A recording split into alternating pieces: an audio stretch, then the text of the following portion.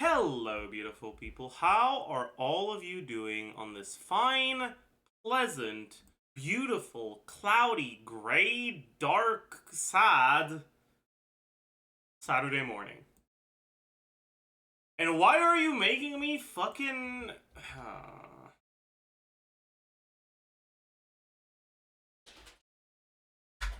I didn't even have time to finish fucking saying hi.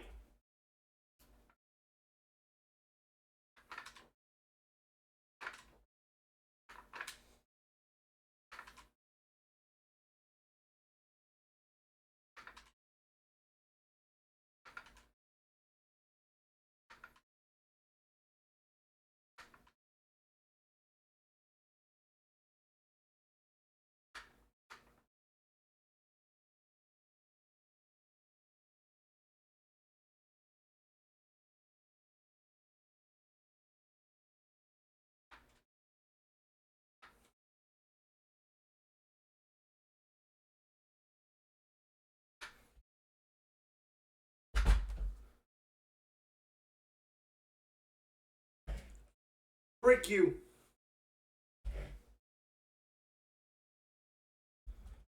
Anyways, chat, how do you do?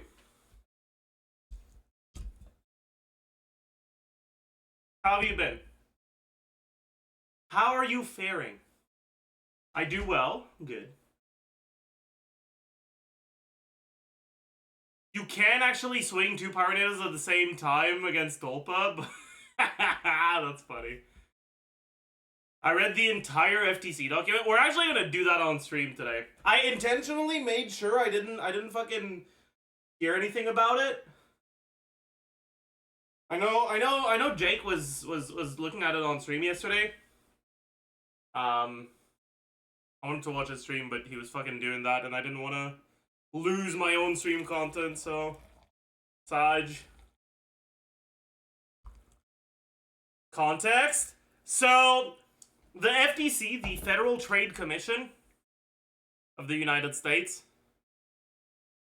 has officially fined HOYOverse $20 million and imposed restrictions on the sale of its in-game content to children.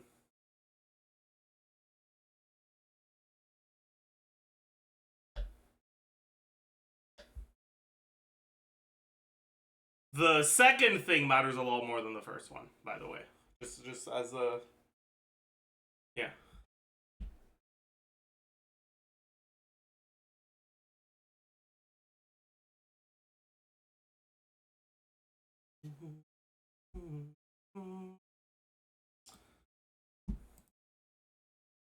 That's just Fob's money, man. Funny that they did that for HOYO, but not EA or Ubisoft. I mean...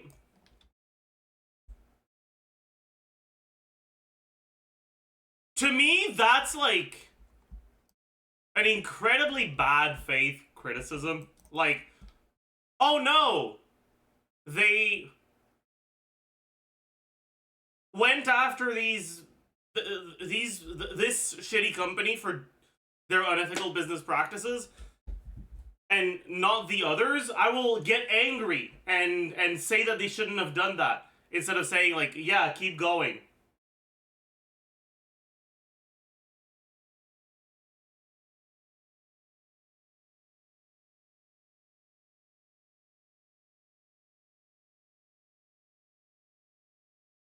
I just said it was funny though, not an actual argument. Yeah, but I've seen a lot of people make that argument. So it's hard for me to see it as just a, oh no, they were just saying it's funny.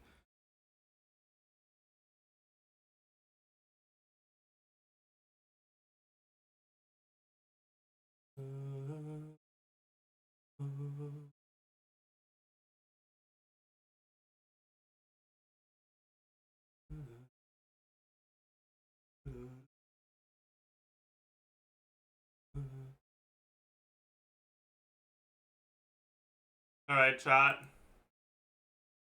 We gotta figure this shit out.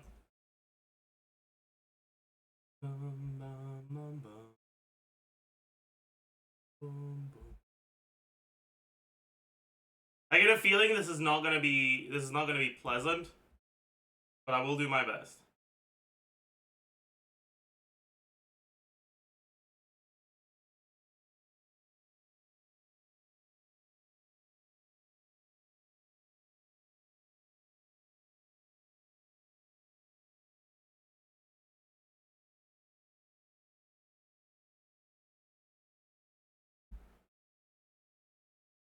Okay, so what exactly do I want to play? For now, I guess we just do this, and we'll figure it out later. We'll probably use Sucrose instead of Shilonen, but I kind of can't be bothered. Maoika. I'm a little bit worried about using Maoika, because I feel like I'm gonna...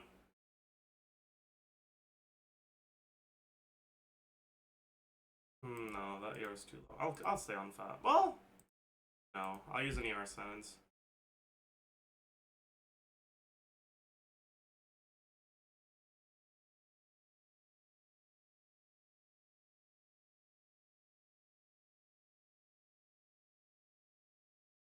You gonna get one shot? Yeah, I'm aware.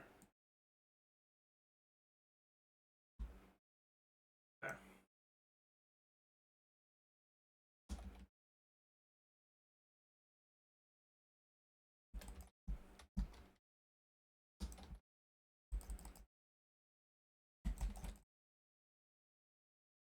Oh my god.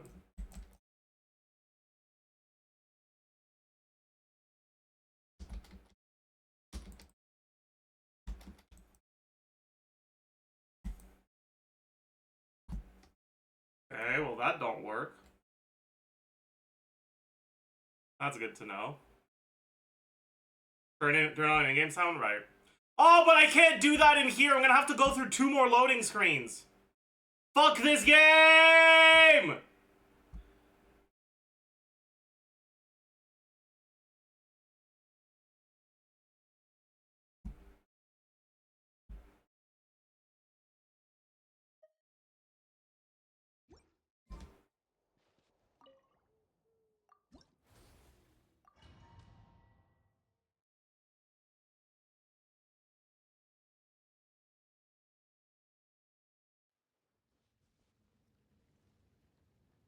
Can we give advice, or do we let you figure it out? For now, no advice. So I've got a few options to deal with the thingies. Nahida's the one that's gonna deal with them the fastest, so I'm gonna start with that, I guess.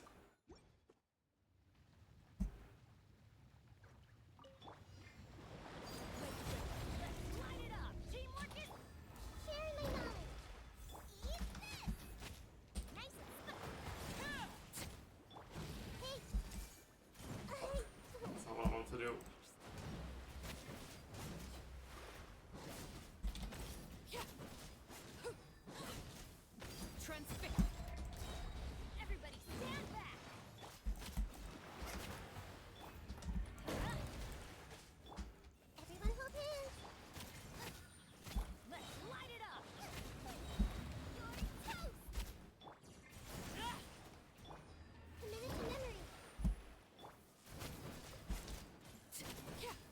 Why is he not shielding up?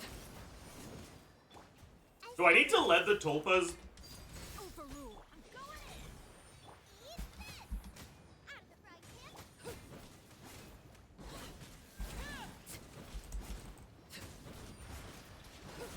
Yeah, I see. I'm a little confused. Why did he take so long to shield? Is he supposed to take that long to shield up? Or does he shield up earlier if you don't break the Tulpas?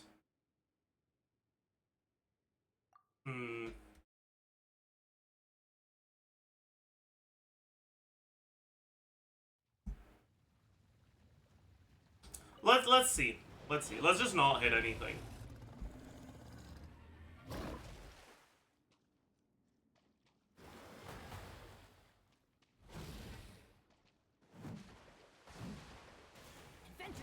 But you take so much. Oh my god! What the fuck is that? I didn't realize he did that.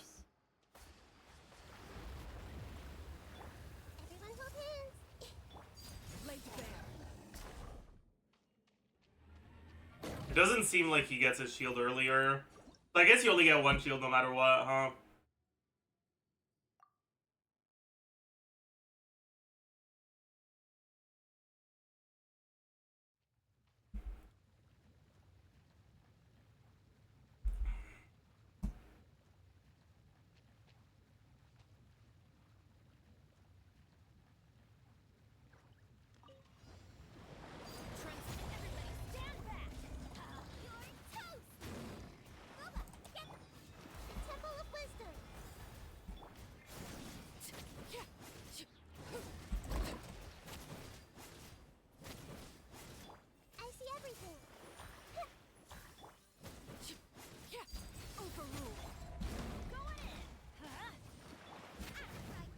Oh, I dodged, but I guess I didn't dodge. The mini tulpas do so much damage. I guess you gotta kill them faster.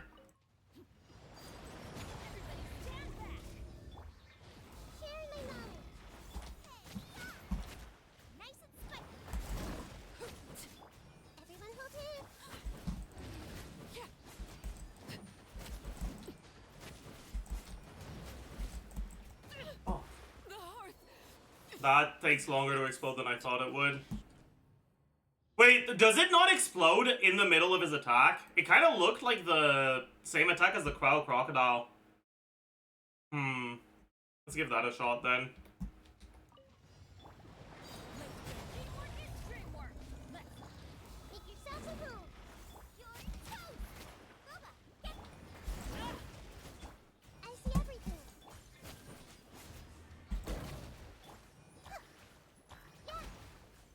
Hello? Fucking hit the right one, you idiot!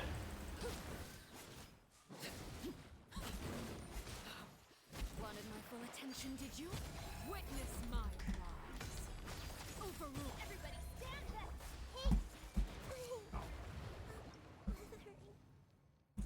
Do I need to increase my mouse sensitivity so I can do my hold E on Nahida faster? Is that really what I need to do?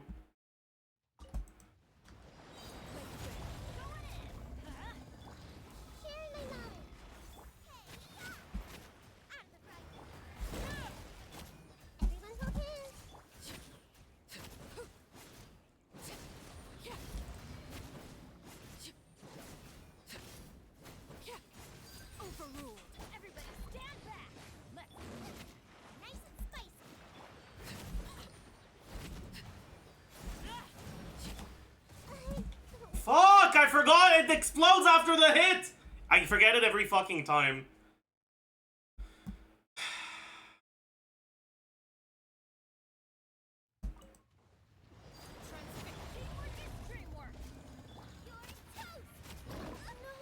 Okay, you can't tell me that wasn't in the middle of a dash, right? Like, you're not gonna try to bullshit me with that?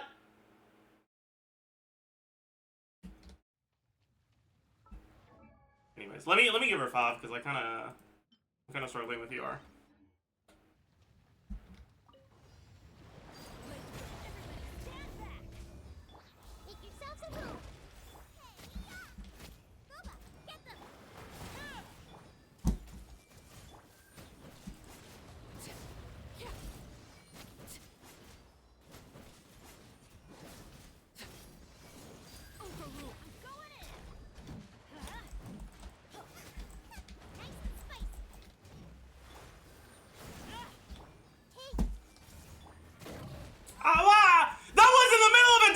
Okay, actually what's going on?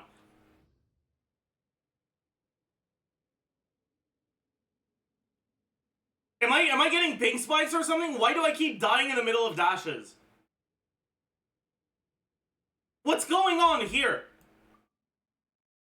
Like, I actually don't get it. Like, I was 100% in the middle of a dash. I had input in my dash animation started, and I died in the middle of it. Twice in a row. The fuck is that all about? Lingering hitbox? But I died before my dash iframes expired. So, like, that it's not lingering hitbox. It's gotta be something else, but I don't know what it is.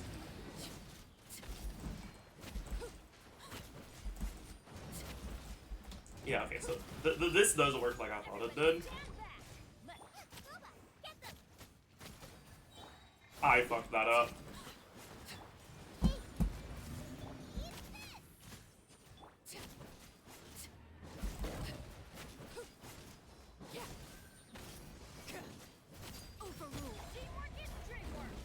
Fuck.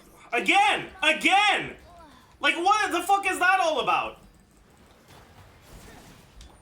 Everyone hold hands. Nice and spike. Going in. Transfixed.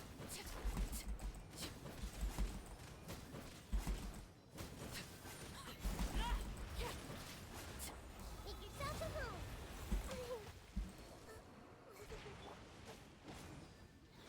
And how do I break that shield in time? Laid bare. I guess I need to start with full thingy.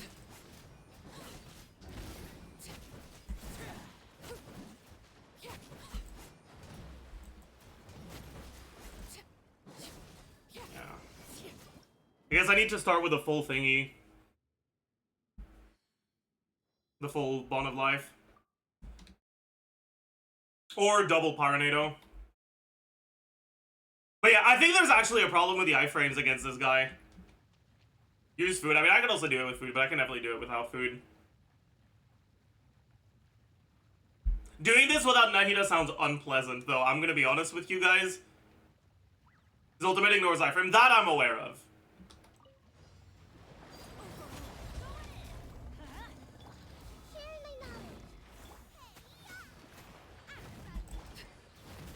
Oh, my Shineling died. I heckin' love Genshin Impact, dude.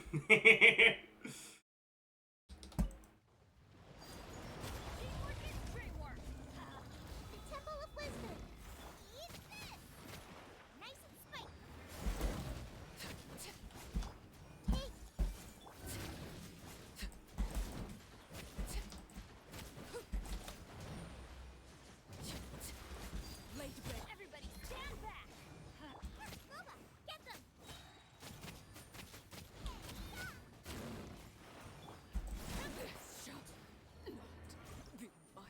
Okay. I feel like more than half of my deaths are happening in the middle of iframes. Like, I feel like something has to be wrong. Like...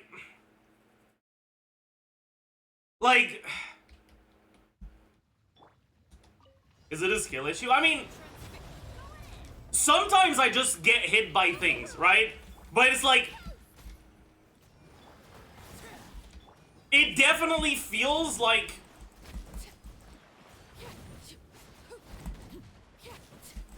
Like, iframes are not working like they usually do. Like, the iframes are like, there's less iframes or something.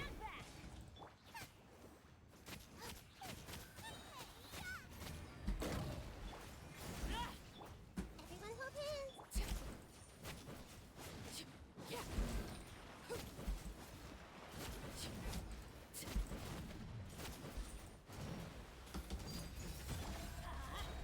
Going in.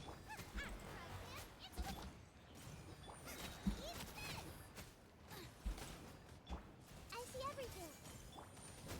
Overruled.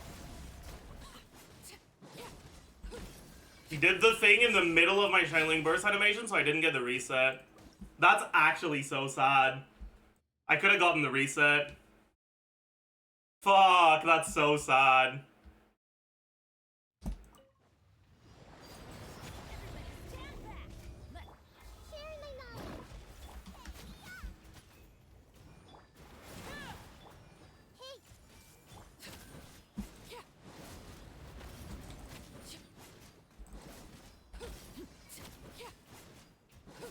Transfix. Going in. Nice and spicy. Eat this. I see everything. The hearth. Again, middle of burst animation. I swear this is fucking... Oh, right, that was a skill issue. Oh, sorry, middle of dash animation. Like, I don't get it. I actually don't get it. I actually don't get it.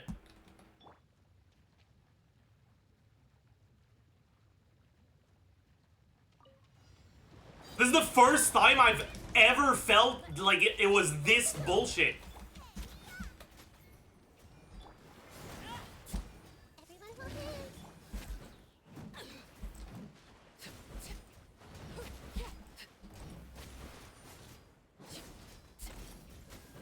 Transfixed.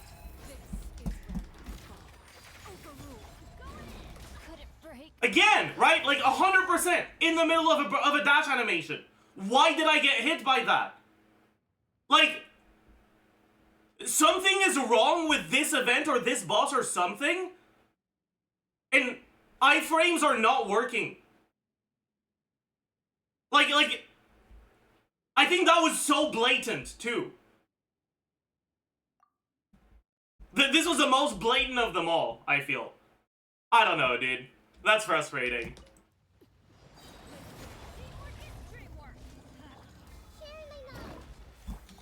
But it's not like I can just, you know, not deal with it.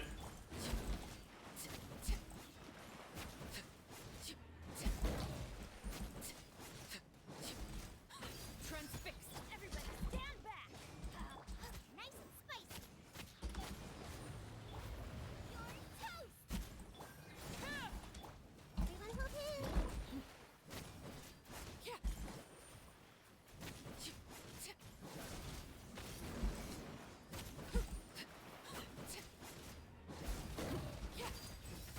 Teamwork is dreamwork. I see everything. Laid bare.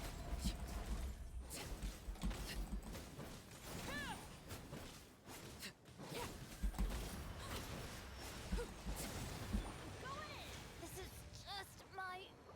I don't think I can break the shield in time. Like, I don't know how I'm supposed to break the shield in time.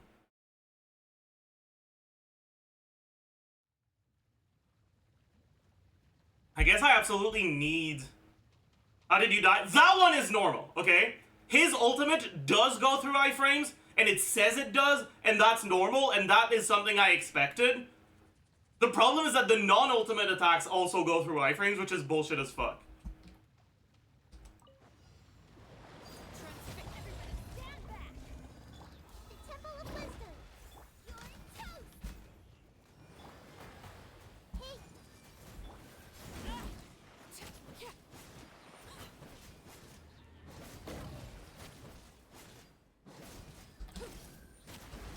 Laid bare. This may hurt a little. I'm going in. How did that not get hit by Nahida's E, by the way? But okay. Overruled. Everybody stand back. Make yourselves a room. Eat this. Nice and spicy.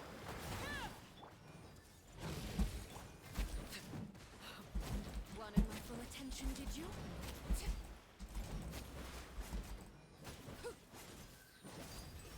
Everlasting as the moon. Transfix. Going in. Everyone hold hands.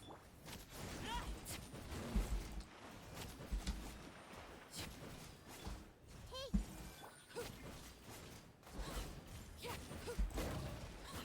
Laid bare. Everybody stand back. Oh, I fucked that up. Everyone hold hands. Transfixed.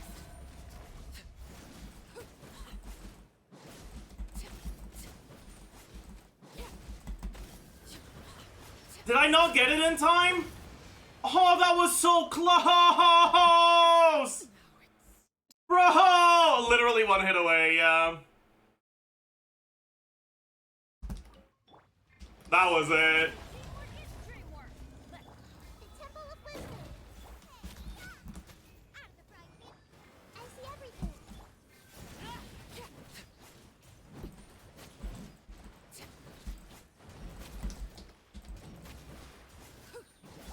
Everyone hold hands. Transfix. Going in. Nice and spicy. No. Again, middle of a dash.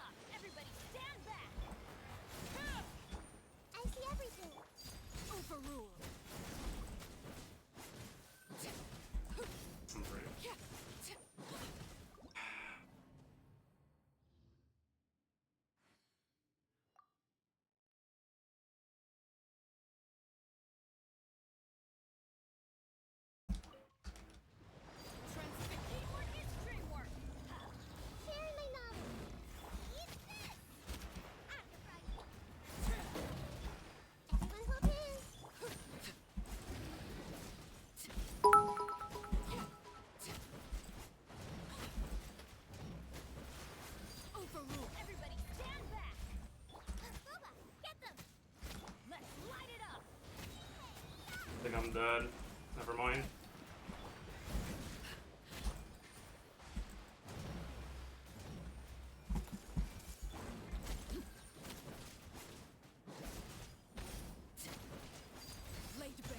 That's not what I wanted to do. Over. Tutorial for what? Is that gonna be a really funny joke that I'm very much in the mood to see? That's a funny joke that I'm in the mood to do one.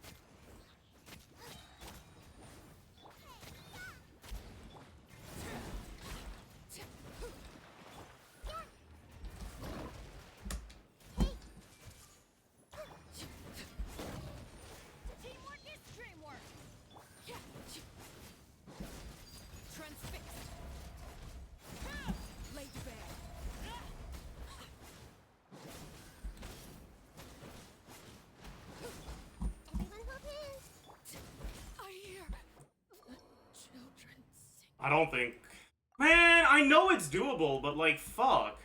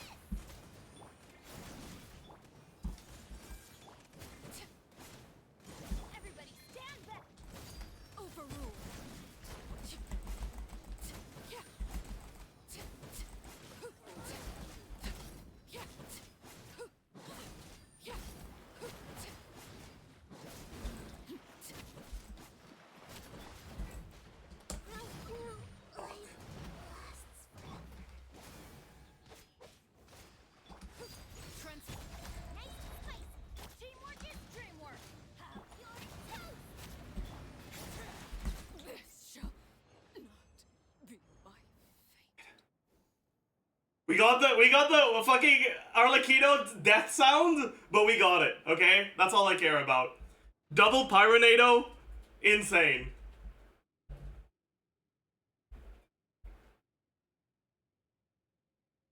Benny's adventure team, assemble!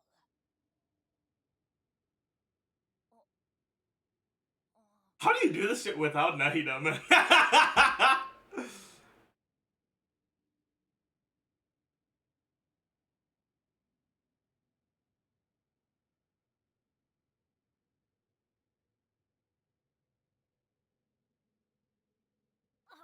You don't. Where'd that come from?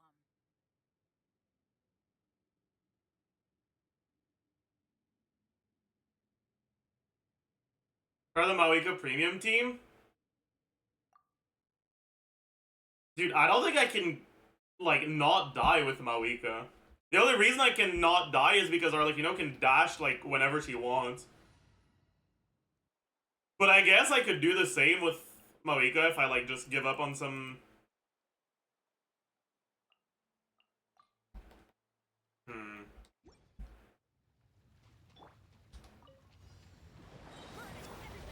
Order lol. Show no mercy. You two. Light of the blazing sun.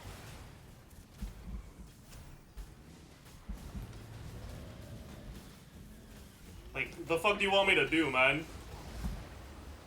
Rise with the... Let's light it up. Teamwork is strict. Fulfill our pact. Lolling, eat pop. Wrath from the sky. No more mistakes. The end of our... Died mid-bike. Bring it. Hear the echoes of the valley. Let's light it up. Yeah. I can't, like, you can't break all three of them.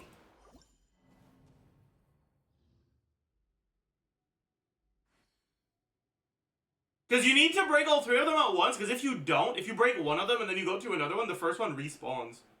Benny's adventure changed. So, like, how the that's so cringe. Yeah. Or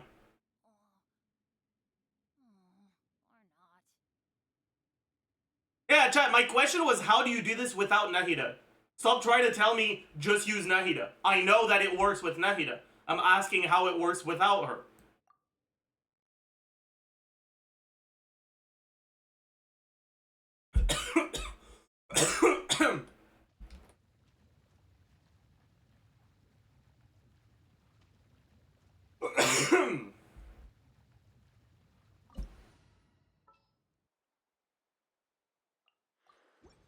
Like, obviously this is gonna work. Going in. Sharing my knowledge. Light up the blazing sun. Is this our fate?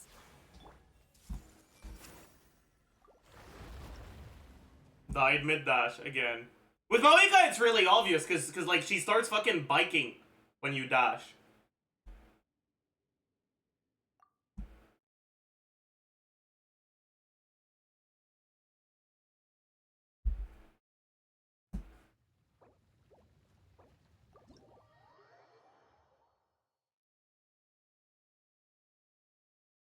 But yeah, I don't know how I feel about this boss event now, because, like, it feels like there's been too many character checks.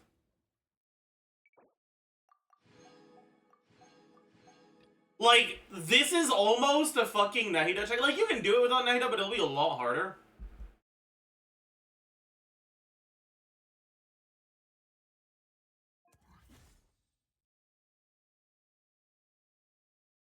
This was either a Junli or a Navia check, kind of.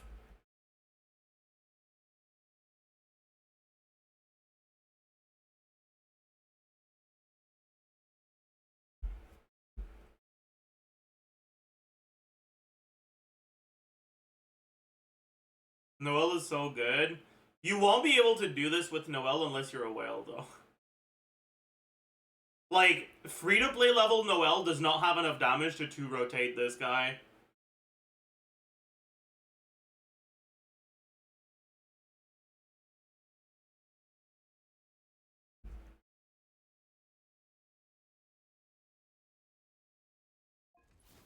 And this one's also kind of a Natlan check, but, like, I guess less so.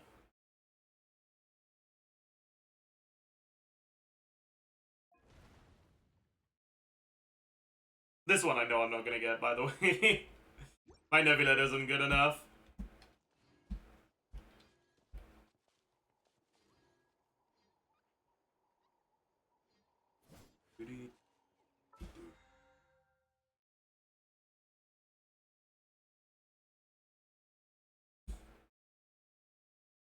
Oh, chat, actually.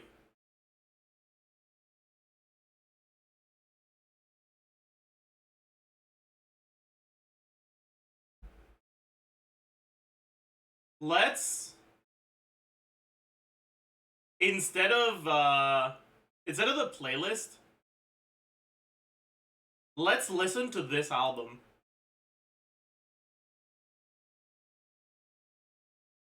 Because it's a banger, and I feel like listening to it today.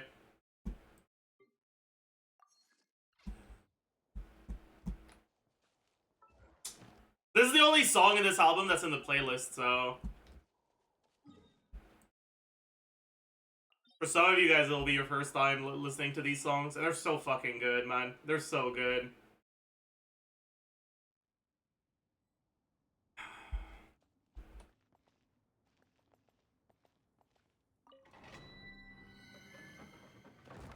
What is the album named? This is Dracula Swing of Death. On Spotify, it's called Jorn Lande and Trond Halter present Dracula Swing of Death.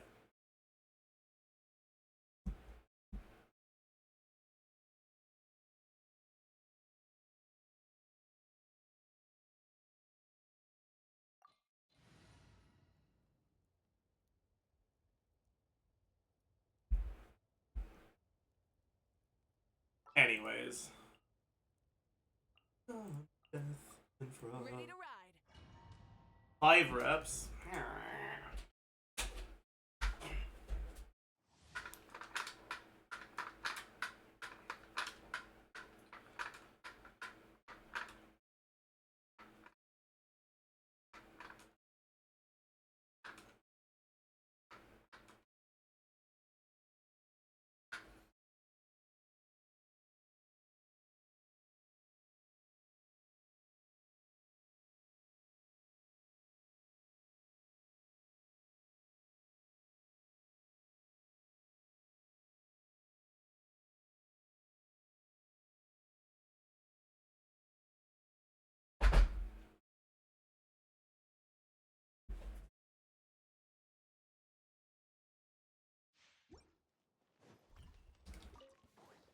Rise with it.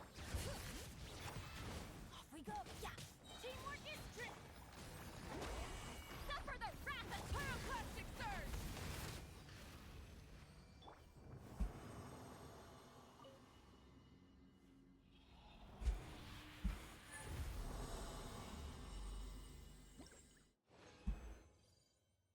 Wow.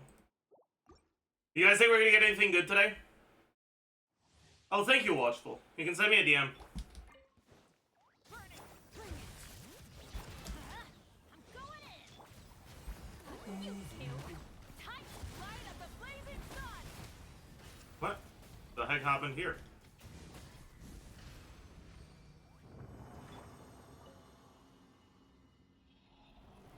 King of Vada.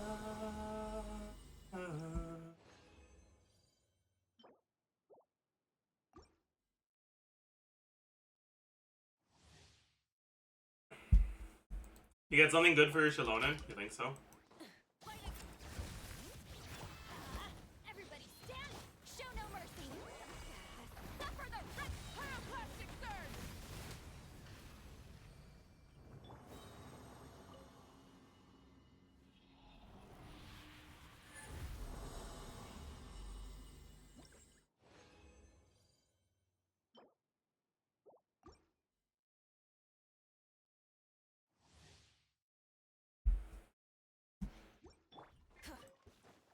Rise with it. Let's light it up. Teamwork is fulfill our path. Lolly, these pups light up the blazing sun.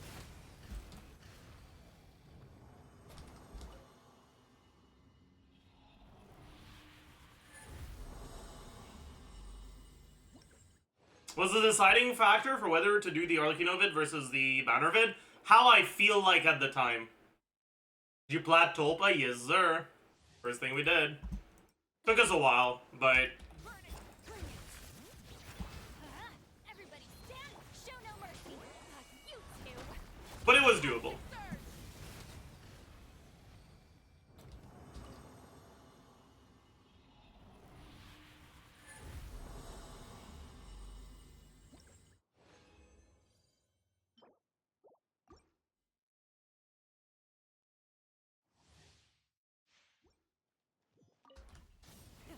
Rev the That's not engine. what I wanted to do. Light it up. I'm going in. Fulfill our path. Lolly, these pups light up the blazing sun.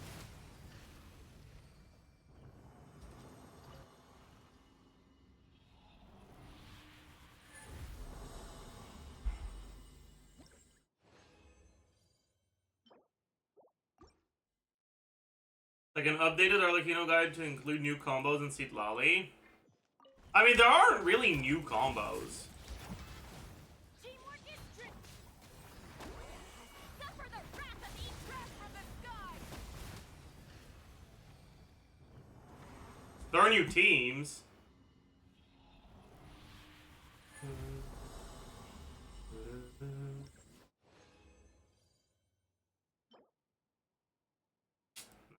not good enough. Do you think Lally C1 is just better than Shenhe's Quill since she provides 16 buff hits compared to Shenhe's 5 Quills on top E? I mean, it is better than Shenhe's Quills because it's on a better unit, but I don't know.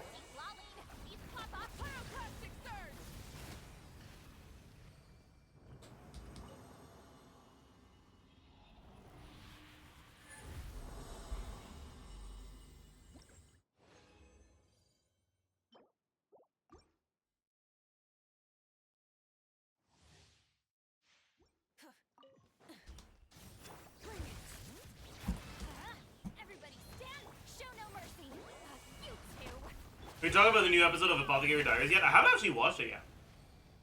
Honestly, that first episode was so bad that it made me kind of dread the second one. I'm scared it's gonna be ass.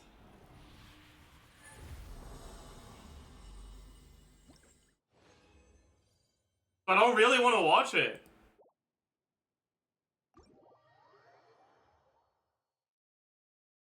It's a Blue Lock era, bro. Please, no. Please, no. God, I'm begging.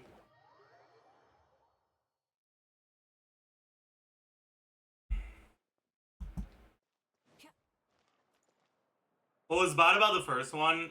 Unironically, the animation. It felt like I was watching a gag anime from the early 2010s.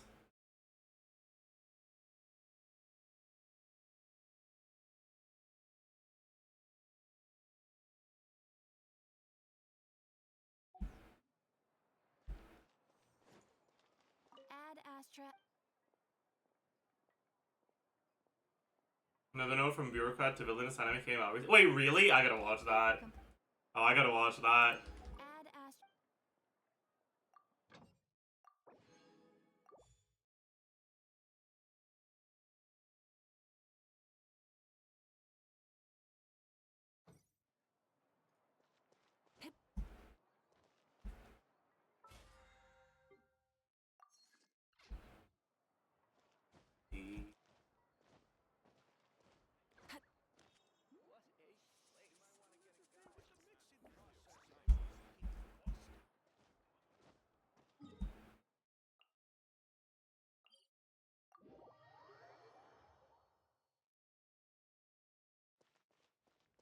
Man. I get chills when I listen to this. Holy. We can turn it back down to normal volume.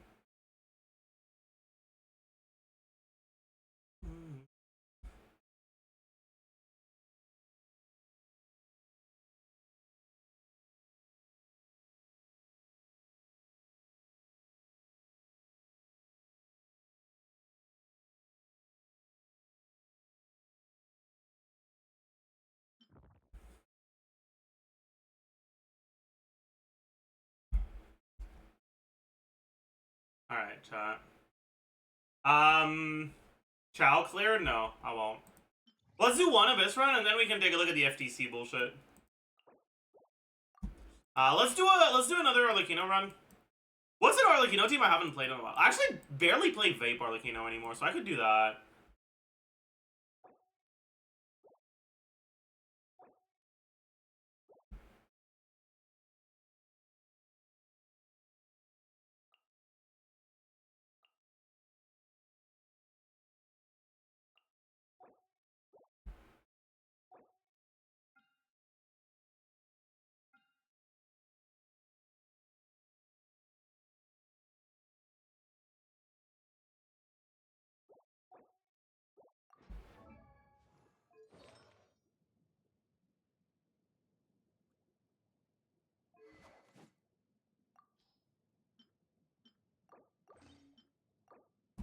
Is that enough ER?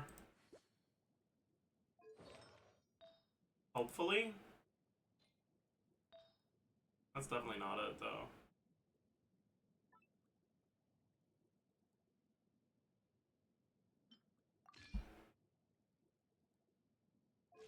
This should be enough. No, crit rate is really low. I'm an idiot. This is a defense main stat. Want a crit main stat?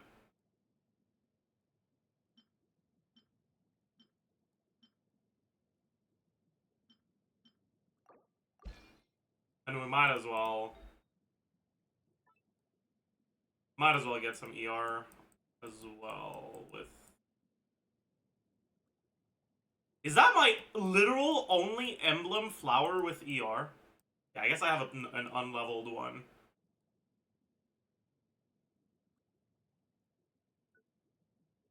That is wild, dude. Let's just get something. Bunch of crit, right? I guess. Funny. Should be good enough. Alright, what do I play second side, chat?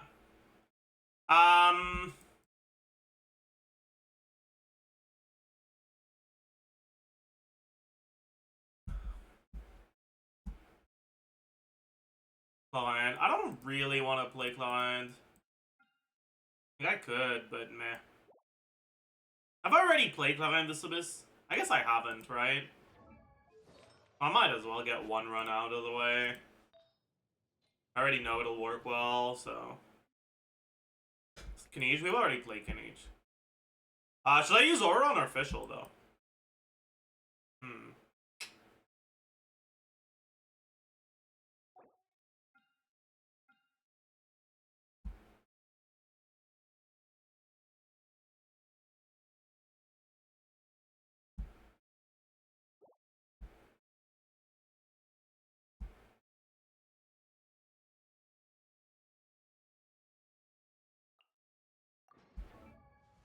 Okay.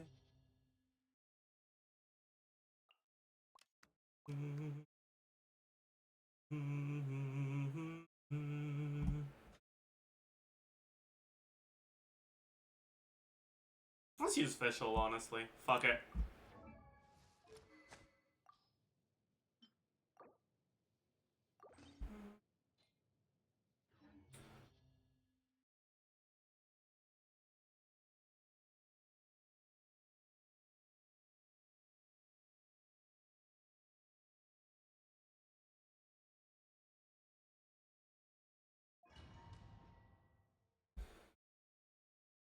Teamwork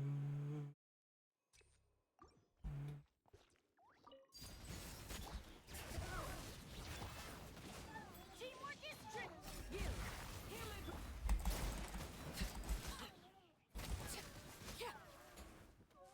Well, that's kind of unfortunate, but whatever.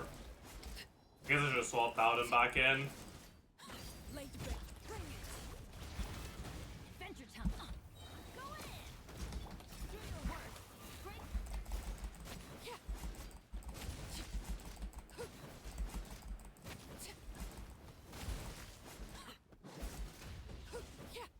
Transfixed.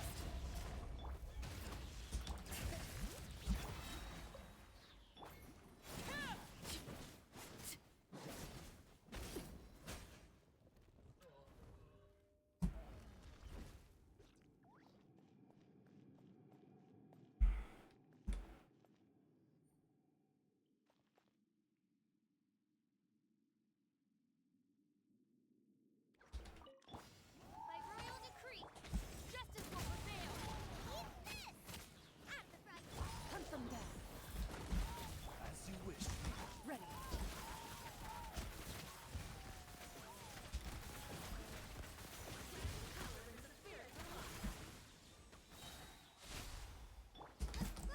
Get them! Stop right there!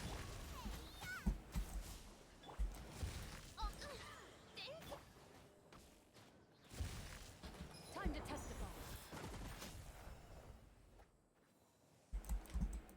Hey, fuck you. At the frying pan.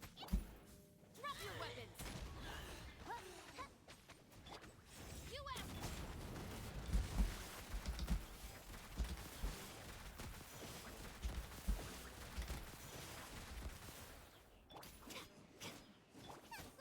Get them. Midnight Venta. Final war. Eat this. Hunt them down. Into the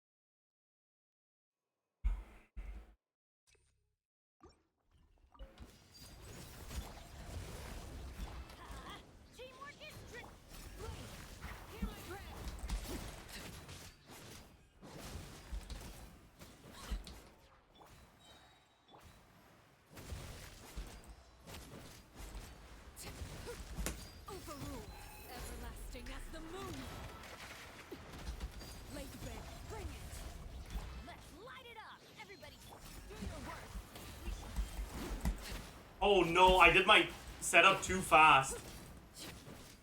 Oh no, that's bad. I did my setup too fast, so my mark didn't have enough time to cook. Overrule. Let the mountain's veins boil. Going in.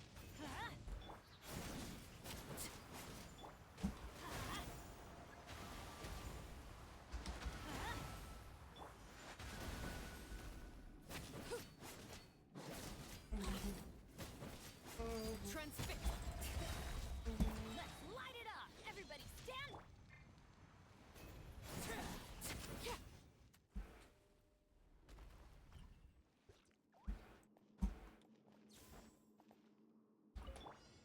Get them. Ready. Hunt them down. Hands right. Nice and spicy. Eat this. Wings of dark.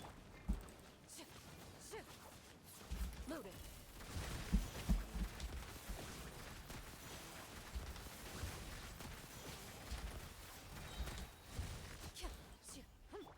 Odds revealed. Drop your weapon. Time to testify. Ready.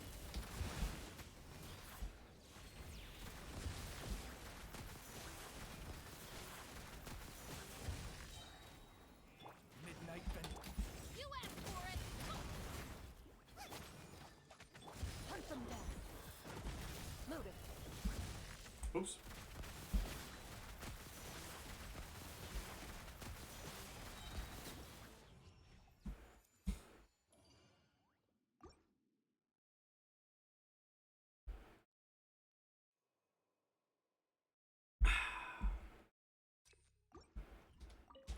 Overrule.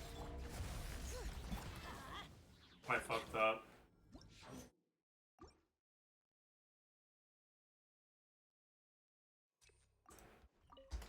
Blaze it. Bring it. Going in. Yield. Bring us your.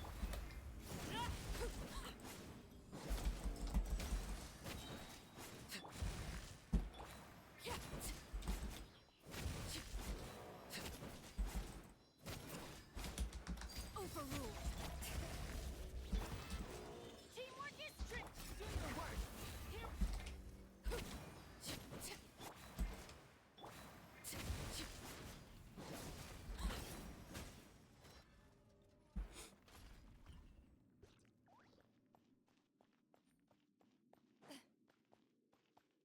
Okay. By royal act, Zajef. You're toast. We will look. Shoot on sight. Ready.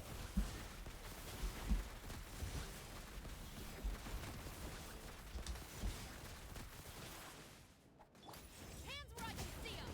Drop your weapon. As you wished. Time to testify. Into the shadows.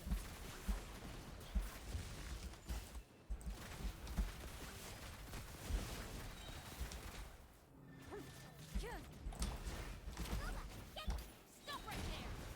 You asked for it. Hunt them down. Odds revealed. You're toast. Wings. Ready.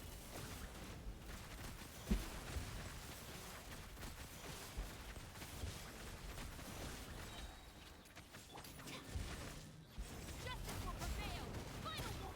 We will look. Shoot on sight. Nice and spiky. As you wished.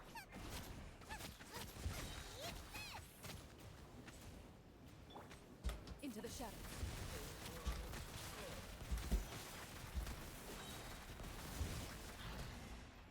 Yeah, it feels alright. Not great, but fine.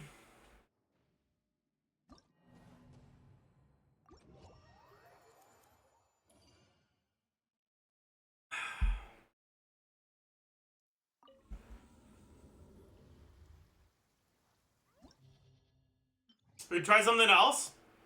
Before we look at the FTC stuff? I'm kinda down. to you.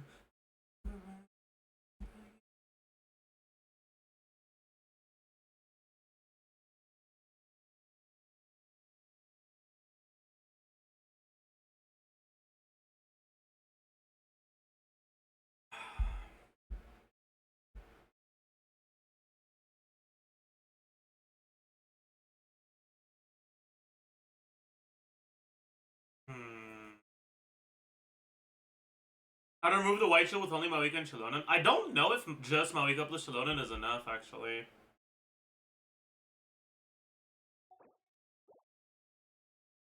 For Papilla. I don't know if you can do it fast enough. I think the fastest shred of it is like N2D or something.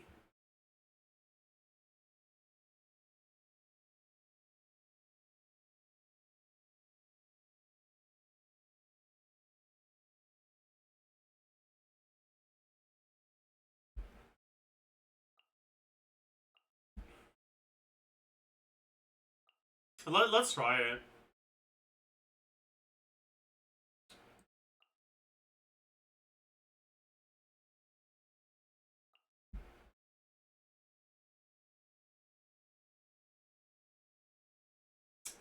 No, let's keep it.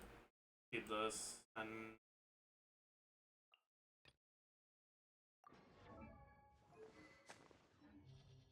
what do we do on the other side?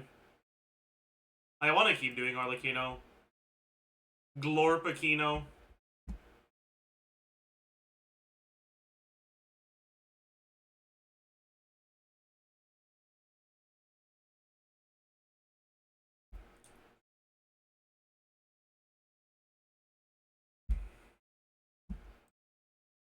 Hey, Lolly? Nah. Without Shilonen or Bennett, that sounds a little sus, honestly. I'm gonna be honest. Overload? I guess that's what we should do, yeah.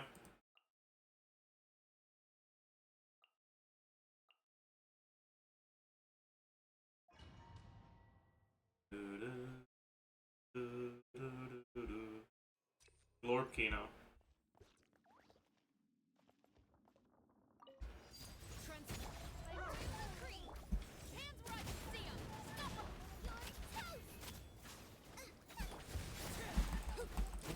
Oh, never mind, we didn't get hit.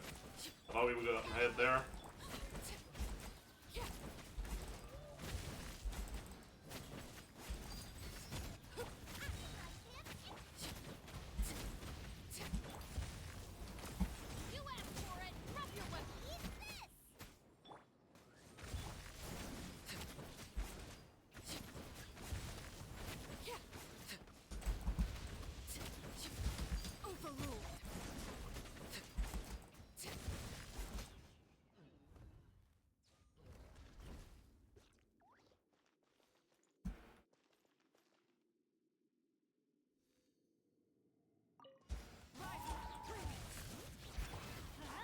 Everybody stand! Gotcha. Things are about to get dicey. Light up the blazing sun! A dash of color in the clear of the light. Light it up! Let's light it up! I'm going in!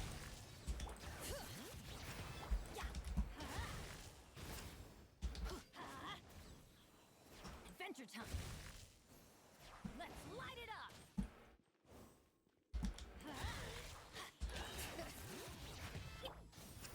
Everybody stand back! Game's up. Fun's over. Pyroclastic surge! Very well. Consider your strength. Who do you enjoy playing the most, Arlecchino or Marika? Honestly, I enjoy both.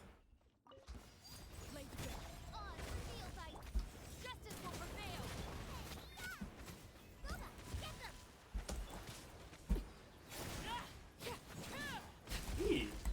You know what? Fuck it. I'm just gonna do this. Midnight Phantasmagoria. Why do these guys do so much damage, by the way?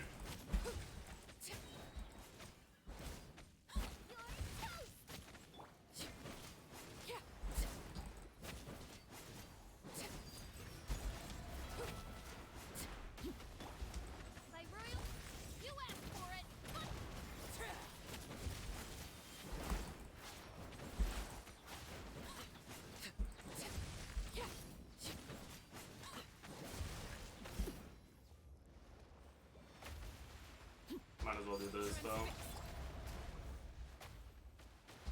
Stop right there.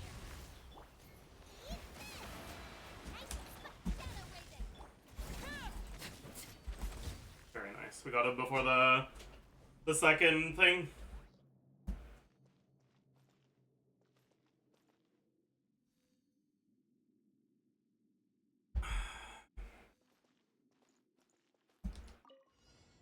Burn it down. Let's light it up. Quiet.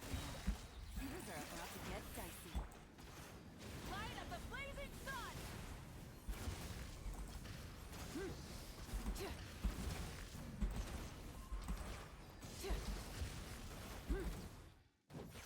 Light it up. Oops. Oh, never mind. Teamwork is dreamwork. Game's up. Fun's over. Wrath from the sky.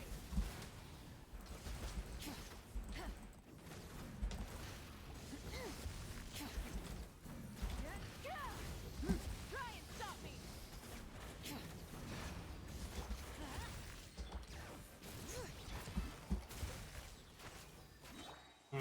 I need to not kill it too fast.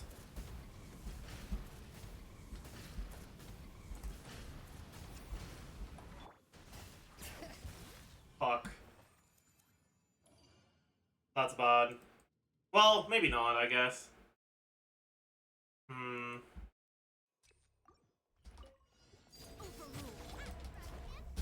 Oz, reveal. Drop your weapons.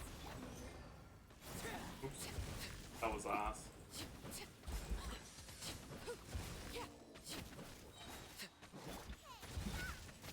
Nice and spicy. Justice will death. Stop right there. Laid bare.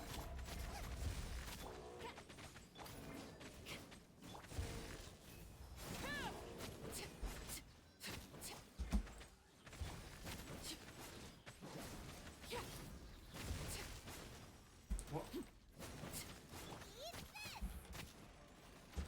Overruled. That was like an awful execution, but that's fine. Okay. So I can't do it the way I wanted to, but that'll have to do, I guess. Pyroclastic surge.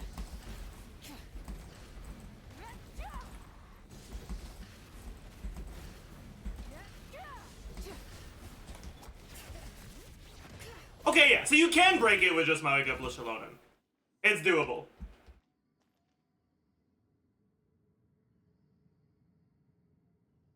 Rise. Bring it. Going in. Gotcha. Here comes the catch. Wrath from the sky.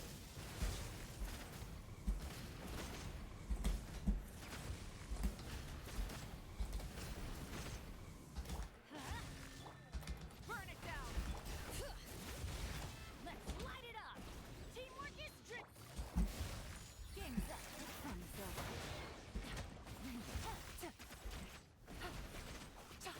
Pyroclastic surge. Can you redo it? Just fucking check the clip on.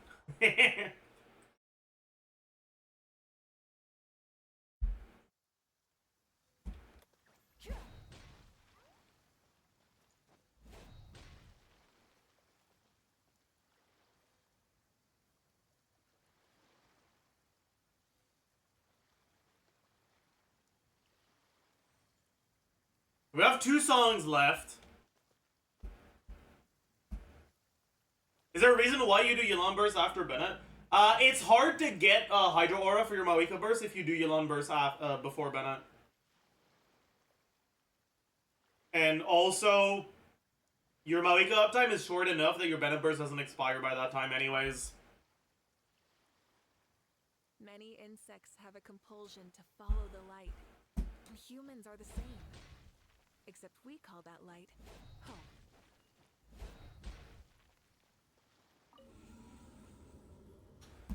Yeah, okay, actually, there's something really funny about this Abyss. Chat, you guys know what it is?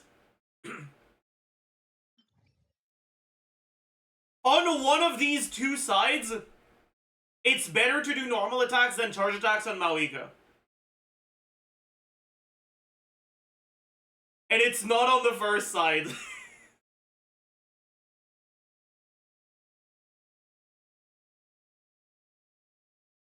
Because even with this buff, the normal attacks are still not enough, like, are still so bad that they don't catch up to the charge attacks.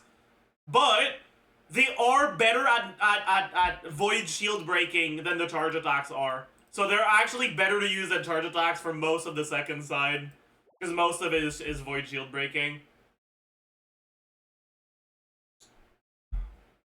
N2D, yeah.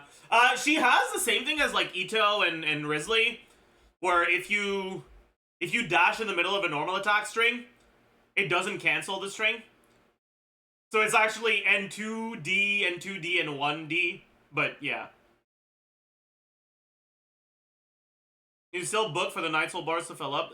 It never worked for this sort of shield, but no, you can't.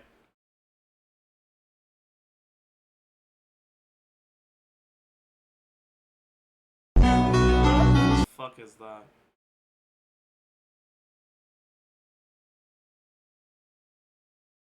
New Spiral Abyss 5.3.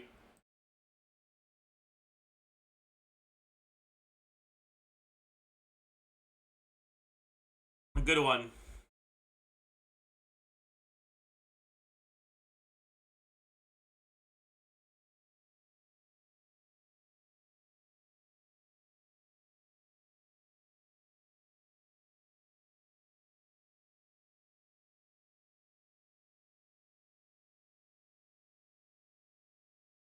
Is Citlali the best Crow character now? I think so, yeah.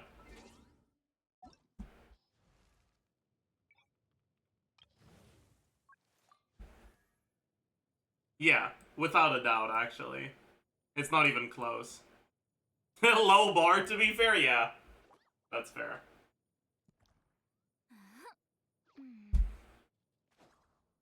The question is, who's number 2?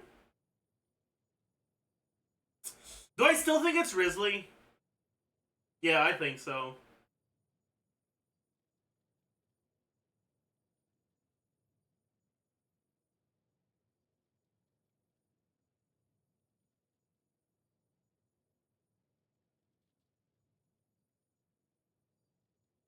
Anyways, chat.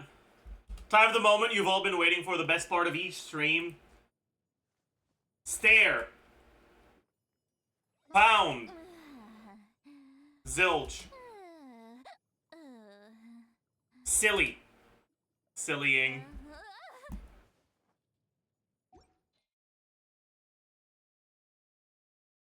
Ooh, we got a MIDI today. Alright. Worked in Microsoft Word. What? With 14 across, comedy writer who takes a road trip with Will Ferrell in a 2024 Netflix document. How the fuck am I supposed to know that? Pseudonyms. Nick, no. Aliases, perhaps? Tim Burton? Oh, they're blank again. I don't know. 10-legged marine crustacean. Does a lobster have 10 legs?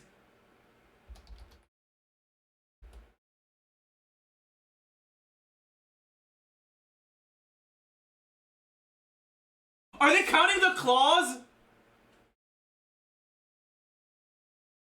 I think they're counting the claws.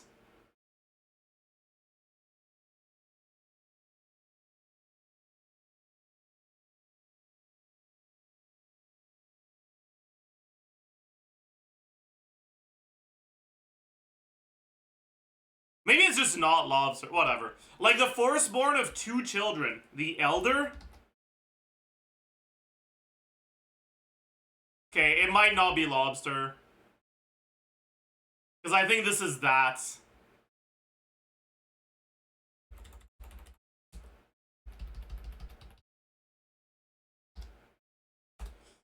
Ivy Leaguers in Connecticut.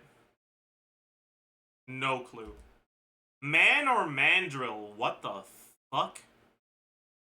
Organization concerned with clean air and water. It's an environmental organization, but I don't know.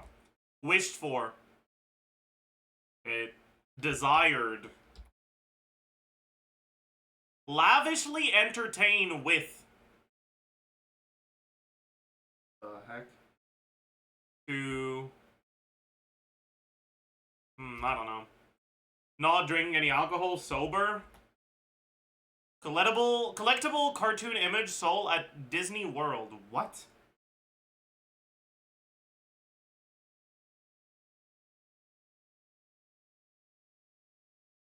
Could this be typed? But I'm not sure.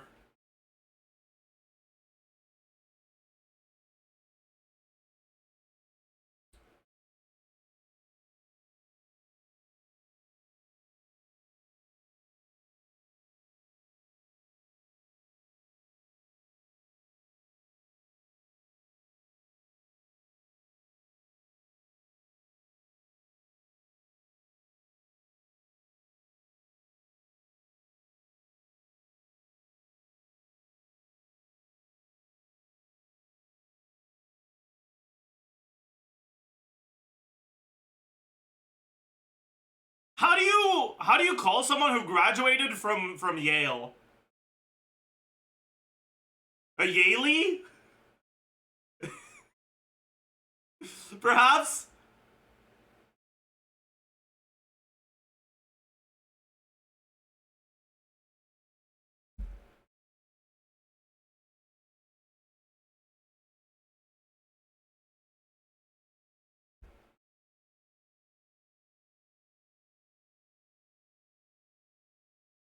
There I go again.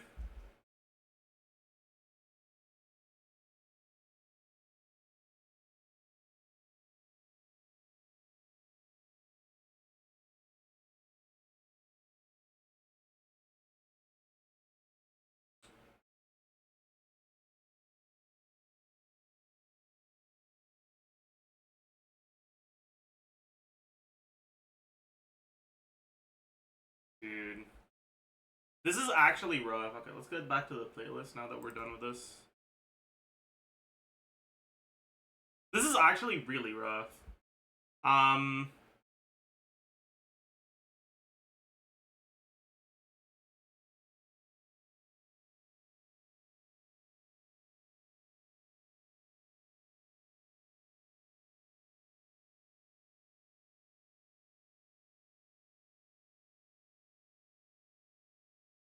This is probably some sort of crab.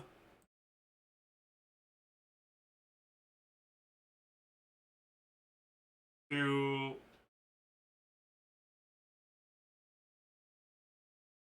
regale, perhaps? I know regal is a word.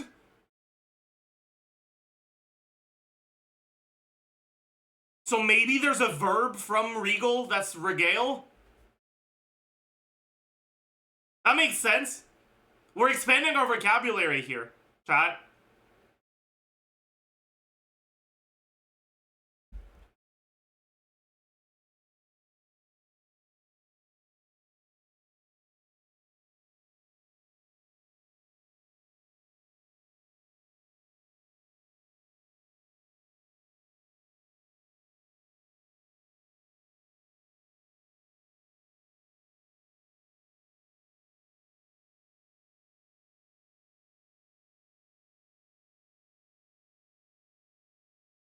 Okay. 3-letter words that starts with S that you could put before crab. C?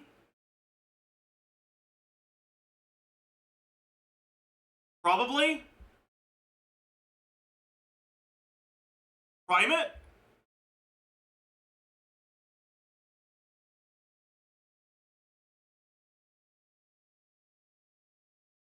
Organization concerned with clean air and water.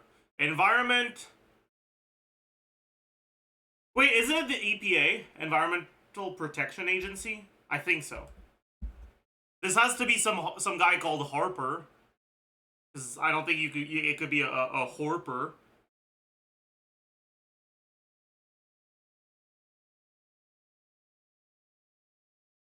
Okay, is it actually Yaleys? There is no shot it's Yale's, right?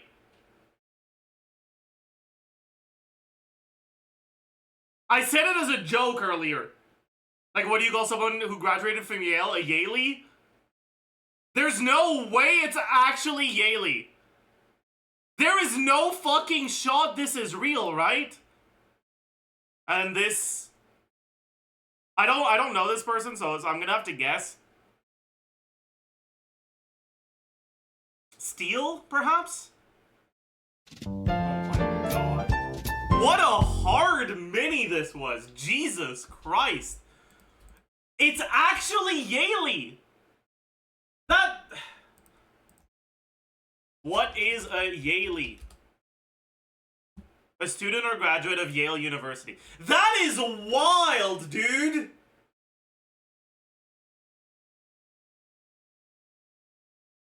What the fuck?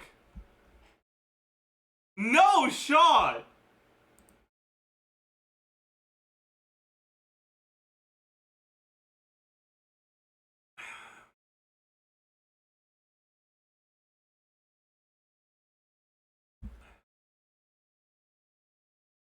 I didn't even know Yale was in Connecticut. Neither did I, but I don't know a lot of Ivy League schools, and it started with Y. So, yeah. To me, the only thing I could think of was Yale.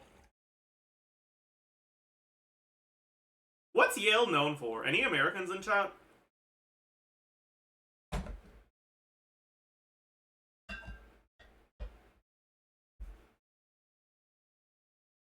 Like, do they have any law? But isn't Harvard known for law?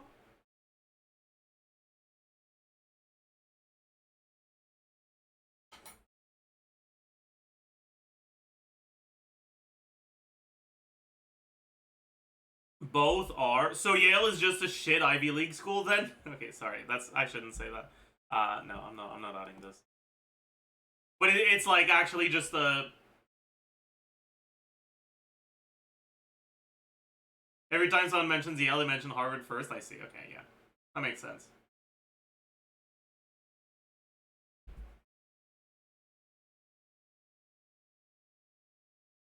Harvard is also known for med. Is that? I guess so, yeah.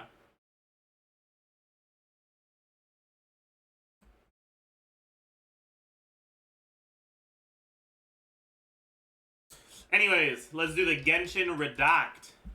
Okay, business. What the fuck is that?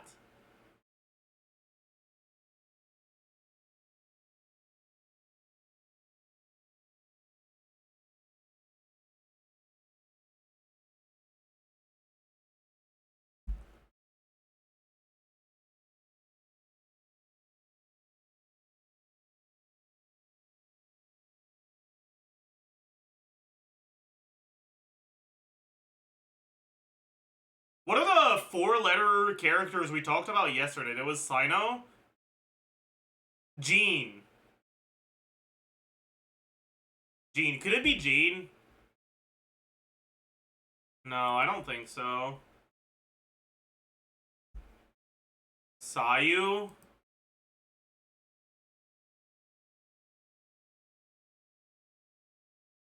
It can't be Alloy because there's too much text. Chow? I doubt it. I don't think it's Chow. I'm gonna guess Sayu. Fuck. It wasn't Sayu or Chow.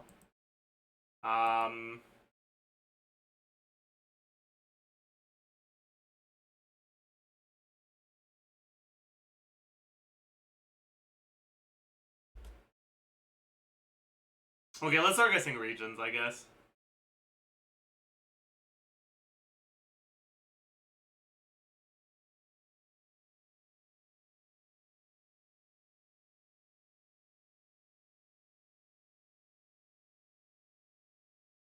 Is it Lisa? No. But it is someone who has some form of relation to Mona? Yeah.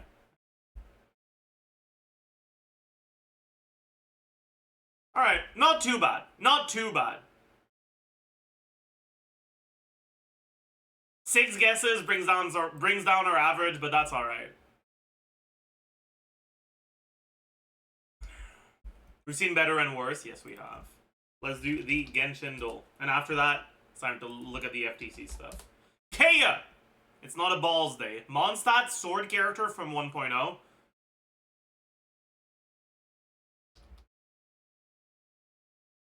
Resistance, Mondstadt, sword character from 1.0. Jean. The past cannot be changed and the future cannot be foretold. As a result, I make sure to always cherish the here and now.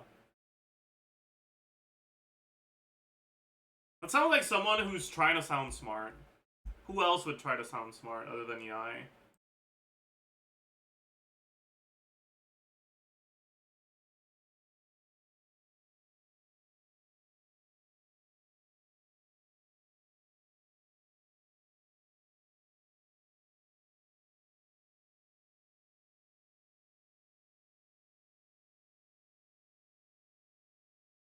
Oh.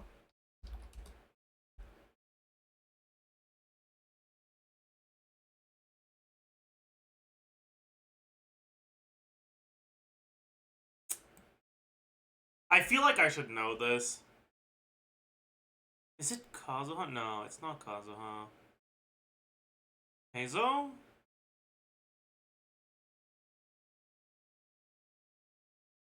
No. Oh, wow, that was very wrong. That's a cryo character.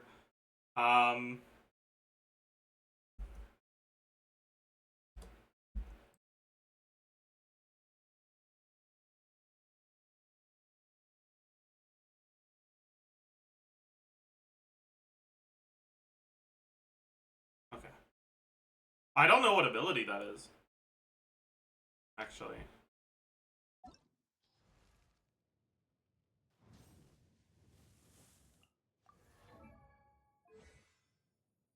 An Ascension passive. Okay, I don't feel bad about not recognizing that.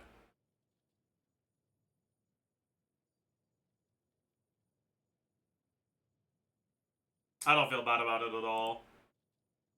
Plant. Bunny.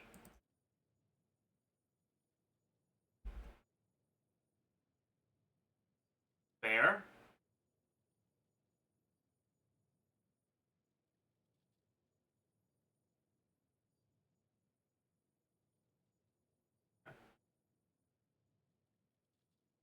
Why is there a bear?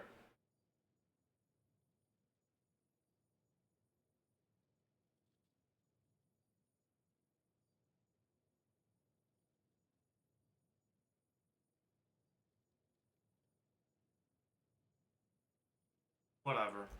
Bald day today? No, it is not. The Wind character, released not too long after Bald.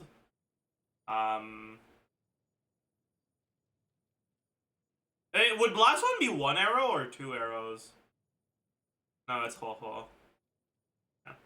I'm pretty sure Blast One would be 2 arrows. Sleeping bag, moisture resistant sleeping mat. Already it's time to go.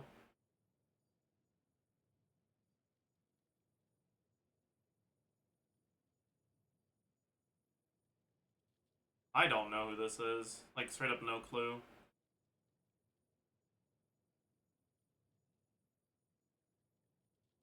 Like, actually no idea. 18 streak. Maybe the VA is gonna help.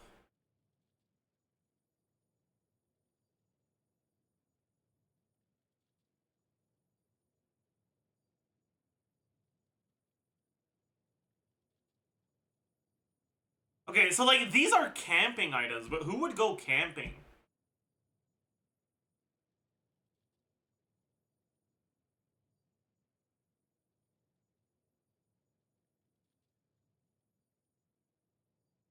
I don't know who the fuck.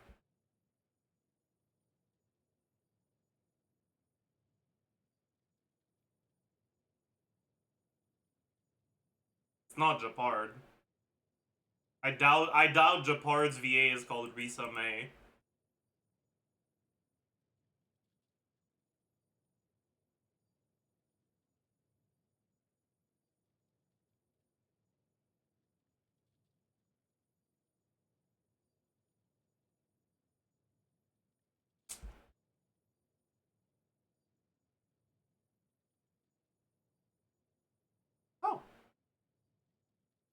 It was Link's.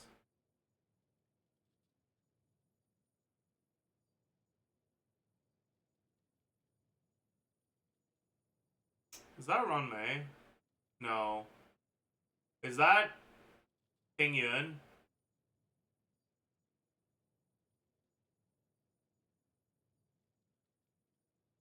Or is it Tingy Do or whatever? I'm gonna guess Ting Yun. Okay, it was Ting Yun. Nice. I'm actually curious what Fug's abilities look like.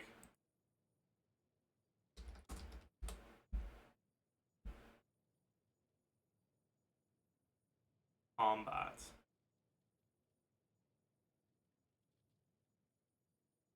Yeah, she does have one that kind of looks like a fan. And then she has flowers and shit. It's kind of whatever.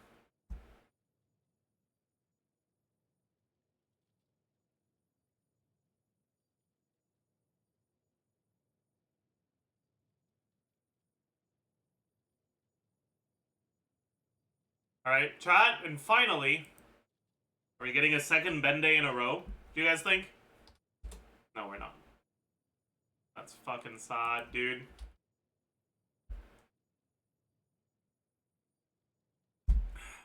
I'll take that, though. Alright, chat! It's time.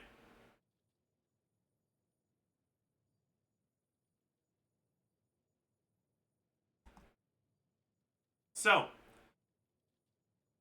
FTC says Genshin Impact deceived children and orders its publisher to pay a $20 million fine and stop selling loot boxes to kids.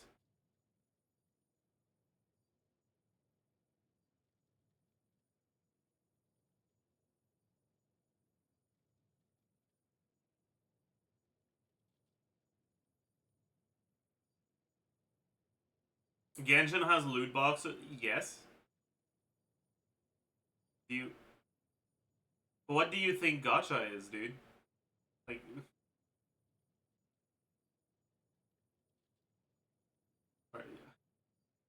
Yeah. Anyways.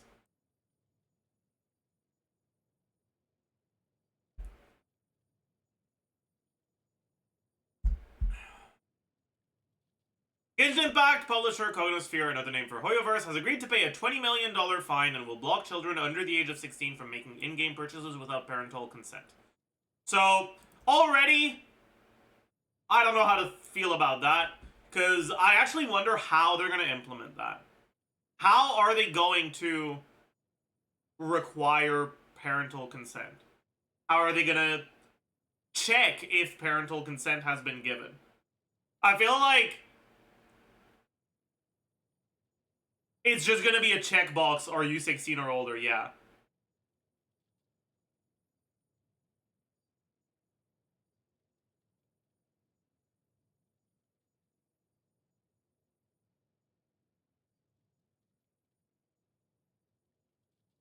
I'll take a look at that later, Prostel.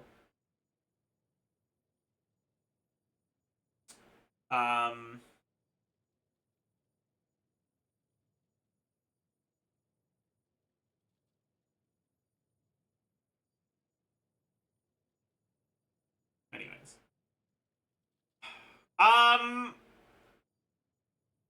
With the U.S. Federal Trade Commission over allegations that it violated the Children's Online Privacy Protection Act and deceived children and other users about the real cost of in-game transactions and odds of obtaining rare prizes. So that's like the first thing we gotta talk about. I've seen a lot of people say, no, they didn't deceive it, the odds are clearly written, but like, you're actually delusional if you truly believe that there was no deception involved. Like, if you think that hiding the odds behind scrolling in an incredibly laggy menu, which, like, by the way, the fact that the only menu in the whole game that is incredibly laggy is the wish menu is clearly intentional.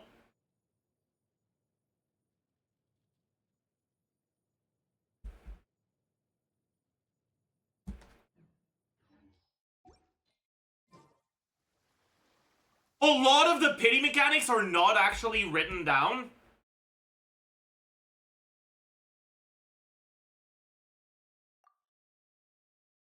Yeah, we only know them because of because of people submitting their data.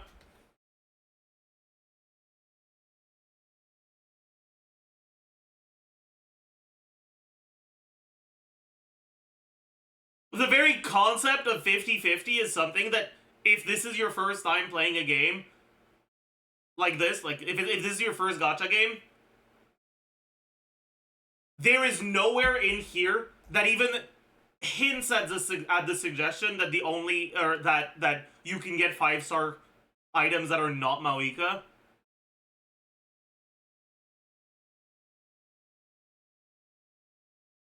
Like, a lot of things are kept vague on purpose here. And there's an incredibly large amount of superfluous, like, look at this, like, whatever. There's an incredibly large amount of superfluous things here. Like, none of this information actually matters, right? You actually have to scroll down, right? You need to click on details, then click on details again, and then scroll down before you actually see anything that's, like, useful information.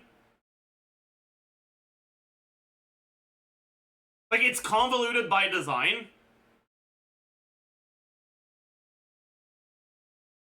There's like, look at all of the numbers that are here that are, like, intentionally there to try to get you confused.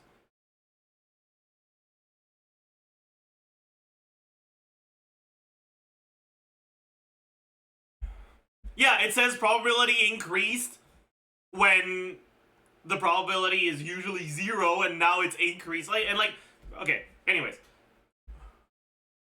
And that's before you even get into all the fucking bullshit when it comes to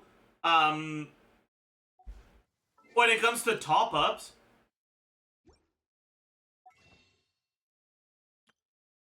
How the like, top-up amounts are intentionally a little shy of the amount that you need,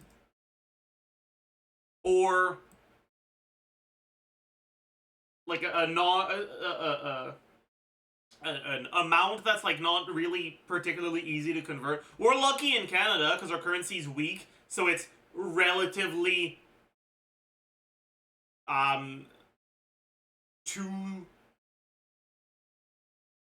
2 cents per primo gem or something.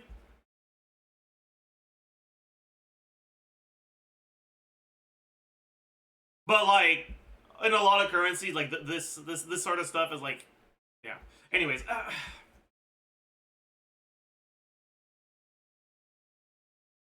anyone who thinks that there is no deception involved in Genshin's monetization is either incredibly naive or incredibly dishonest.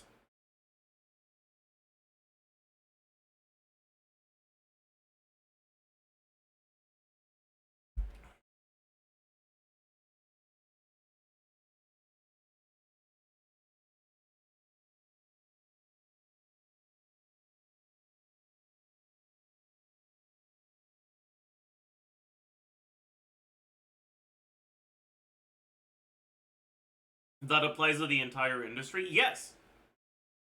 And the proper reaction to that is, good job, FTC, keep going, not, why are you only targeting them? Because when you're saying that, you're kind of implying that you think that if they haven't gone after EA yet, that means they shouldn't do anything about Genshin. But, like, they should do something about both. And honestly, I'd argue that gacha tends to be worse.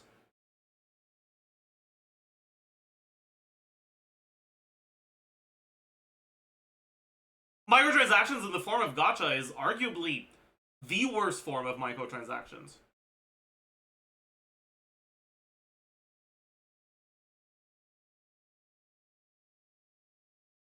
Oh, chat, I think we're getting botted right now.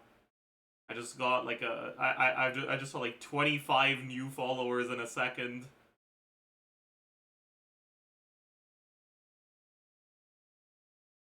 Thank God for followers only mode.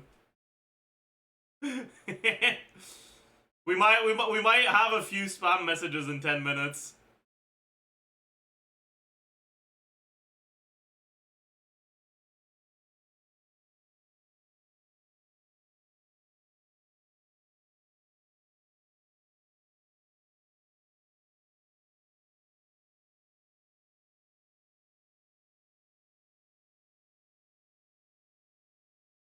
Oh, we got more.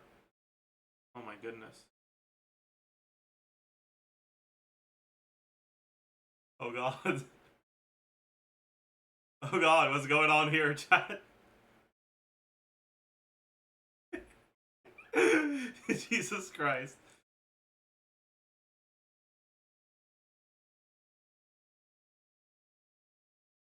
They're not stopping, huh? Which metric's going crazy? I think they might unfollow after they follow. I don't fucking know, dude. I don't really understand follow bots.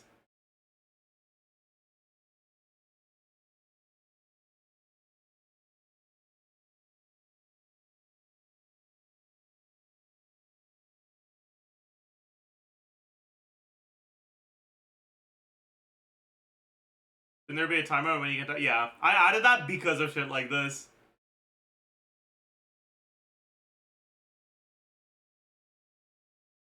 Yeah, look, I mean, if they start spamming weird messages, you can swap to sub only, but I'd rather not. Like I'd rather avoid it if we can.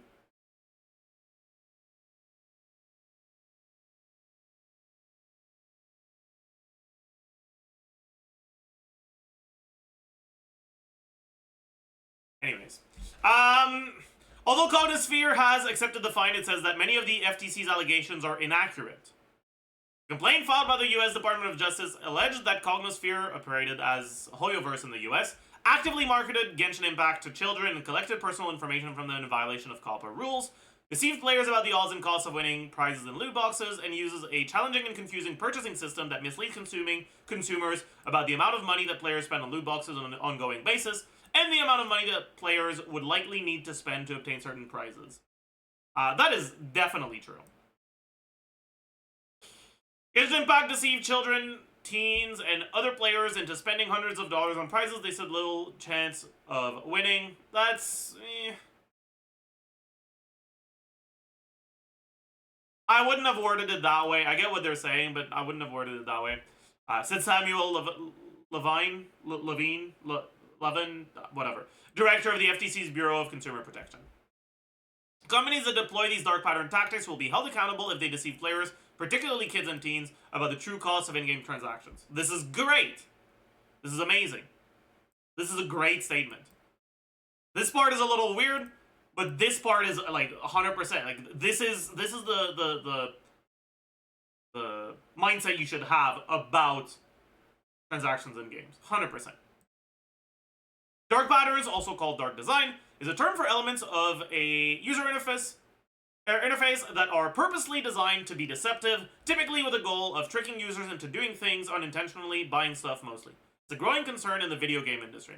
In 2022, Epic Games reached a $520 million settlement with the FTC over a complaint that included allegations of dark pattern usage in Fortnite, and attorney Eric Weiss told PC Gamer in 2024 that game makers should be exceedingly careful with their design because of increasing FTC vigilance.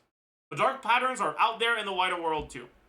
In 2023, for instance, the FTC filed a complaint against Amazon for using manipulative, coercive, or deceptive user interface design known as dark patterns to trick consumers into signing up for automatically renewing Prime memberships. Under the terms of the settlement, which must first be approved by a federal judge, COMMISS will pay a $20 million fine and make the following changes to Genshin Impact. But yeah, so, by the way, $20 million fine is a fucking slap on the wrist, alright? It's fucking nothing. What actually matters is the changes, so let's take a look. Children under 16 will not be allowed to purchase loot boxes without parental consent.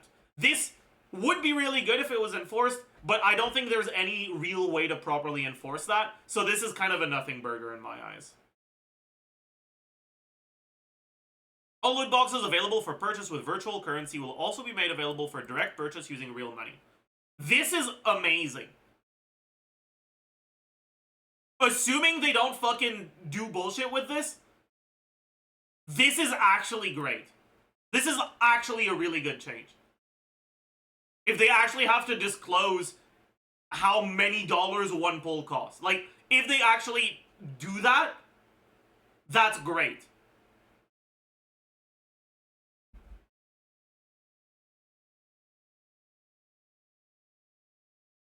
Will that apply to non-NA users? I hope so, but it might not.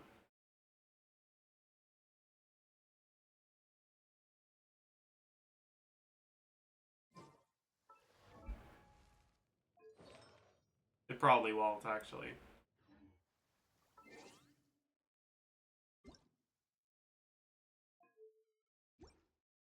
But yeah, like...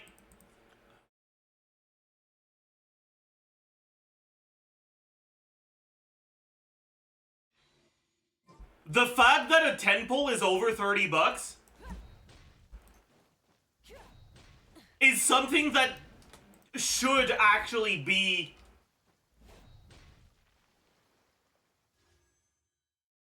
told to you properly. What? I know! That is insane! I agree! Isn't it 20? It's probably 20-something US. It's 30... about 35 Canadian. Actually, that's probably $1 US. No, it's probably like 20, 25-ish. Right. 35 CAD to USD. Yeah, 25 USD.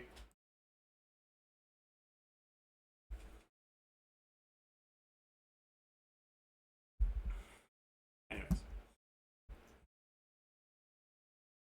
Loot box laws and exchange rates for multi-tiered virtual currency will be accurately disclosed and not misrepresented. Does that mean they have to, like, properly explain pity mechanics?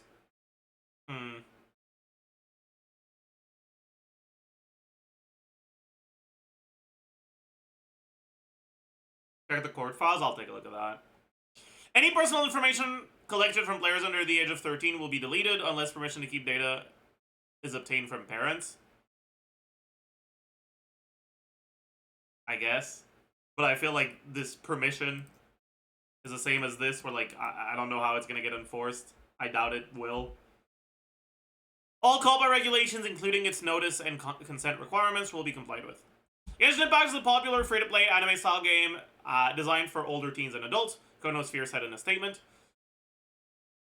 While we believe many of the FTC's allegations are inaccurate, we agreed to this settlement because we value the trust of our community and share a commitment to transparency for our players. Are they actually going to say which allegations are inaccurate? Or is this just a way to distance themselves from any sort of accountability? It's probably just a way to distance themselves from accountability, right? Under the agreement, we will introduce new age gate and parental consent protection for children and young teens and increase our in-game disclosures around virtual currency and rewards for players in the US. For players in the US. That means they're not going to do it outside the US. Oh, that's unfortunate.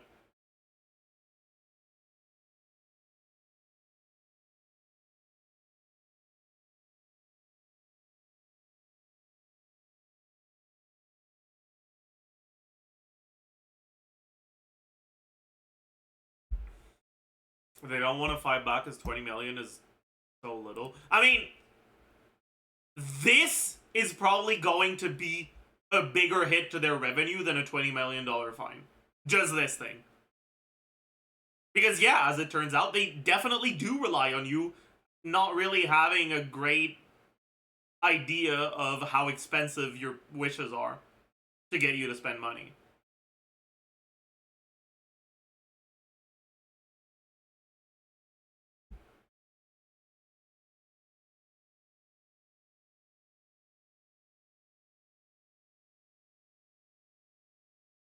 Are people that stupid?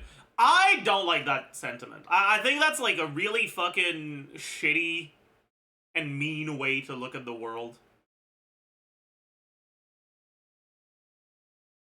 Like, you're someone who's active in online spaces, so you've seen these strategies used before, you're used to it.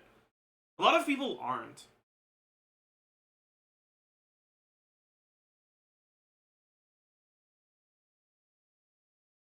Like, it is intentionally designed to work this way. Blaming people for falling for something that was intentionally designed to make them fall for it, it's like, why not blame the person who's trying to manipulate them instead?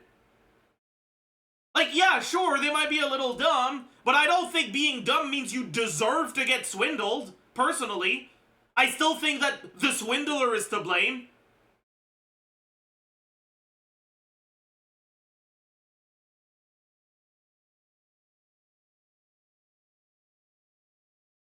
And I think people that like see this and are like, wow, how can these idiots fall for it? Like,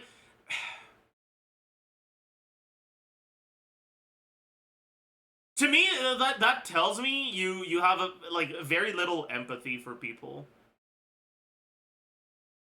It tells me that you can't empathize with people who aren't exactly like you. Like, everyone has flaws, and you view other people as inferior because they have flaws that you don't, and you think that justifies them having bad things happen to them. I think that's sad and mean.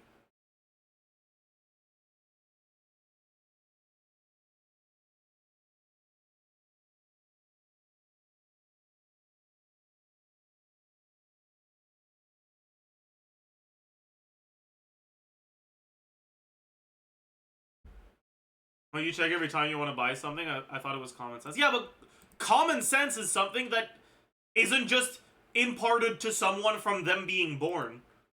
It's something that gets... Hey, thank you, Raiders. Or welcome, Raiders, sorry. We're talking about the new FTC regulations. Anyways, common sense is something that develops through real-life experience. And people that haven't experienced these things before don't have the common sense relating to it. And that conclusion is common sense.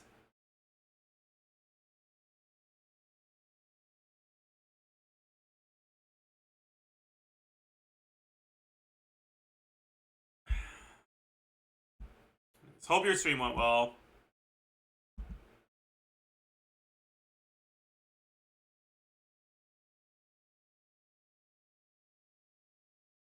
Bob constantly misjudges how much he spends in game as well, and he isn't exactly dumb either.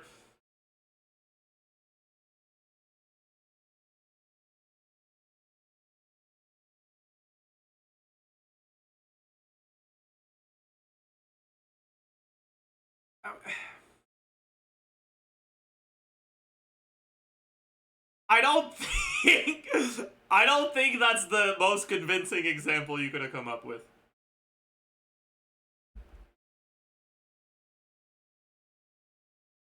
How will this point cause them money? They'll just be able to sell intertwined phase directly for the same amount or more. I mean, they will, but that's gonna make people realize just how fucking expensive wishes are. And a lot of people end up spending money when they're out of wishes and, like, trying to go for it. Like, and the reason why you currently can't buy wishes directly is because having this, like, currency conversion into Primogems makes it easier for you to separate the value of money from what you're getting. It makes it harder for you to keep track of how expensive these things are. It obfuscates, I don't know how you pronounce that word. Obfuscates the cost? Yeah. And they do it because it works. Which obviously means if they stop doing it, it will hurt their profit. If the inability to do it didn't hurt their profit, they wouldn't have had a reason to do it from the start.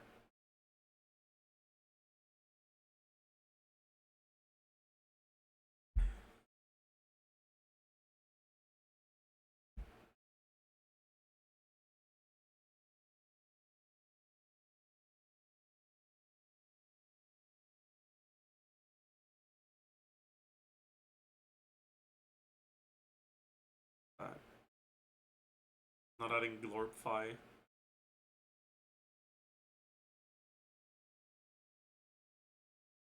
Anyway, let's take a look at people's reaction to this article.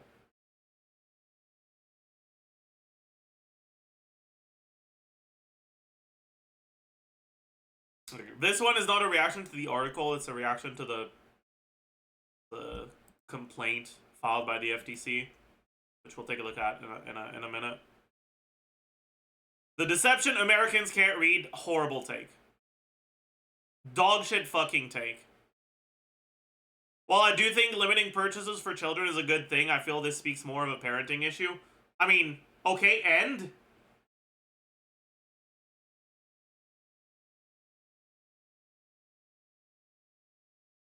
It's also probably a parenting issue if your child goes out and starts fucking killing their neighbor's dogs. Does that mean that the government shouldn't make killing people's dogs illegal? Like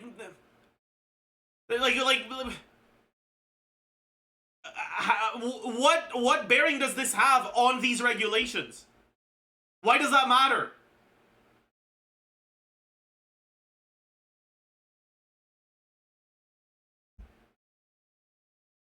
Also, we all know they're doing this because it's a Chinese game, because EA games are out there just fine. I mean, that is like a half true. Like,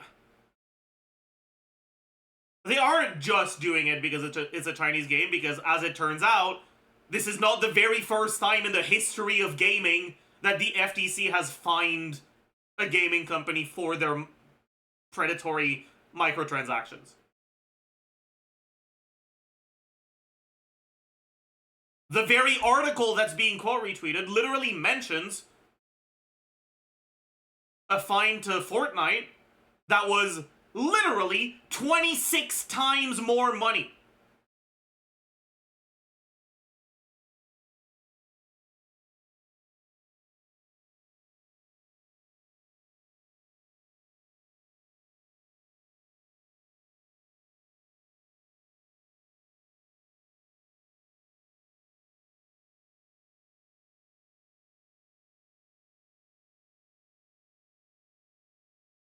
But even if that wasn't the case, 26 times more money, then the fine that HOYO got.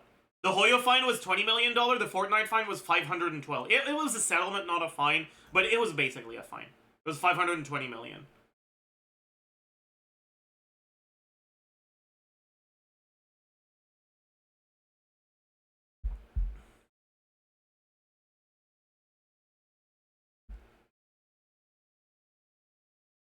Why does Genshin looks to be the only one? Do you think this is the first time that the FTC has given a fine for loot box and predatory practices? Again, like, are you an idiot? Can you not read? Like,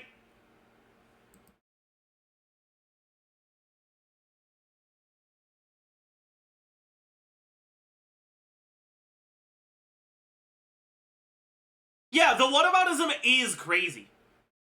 Like, this is a good thing.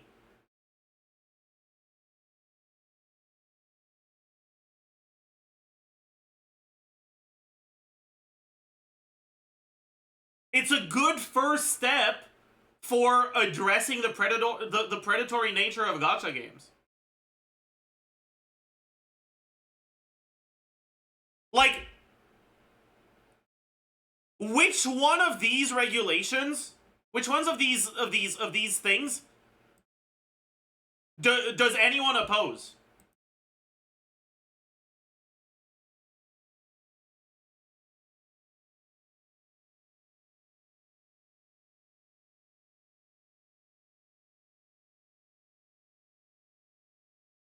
First one should, okay, outside of thinking it doesn't go far enough,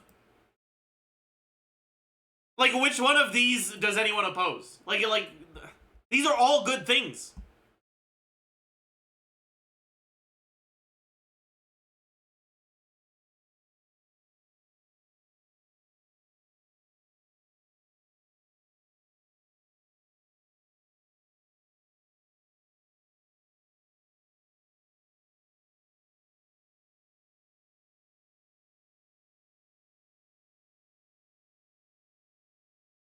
Anyways. Not to defend the multi-billion-dollar company, but are the gacha mechanics explained in game? They're kind of not. Some of them are, but not all of them. And again, they're hidden behind a convoluted like, set of menus.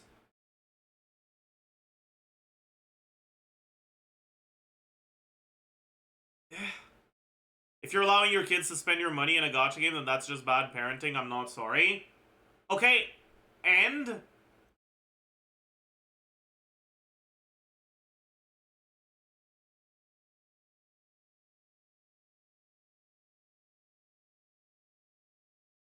if you live in a shitty neighborhood and you allow your kids to go out at night, you probably are doing bad parenting as well. But if your kids get fucking murdered because you did, I still think the government should do something about that murder. You know, like, just because some of the blame for that situation lies on the parents doesn't mean that the situation should be allowed to be maintained as it is. Like, I don't see in what way that's relevant at all, whatsoever. Why do bad parents deserve to have bad things happen to them? Like, just by nature of them not being good enough at teaching their children to like, handle money responsibly. Like, I think that's a horrible take, and it's shifting all the blame on the situation on the people that are victims of the predatory nature of gacha instead of the actual perpetrators. This is... to me, this is an awful, awful way of looking at the situation.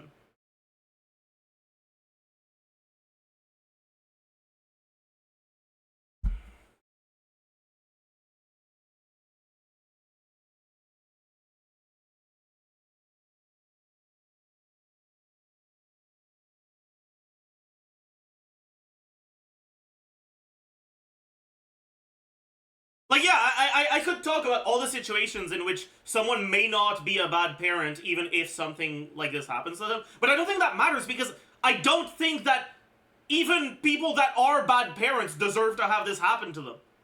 I don't think that the government should allow these companies to set up the stage for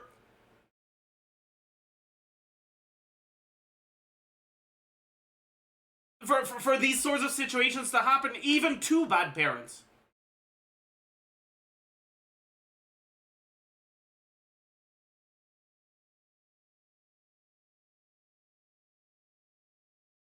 I don't think incompetence makes you deserve having bad things happen to you. And I think that it definitely is the government's job to, you know, have laws and regulations that protect people, even incompetent ones.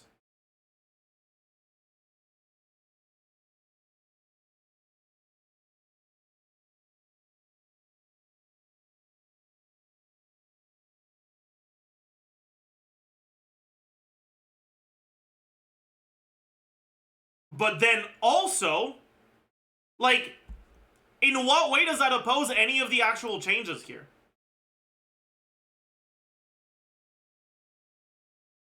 Like, if you're allowing your kids to spend your money in a gun, well, clearly this is making it so that you will only, like, they will only spend money if you allow them. Like they're agreeing with you. Like, they're saying that you'll need the parents to allow it. So, like, what's the problem here?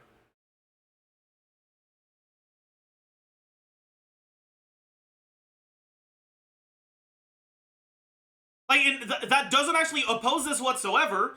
It's just blaming the parents for no, like, literally just because you want to. Like, you're just going out of your way to say, yeah, the people that got fucked by this pre the regulation, well, they actually deserve it, and fuck them.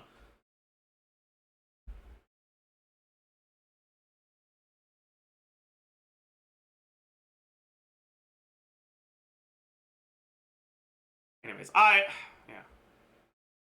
Anyways, gotta do the fucking exercise redeem.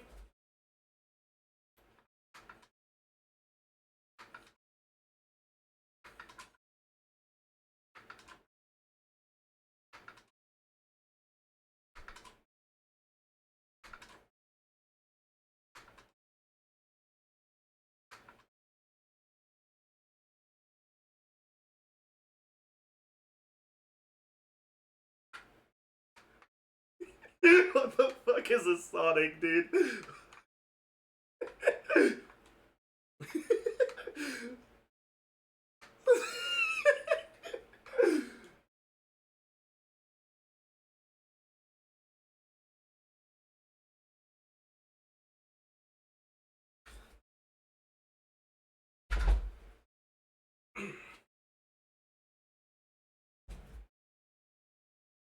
When the class action lawsuit hits, I get refunded all my Welkins, but get to keep all my Primos.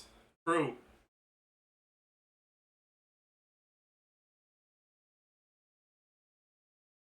Ironic, Genshin got FTC's attention before an unregulated casino where kids can literally gamble their lives away. Okay, so like...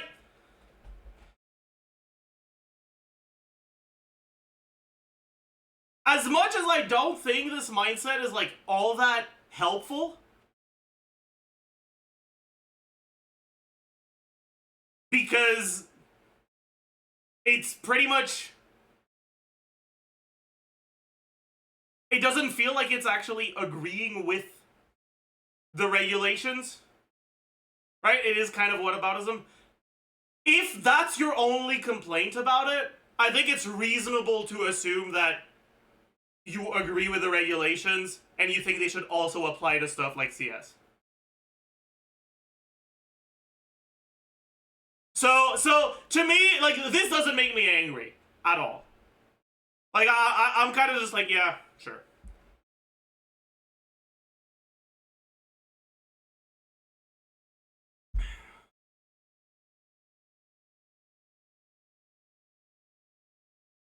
I do think that there is a reasonable non-racist argument for Genshin being higher priority than CS. Which is that, and that's the argument they're making in their thing, right? Is that Genshin is actively advertised towards children a lot more than CS is.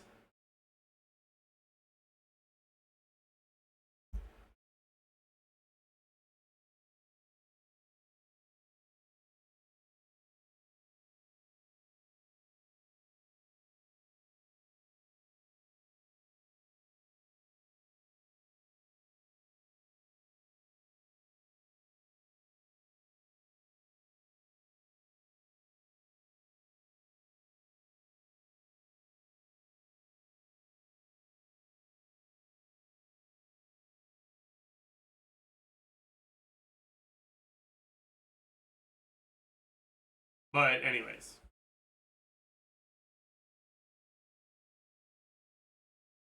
Kids nowadays don't play Genshin though, lol. It's all Roblox and Fortnite. I mean, yeah, if I want to live in a fucking hypothetical world where reality doesn't matter, sure, kids don't play Genshin.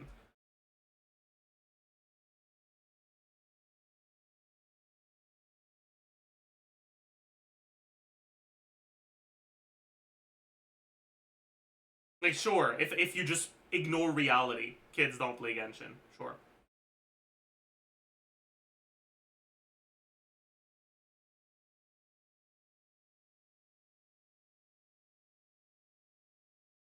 %of Genshin Twitter is 60. Yeah. Oh, what's that? Roblox is more popular with kids than Genshin is? That must mean that there are no kids who play Genshin. Or that the amount of kids who play Genshin isn't significant. Like, no. Bro, like, that's not how the world works. That's not how reality works. I'm crying. The game literally puts the exact percentages for the probability of obtaining characters in each banner. Again, but yeah, I've already addressed this. Like, this is like, yeah. I'm not entirely against a lot of this. In fact, I'd argue it should apply to all gacha games, not just Genshin. However, I will say it's also extremely telling at the same time that they're going after Genshin because it's a giant game from a Chinese studio. Like, again, right?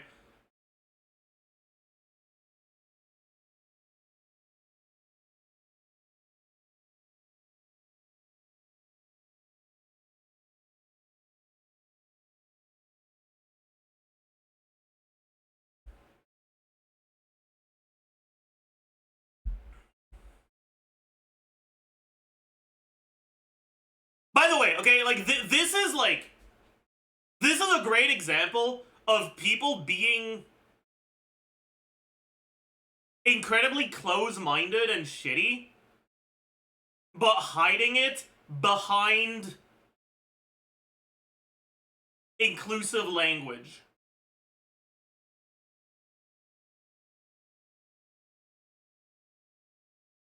Like, in the same tweet, you're saying that people that fall victim to things that are literally designed to create victims haven't been deceived, actually, because you definitely know better than the fucking psychologists that researched all that shit and the companies that use them because they know it works. And you're insulting them and you're blaming them. But no, you're not a shitty person, because the reason you're doing it is because they're being xenophobic. Like,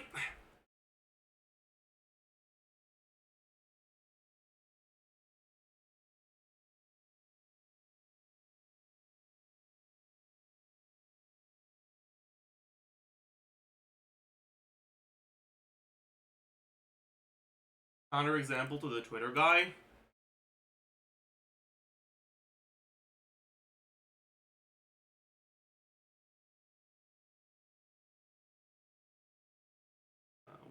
In what way is it a counterexample? I don't know. That's kind of cropped. I don't know. Whatever.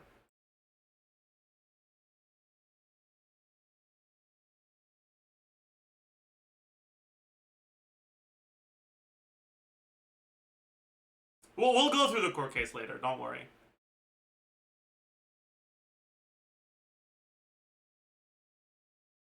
History of FTC game fines. I wonder if I can find a wiki article that lists FTC violation fines and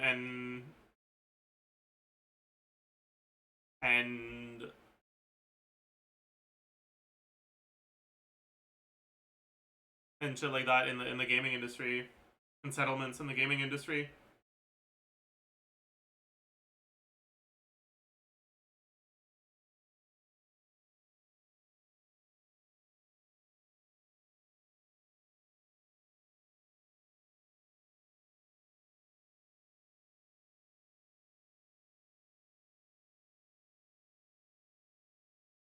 Yeah, I feel like the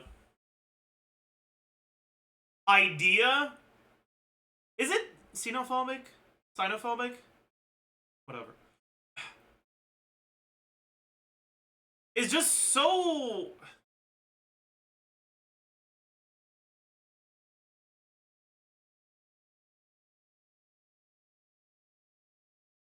pronounced Sino? That's crazy, dude.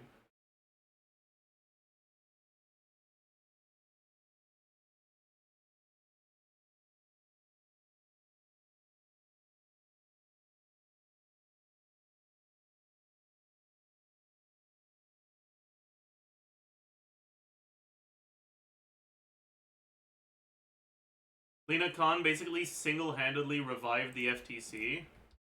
Lena Khan. I think I've heard about her before.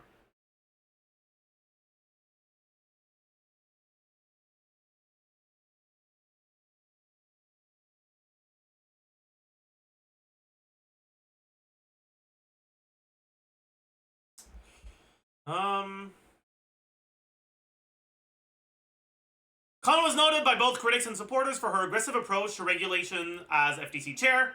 invoking novel arguments and pursuing non-traditional cases, but also risking more losses in court. Khan and the FTC argue that the increase in agency action resulted in an additional deterrence effect, leading to some businesses dropping attempted mergers and acquisitions. Okay?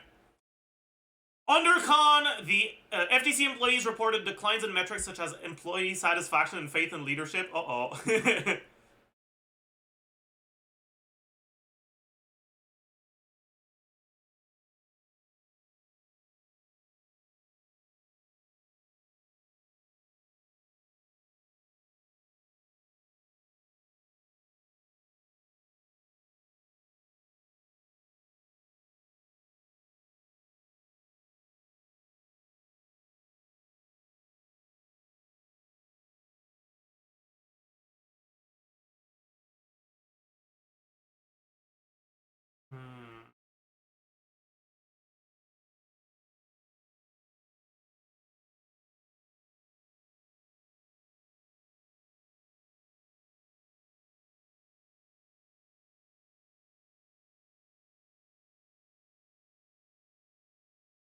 Is she getting replaced? Apparently.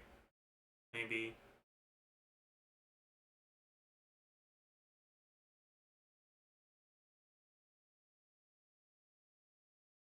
FTC only took easy cases before her? I see.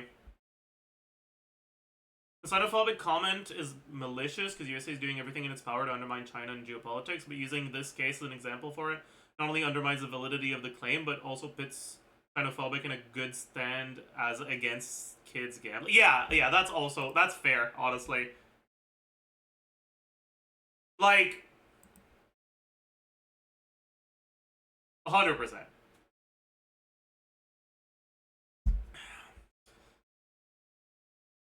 Who owns Epic Games, actually?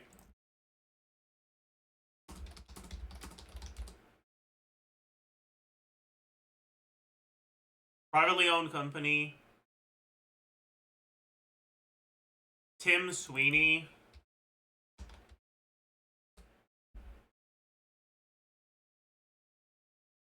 American. Good amount of shares owned by Tencent, but not enough to call it anywhere close to a Chinese company in my eyes.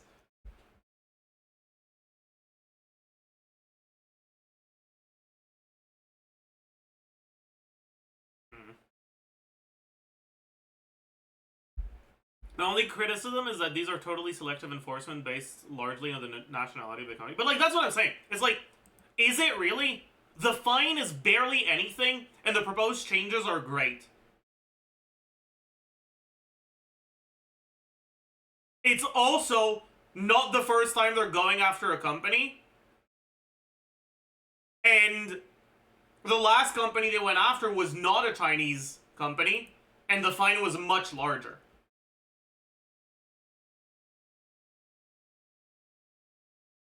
Are there some politics involved? I mean, sure. But, like, calling this fucking little mini fucking flick on the wrist?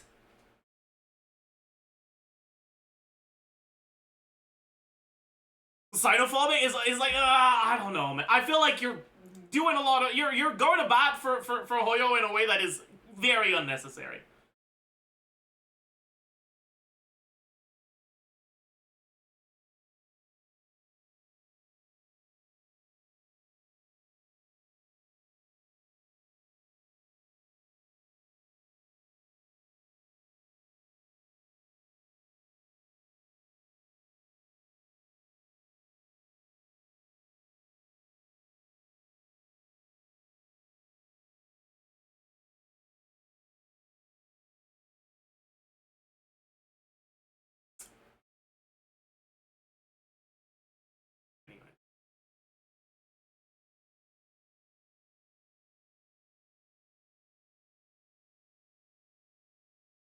Oh my goodness! Chat! A good take! A long time coming, honestly. All gacha games should be subject to this kind of scrutiny or more. The obfuscation of the real cost through in-game currency, shitty game design that's there to strong-arm you into microtransaction. Great take!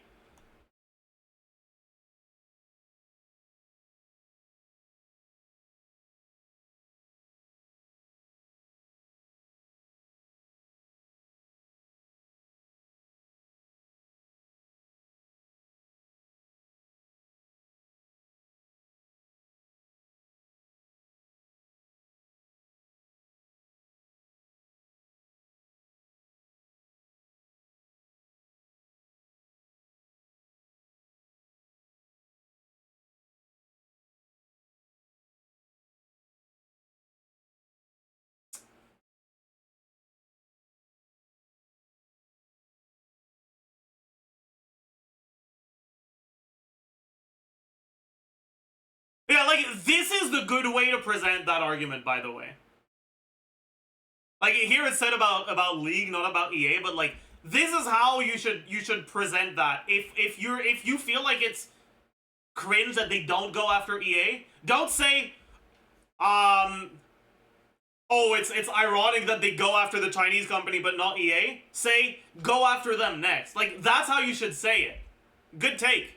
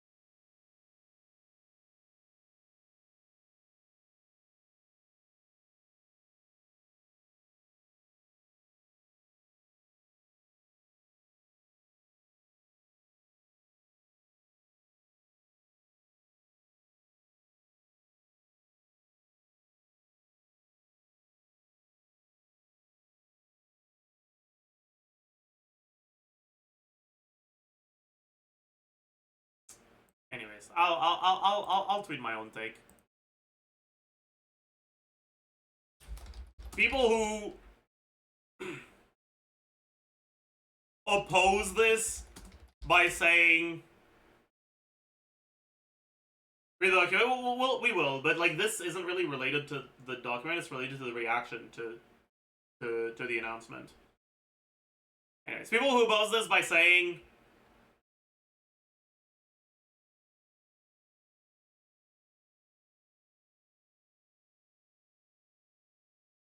that children get deceived because of bad parenting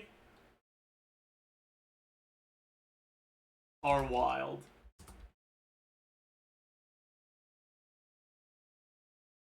Bad parenting,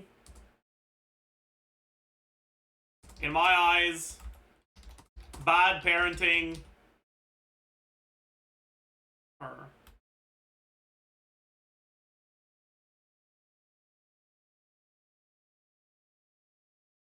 isn't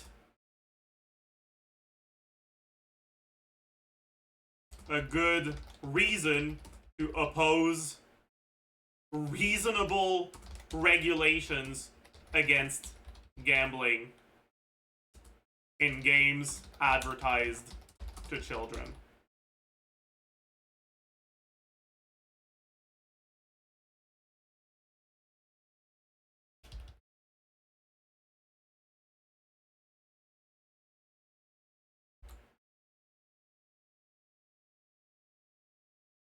Like, actually, what regulation do you think is unreasonable?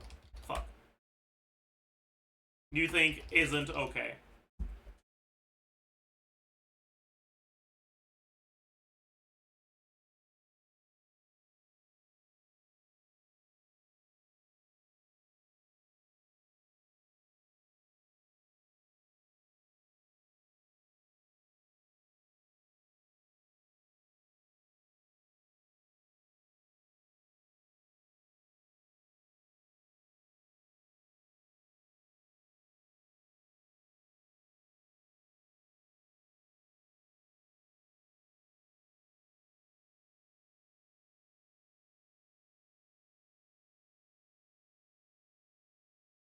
Even if it were, the idea that parenting is this fucking easy thing that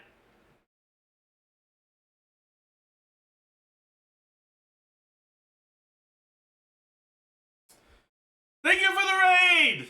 Ariel, welcome raiders. We're currently mulling over people's reaction to the new FTC regulations for Genshin. Mods, you can remove the follower only mode for now.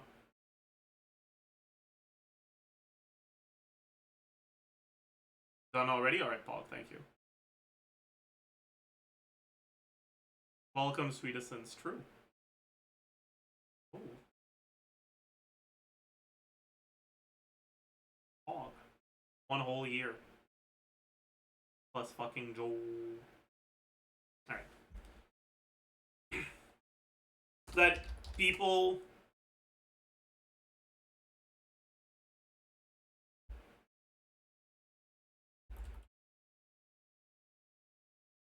Even if it were, parenting isn't an easy fucking job.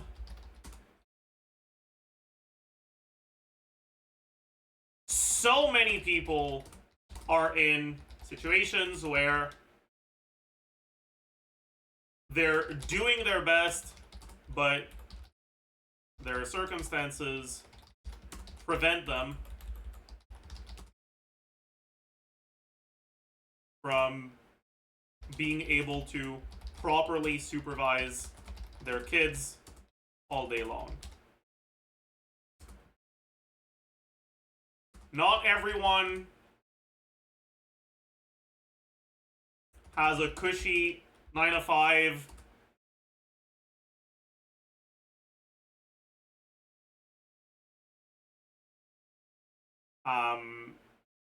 with the ability to afford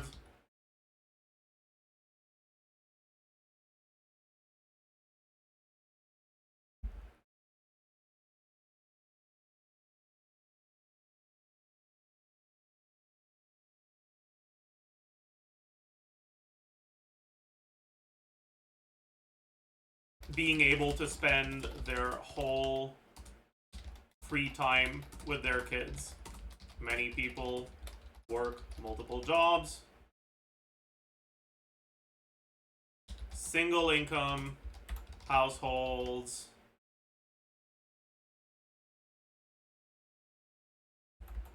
single parents,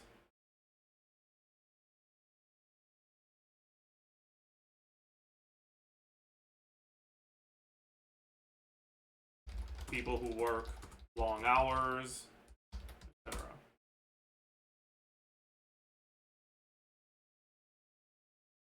There are so many possible reasons why someone who isn't just a shitty person might struggle with raising their kids. And opposing regulations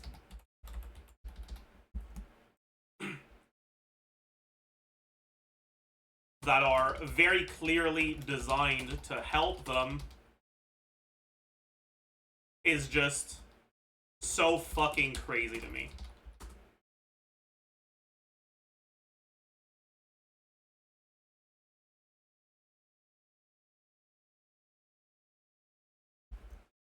Calling 9 to 5 cushy as a streamer is asking to get your ass eaten. Listen, okay, I'm not saying my job isn't cushy.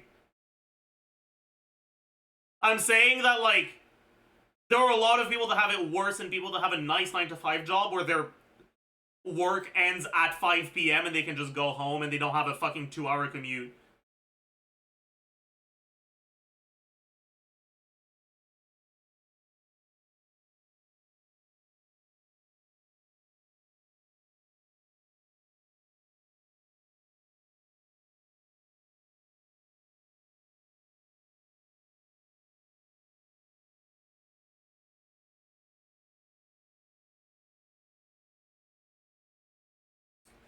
Also, $20 million is fucking nothing to a company like HOYO.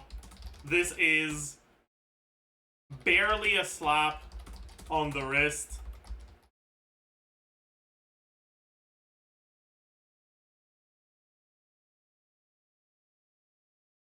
Fortnite got a $520 million fine a few years ago. I guess I should do it like that.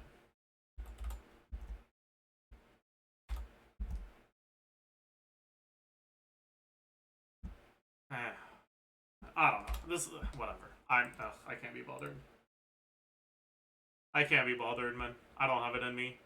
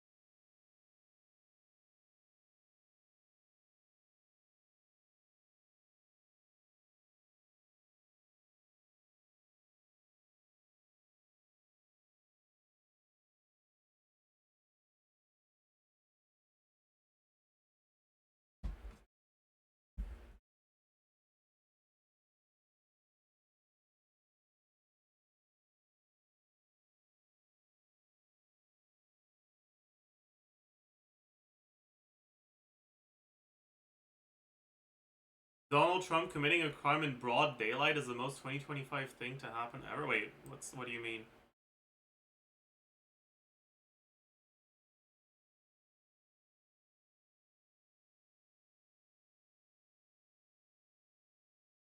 Oh, is Donald Trump committing fraud now? That's funny. I mean, there is now a precedent for Donald Trump being declared guilty of a crime, but just not having to do anything about it. So I mean, he could just do what he wants, man. Like it is what it is, I guess.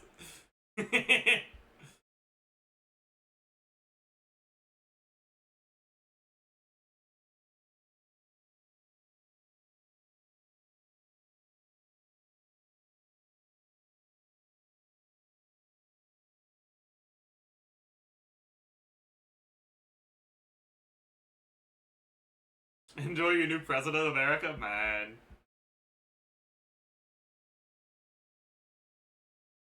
At this point, if I were him, I'd just start snorting coke on TV. Alright, dude.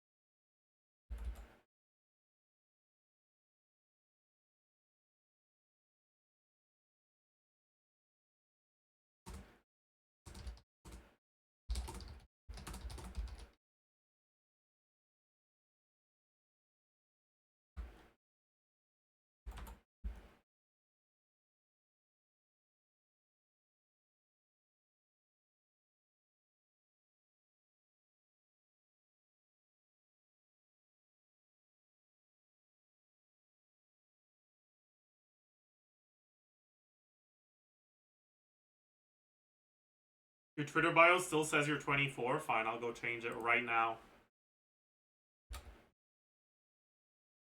Then change.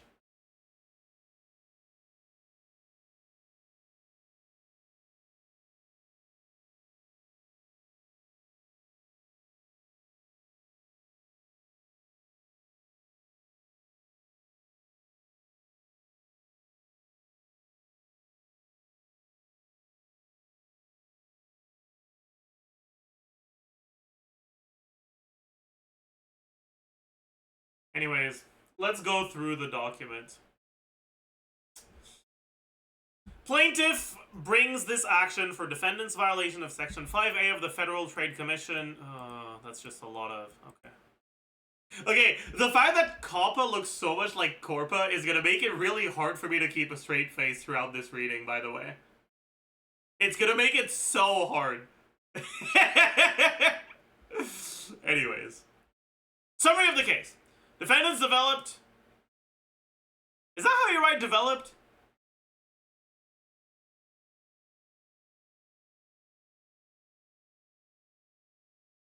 Isn't there supposed to be... Really? I feel like there should be... I feel like this should be read developed, you know? It looks wrong. You know, like this looks like it should be pronounced developed.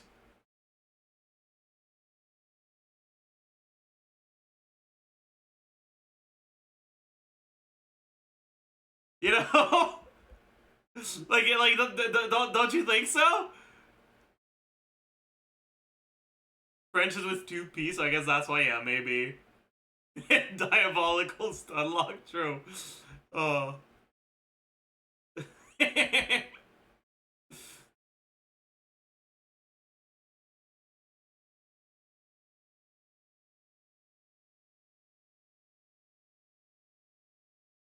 Anyways, victims developed, operate, and distribute the hit online video game Genshin Impact, which was released in September 2020. Genshin Impact is popular among children and teenagers, some of whom have spent hundreds or thousands of dollars to obtain select chance-based prizes in their games, to their parents' surprise. The game features anime-style cartoon graphics, bright and colorful animations, and several heroes who have the speech or appearance of children. Defendants have extensively promoted the game, including to children, through advertisements, social media channels, and paid influencers.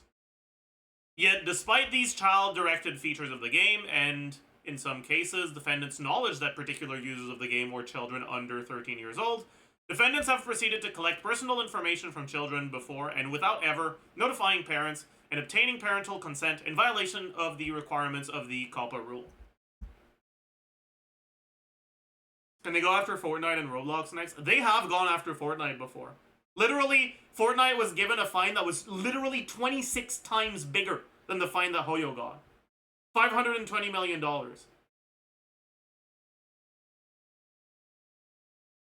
I'm not saying they should stop there. I'm saying, what about ism that's like, ooh, but other games... Like, yeah, and they've gone after some of those as well.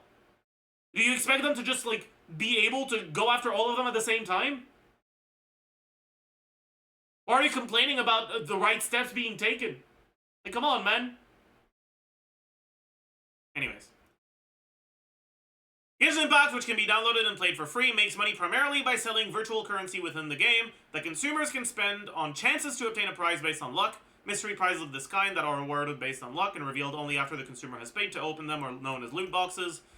Defendants widely advertise and prominently feature within Genshin Impact select 5-star prizes, which consumers can obtain only by opening loot boxes. The odds of any given loot box containing the advertised prize are very low, and consumers commonly must purchase dozens of loot boxes at the cost of hundreds of dollars to obtain a single 5-star prize. Yet defendants have misrepresented players' odds of obtaining rare loot boxes, and defendants have misled players about the substantial expenditure likely required to spend these prizes. So, I know a lot of people disagree with this. I think this is completely reasonable. There are more ways to misrepresent something than to outright lie about it. They never outright lie about the odds, but they definitely do misrepresent it, and intentionally so. But we're still in the summary, so we'll get into the specifics later.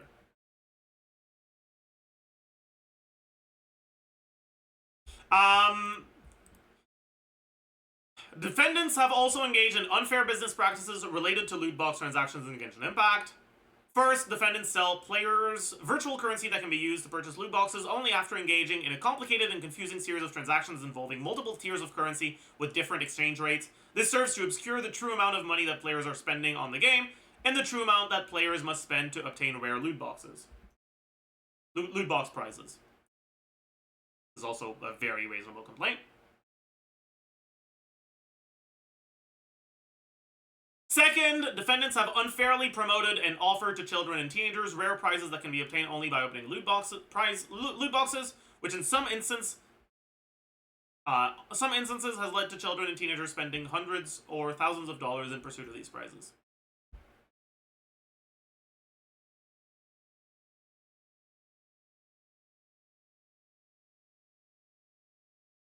And this is outlining the COPPA rules.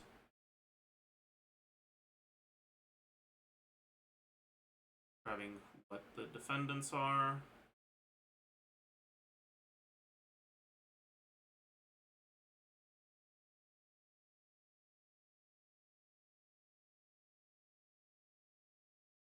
We're still just in descriptions.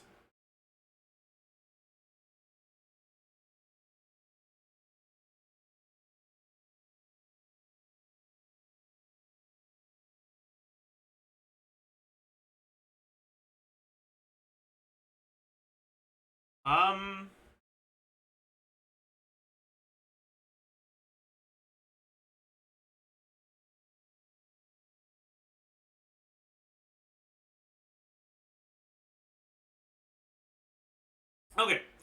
The COPPA rule sets forth several factors that bear on whether an online service or portion thereof is deemed directed to children and is therefore subject to the COPPA rule's substantive requirements. Considering the factors set forth in the COPPA rule, including the game's subject matter, visual content, animated characters, and child-oriented activities, and child heroes, as well as HOYOverse's use of influencers who appeal to children and promotional advertising directed to children, and also the substantial number of children among the game's user base, Genshin Impact is directed to children under age 13.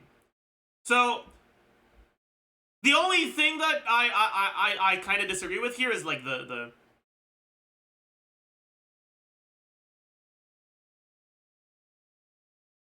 animated characters. Because I know I've seen screenshots of people complaining about a specific point later on that I think is like reasonable criticism of this document.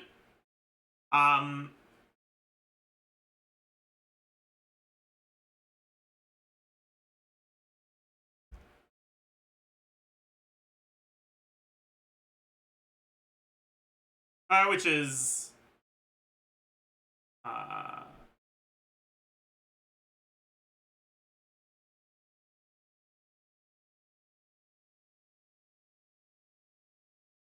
is it only 0.35? Yeah, okay, so we're about to get there then. Okay, cool. That's the one point I think is kind of iffy.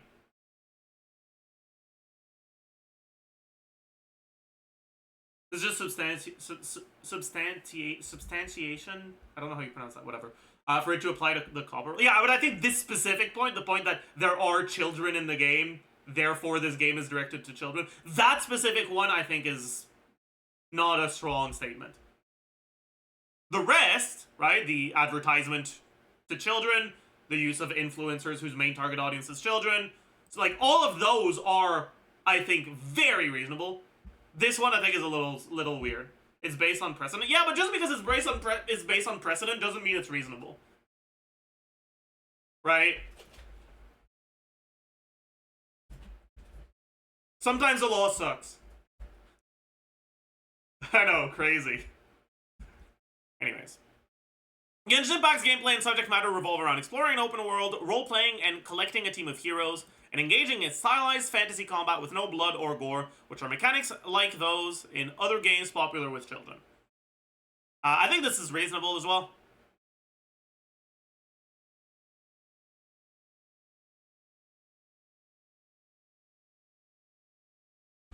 Genshin Impact includes visual content that appeals to children, such as anime style, cartoon graphics, and colorful animation. For example, during the game, players are accompanied by Paimon, a childlike, non-playable character that serves as the player's guide. Unironically, this is such a strong argument for Genshin being targeted to children. Paimon's whole role in the story is to make it so kids can keep up with the story. Like, that is her purpose.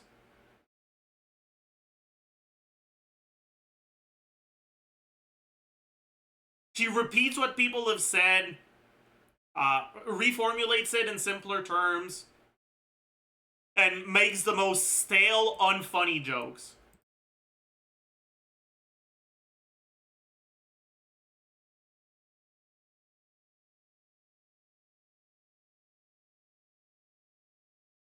Anyways, Paimon serves as Genshin Impact's mascot, as Paimon is used as the icon for the game on its official website, various social media accounts, and the app stores from which players can download the game, such as Apple's App Store for iOS devices.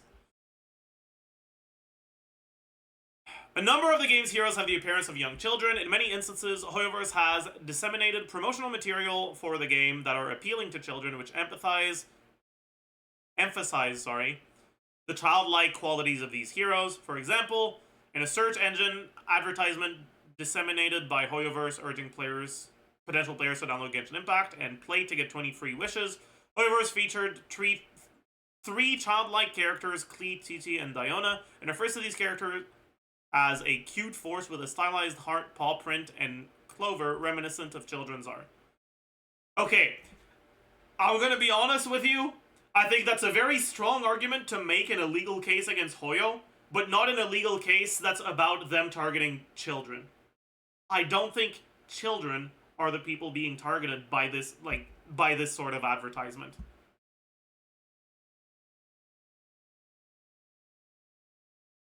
Aware. Moving on.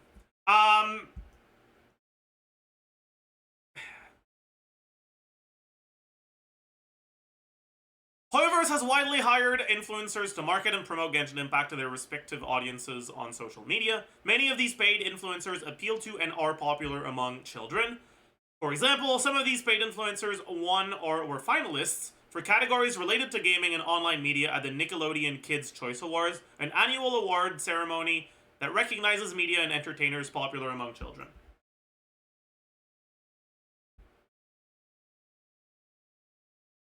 Nickelodeon, true.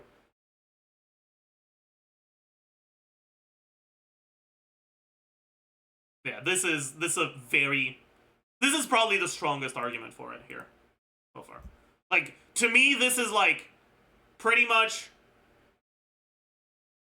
the most substantive claim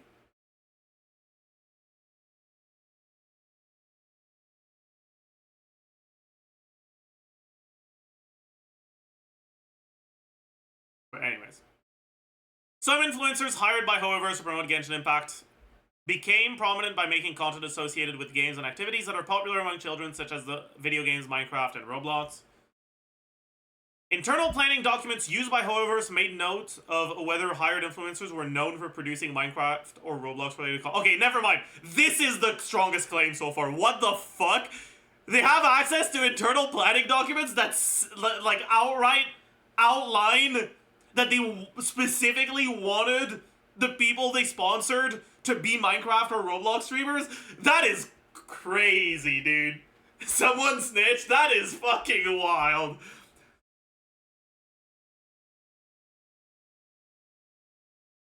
That's fucking crazy, man. That's actually crazy. In some instances, HOYOverse's intermediaries reached out to influencer talent management agencies and stated specifically that they were looking to hire influencers known for streaming themselves playing the Minecraft video game. Yeah, that's also kinda Omega caught.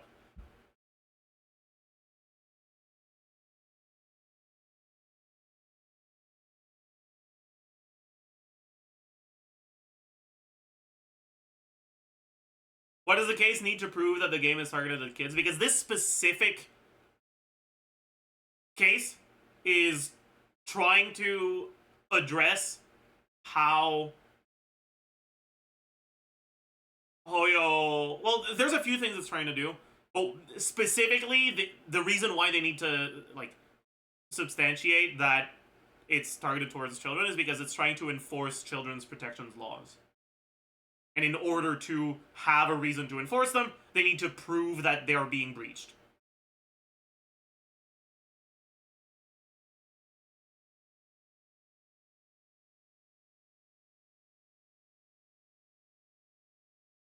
In some instances, HOYOverse has paid influencers to display Genshin Impact promotional videos as part of a longer segment in which they engage in a different child-directed activity or game, such as Minecraft or Roblox. In other instances, HOYOverse has paid the influencers popular among children to play Genshin Impact for their audiences to view.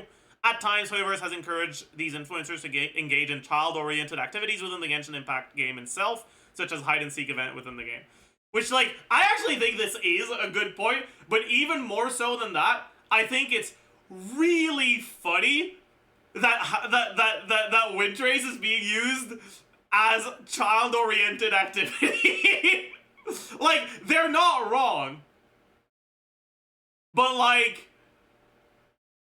But it's really funny.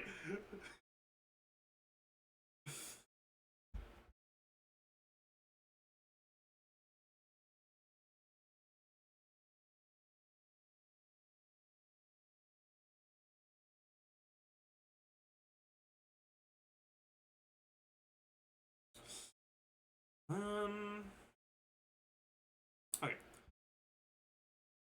This like doesn't really matter that much to me. This is the data collection stuff, which like I'm not well versed in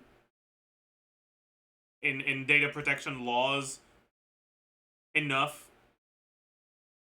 to have a strong opinion on it. 43 is crazy? Oh, okay, I'll read it then. In many instances, HOYOverse has become aware that HOYOLAB users are children. Some users have stated or indicated in communications reviewed by HOYOverse that they were under 13 years old, for example, in social media postings on HOYOLAB, or in posted photographs, videos, or audio files containing the child's image or voice from which it was apparent that the user was a child. HOYOverse has, in some instances, taken limited and insufficient corrective steps when it has discovered a post by a child, such as removing the post in question and muting the user from posting on the HOYOLAB social network, but without deleting or seeking verifiable parental consent for the use or disclosure of other personal information of the child already collected. Thus, despite knowing specific users are under the age of 13, HOYOverse has continued to collect, use, and disclose personal information from these users' Genshin Impact accounts without seeking verifiable parental consent. Okay, if this is true, that is fucking wild. Yeah, you're right. That is fucking wild.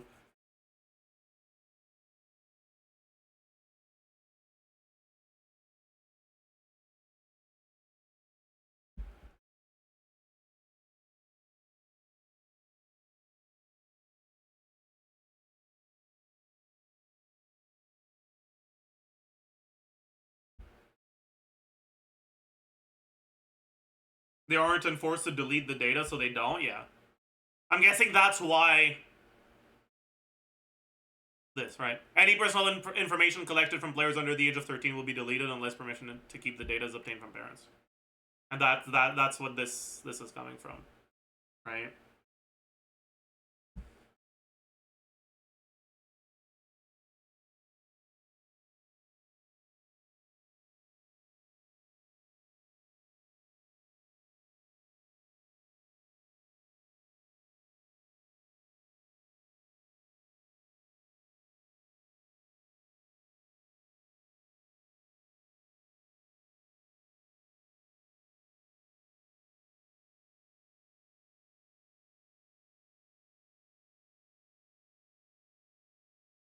Like, chat. I want to reply to this. The FTC was pretty much a fake-ass agency before... When did LisaCon? 2021, right? I think? Before LisaCon became... What's her position? LenaCon, sorry. My bad. Became chair. Became chair in 2021. Since then, they have gone, or they have imposed some fines, or they've been much more aggressive. That's not how you write aggressive. With their regulations and enforcement.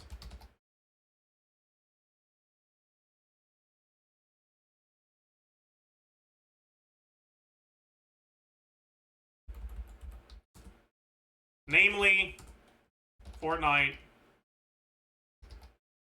got hit with a 520 million fine in 2022.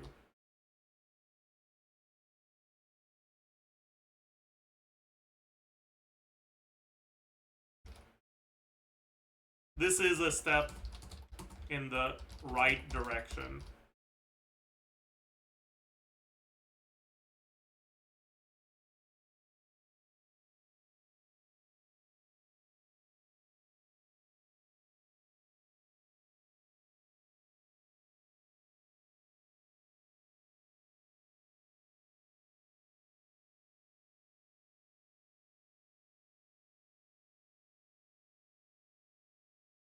Laws and regulations for gaming and loot boxes in general are outdated and barely enforced.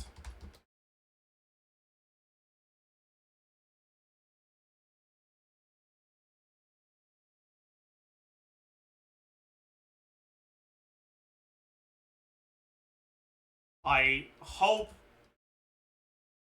the FTC doesn't stop there and goes after EA and other predatory companies.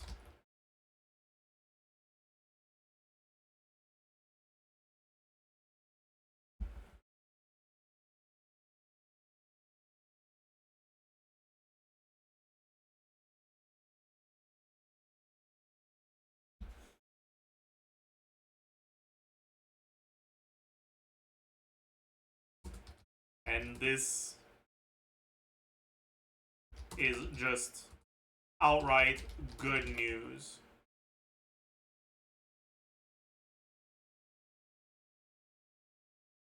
On that front.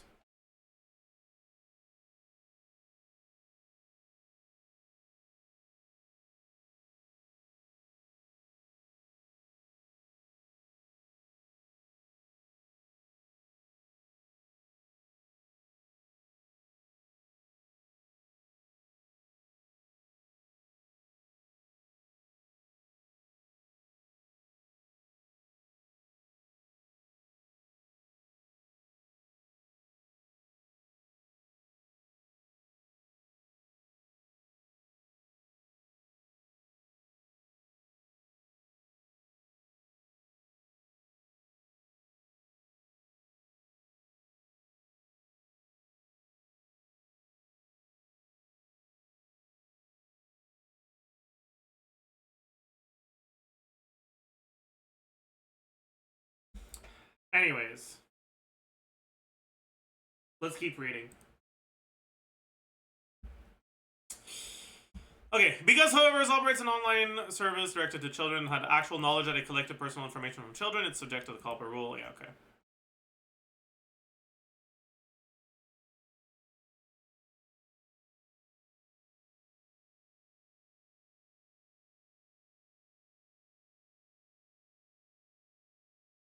Yeah.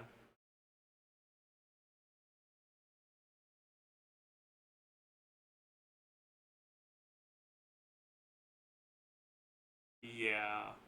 Yeah, okay, this is definitely bullshit. Yeah, this is definitely bullshit. Yeah, they added this later, and it's like so clearly a lie. Anyways. Defendant's business practices regarding virtual currency and loot boxes. Players progress in Genshin Impact by collecting virtual heroes, forming a team, and using the hero's abilities to complete tasks.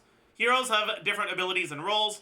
For example, as defenders who shield the player's team, or as attackers who rapidly damage enemies. It is advantageous for players to collect heroes with complementary abilities and roles in order to progress.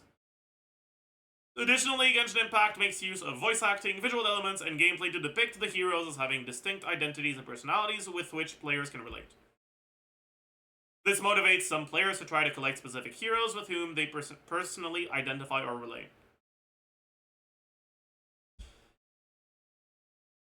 Within the game and in marketing material, HOYO classifies. By the way, this is just an outline of how things work. It's not criticism yet. HOYO classifies heroes as having rarities of either 4 stars or 5 stars, with 5-star heroes being far more powerful and desirable for players to collect.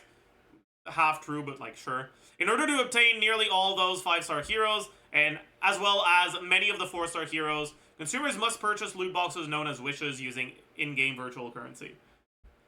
HOYO does not make these heroes available directly for purchase, and so the only way that players can obtain them is by opening loot boxes. 5-star hero prizes in Genshin Impact are not merely cosmetic, but offer direct and immediate advantages to players seeking to advance and excel in the game. As HOYO acknowledged in a product marketing presentation to a gaming platform partner, Genshin Impact is pay to win.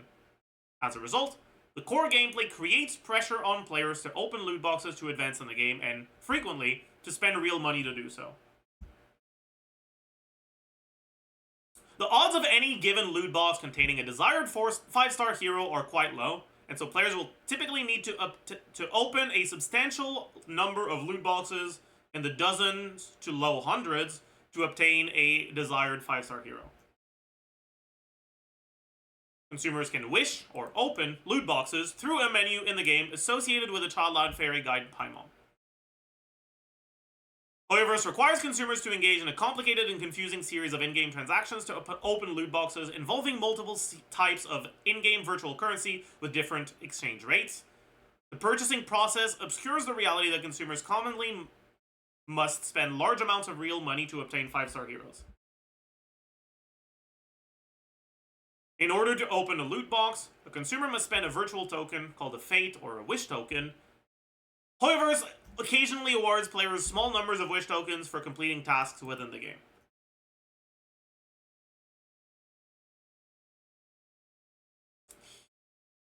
Most commonly, consumers must exchange a different virtual currency called Primogems to acquire a wish token at an exchange rate of 160 Primogem for 1 wish token. Players acquire wish tokens in this way through a virtual storefront called Paimon's Bargains, named for the childlike Paimon. Consumers can gradually accumulate Primogems through gameplay or by completing certain specified objectives inside or outside the game, such as logging in to play the game or watching influencers affiliated with HOYO stream the game for their audiences on social media. Paimon parts make this paper super dumb. Yeah, I agree. It weakens their argument, for sure. HOYO provides Genshin Impact players with limited amounts of free wish tokens and Primogems exchangeable for wish tokens. This introduces players to the experience of opening loot boxes in the game and provides an incentive to continue to play the game regularly. However, players can easily spend all the free tokens and Primogems they have accumulated over the course of many hours without successfully acquiring a single 5-star prize. To reliably acquire 5-star prizes, players must spend real money, often in large sums, to open loot boxes. Players cannot purchase 5-star prizes with real money directly. Instead, they must buy a second virtual currency, Genesis Crystals, which can only be acquired by spending real money. HOYO then prompts the players to exchange Genesis Crystals for Primogems, and Primogems for wish tokens, and finally to spend these wish tokens to open loot boxes. These multiple layers of currency create abstraction between the real money spent and the player's purchases in the game. If a player attempts to open a loot box, but does not have enough wish tokens, the game prompts the players to exchange Primogems for wish tokens. If a player has fewer than 160 Primogems, the amount needed to exchange for a single wish token, the game prompts the player to top up or spend real money to buy Genesis Crystals to exchange for Primogems.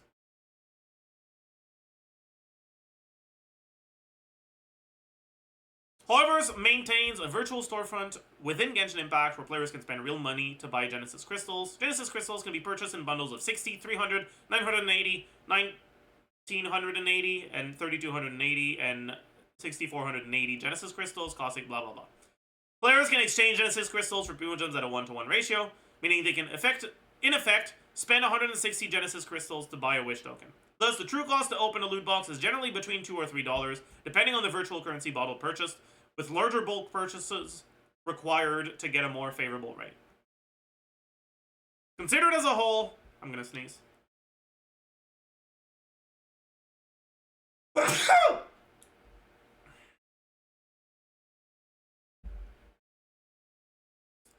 Considered as a whole, Genshin Impact's confusing series of real and virtual currency rates, from dollars to Genesis crystals to Primo Gems to Wish tokens to loot boxes, is mismatched and unintuitive, or in mismatched and unintuitive denominations, serves to mislead consumers, especially children and teenagers, about the amount of money that players spend on loot boxes on an ongoing basis, and the amount of money that players would likely need to spend to obtain certain prizes.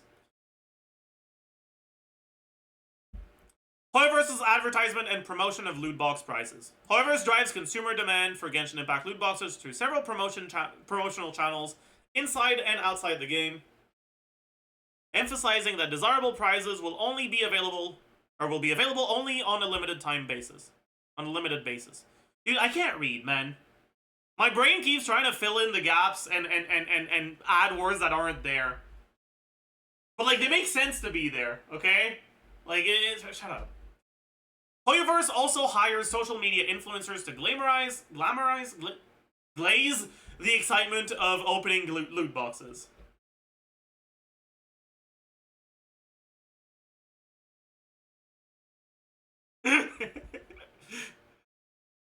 HOYOverse entices consumers to open loot boxes in the hopes of obtaining desirable heroes prominently featured on event banners, also called character event wishes, which are in-game advertisements for time-limited prizes that consumers can obtain by opening loot boxes.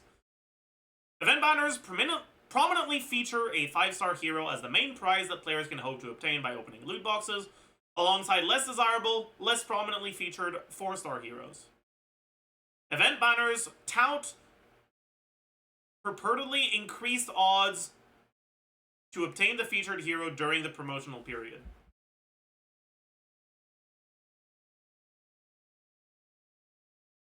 HOYOverse draws consumers' attention to event banners through notifications that appear periodically when players engage with the game.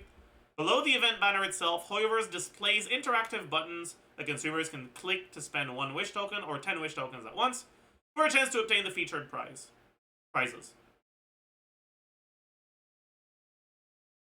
If a consumer has insufficient tokens to open the loot box, the game prompts the consumer to exchange Primo Gems virtual currency for wish tokens. If the consumer has insufficient Primo Gems to convert to wish tokens, blah blah blah. Okay, they've already said this. HOYOverse rotates event banners approximately every 3 weeks, replacing the advertised event banner with a new one featuring new heroes. This often corresponds with updates to the Genshin Impact game, in which HOYOverse releases new heroes and content. HOYOverse also offers what it calls a standard wish banner, with a seldom changing pool of potential prizes that serves as a foil for their dynamic and widely advertised event banner.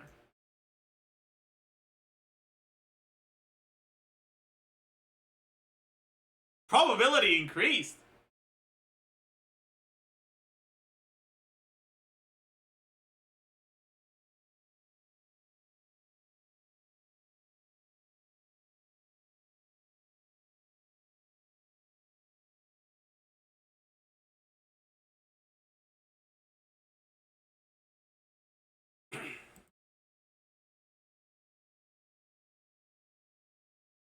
Alright. HOYOverse's event banners create urgencies for players to spend tokens in virtual currency and ultimately real money to open loot boxes. Event banners warn that featured 5-star heroes can only be obtained in the specified wish during the specified time periods, and display a timer counting down to the minute, the time remaining until the banner will rotate. After the event banner rotates, consumers cannot obtain the featured 5-star hero until HOYOverse offers another event banner featuring that character. HOYOverse generally does not indicate when this will be, and in several instances, the wait has been a year or more.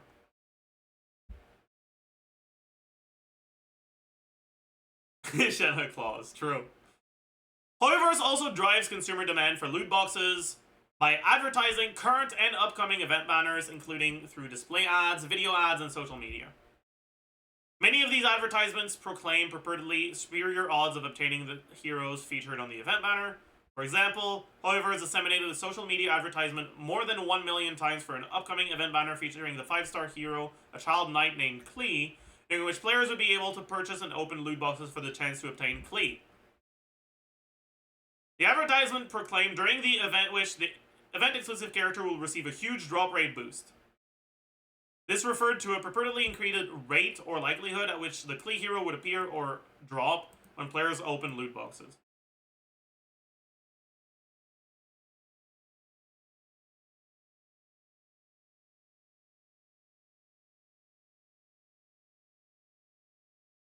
HOYO uses suspenseful and exciting animations and sound effects to make the experience of opening loot boxes appealing. HOYO even offers players the option to 10 pull or spend 10 wishes at the same time, at a cost of $20 or more, if the player is using paid virtual currency, to open 10 loot boxes in rapid succession, triggering an uninterrupted series of those animations and effects. When a player spends a wish token to open a loot box, this triggers an animation in which a shooting star falls from the sky. The star bursts into color, indicating the rarity level of the prize the player is about to receive, with gold indicating a 5-star prize. Next, the silhouette of the prize appears surrounded by a halo of light. Prize then flashes into focus, accompanied by the prize's name and star rating. Each of these visual elements is underscored by sound effects that build suspense while the prize is hidden, emitting a flashing sound when the prize is revealed. A flashing sound? Is that a thing? Can a sound be flashing? What does a flashing sound look like?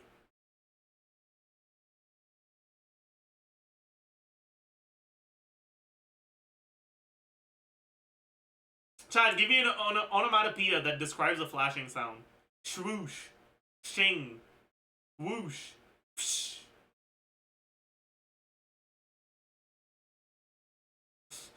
Schwa. Okay, I didn't say give me a dividend voice line. I said... Alright. And then clink like coins as the star rating appears.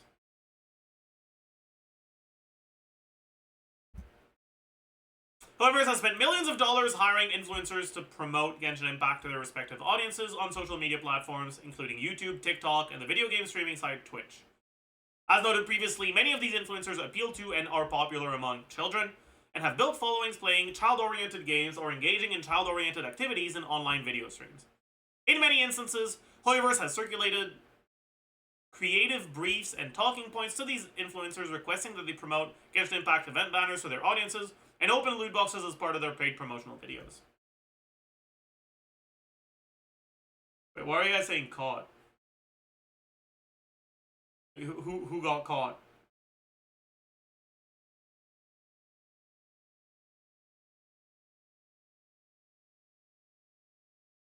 Twitch? I see. For example, in or about May 2021, HOYO paid popular influencer Sniper Wolf more than $100,000 to record 2 short videos promoting Genshin Impact.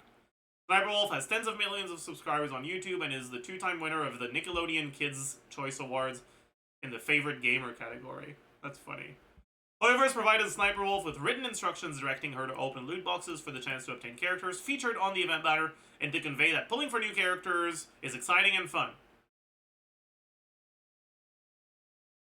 HOYO also instructed Sniper Wolf to tout a boosted rate to obtain 5-star hero Zhongli featured on the event banner.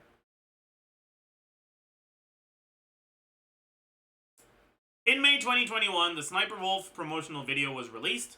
It featured a segment in which the influencer opened 12 loot boxes in a row, conveying enthusiasm and excitement as she had been instructed, and won the featured 5-star hero. She remarked, "We are getting way too lucky tonight. I thought we were going to be here all night, but the RNG bussin'." The fact that this is on a legal fucking document is so funny. Let me read that quote again. "We are getting way too lucky tonight. I thought we were going to be here all night, but the RNG bussin'." Indicating her unexpected luck that Genshin Impact had purportedly dispensed the rare prize to her by random chance.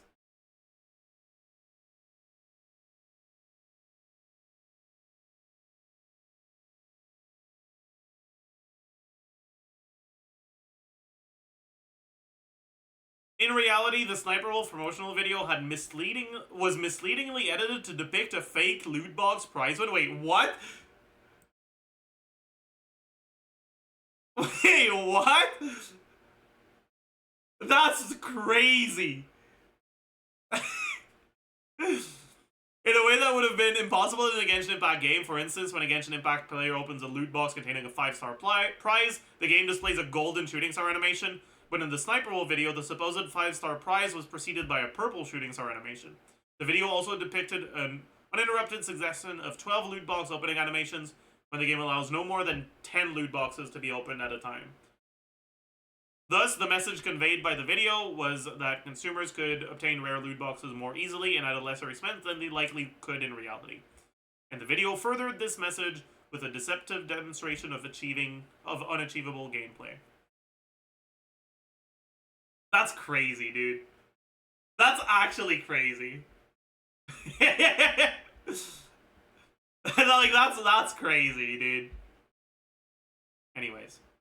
HOYO paid Sniper Wolf to create the promotional videos and had final approval authority over its content, but HOYO did not exercise this authority to create the misleading message of the video.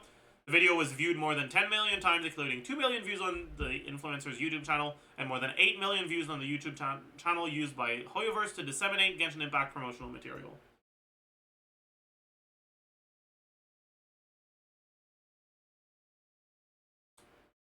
HOYO overstates and misleadingly discloses loot box odds. Okay, I'm interested in how they're going to make this point.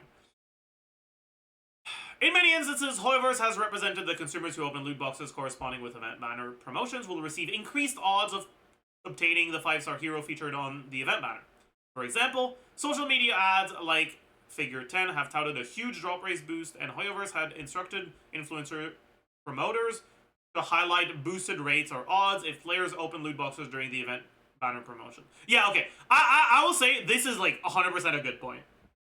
Like, no, if you have something that you can only buy at a given time and the rate for it is always going to be the same, it is incredibly misleading to call it boosted rate. Yeah, like that's fucking bullshit. That is definitely misleading disclosure. Sniper Wolf 12 pull.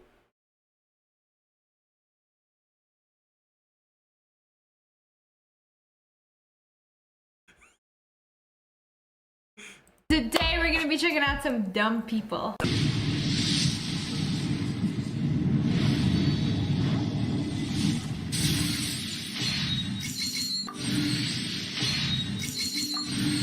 Alright, was that where the gun was? So there's a cut between 1 and 2.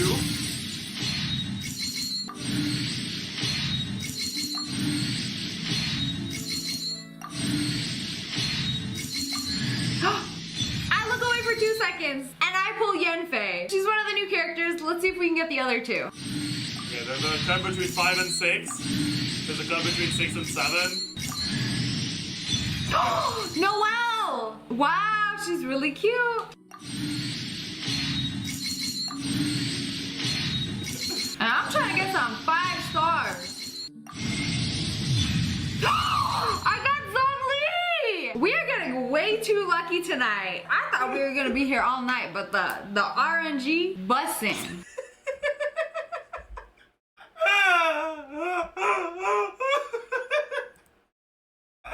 How had I never seen this before, man? That's crazy.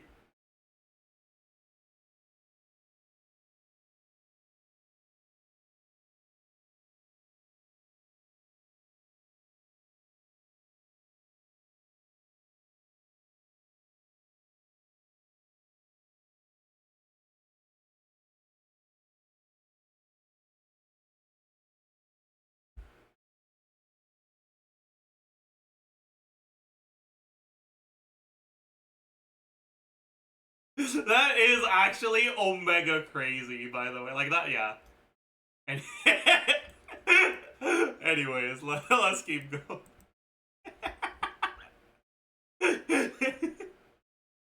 Oh.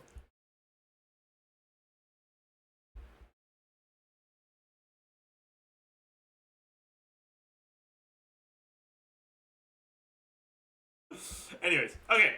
In reality, the Okay, how do you pronounce this word? This is like the 7th time I see it. I don't know how you pronounce it. Someone tell me how you pronounce purple. Purported? Like reported? The purported boost in odds refers to the featured prize being available to obtain at all during the promotional period, while the underlying odds of obtaining the featured prize remain the same. Within the Genshin Impact game itself, HOYOverse makes further misstatements concerning purportedly increased odds of obtaining featured 5-star heroes. The Genshin Impact game represents that consumers can view complete information about the game's loot box odds by engaging with the details menu navigation below the event banners and navigating through several submenus. The consumer is presented with a promotional items subsection which depicts the featured 5-star hero with the phrase increased drop rates and a statement that this hero's percentage of 5-star item drops is 50% without adequate additional context. A second additional details submenu within this interface states that the base probability of winning a 5-star character is 0.6%, consolidated probability including guarantee is 1.6%, guaranteed to win 5-star character at least once per 90 attempts. And indicates that the featured hero has a huge drop rate boost. A third list of items submenu similarly states that the odds of obtaining the featured hero are up, but does not disclose actual relative rates at which HOYOverse awards loot box prizes. In reality, HOYOverse offers consumers only a 0.3% chance of obtaining the specific featured hero when they open loot boxes. To put these low odds into perspective, this means that even if a consumer opens 50 loot boxes in a row, the consumer has odds of less than 15% to obtain the 5-star prize featured on the banner. Consumers are also misled by HOYOverse's guarantee to win a 5-star character at least once per 90 attempts, because they're led to believe that it applies to the 5-star character prominently featured in the event banner. As shown in figures 9 and 10 above, a picture and name of a character is featured next to language touting the opportunity to open loot boxes for the chance to win an event-exclusive 5-star character.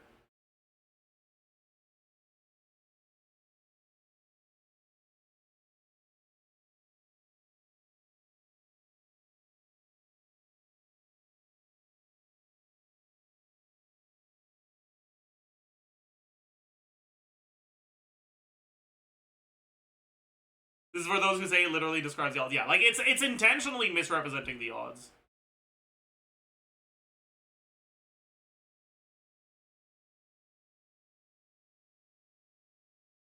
In reality, if a player opens 90 loot boxes, HOYOverse frequently does not provide the player with a featured 5-star character. Half of the time, HOYOverse will instead award the player an unrelated and typically less desirable 5-star prize, not featured on the event banner. If this happens, the player must then open as many as 90 additional loot boxes, at which point HOYOverse is finally certain to award the prize featured on the event banner.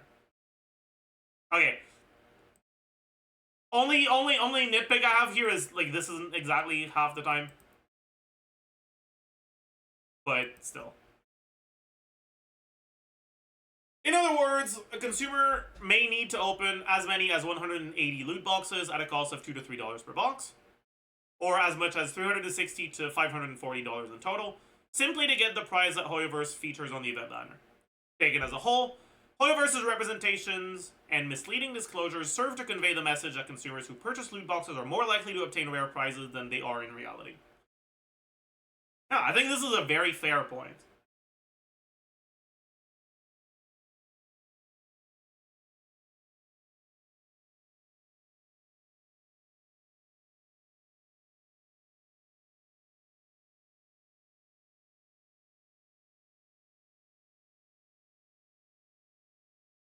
$450 for Yol.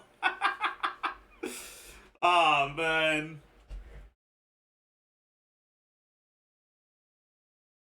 The 50-50 isn't actually real? No, that's not what they're saying. What they're saying is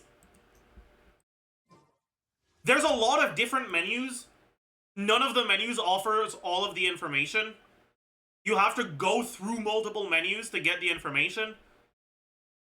There's no mention of oh.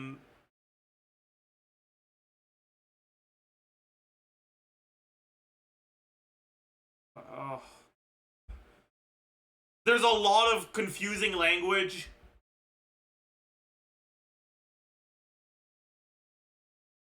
You actively have to scroll to get to the information that matters.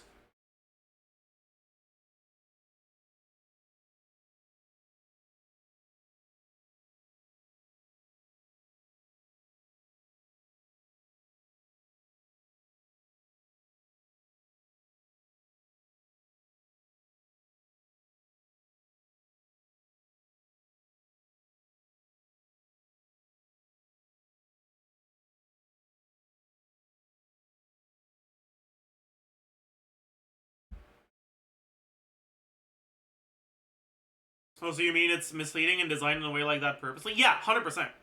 Like, obviously.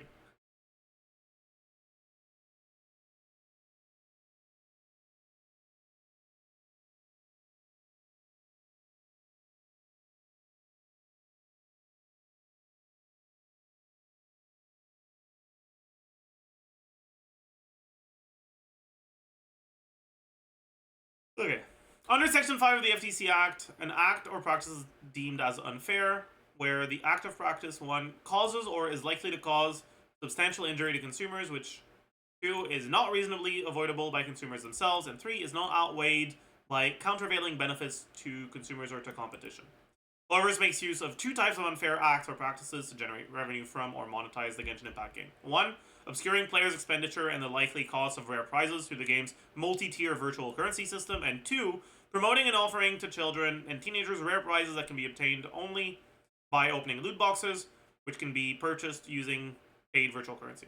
I think this is wrong because they make use of way more than 2 types of unfair acts of practices. But I mean, whatever. Like that's the yeah. Two is a good start.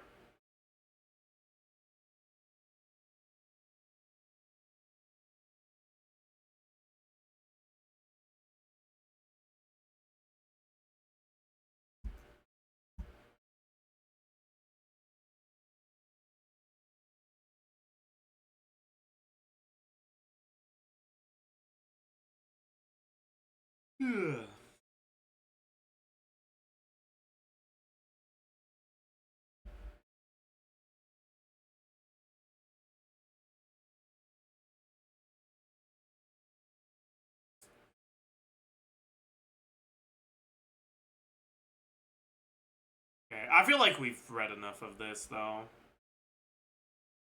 Like my brain is overloaded with this now. I'm tired.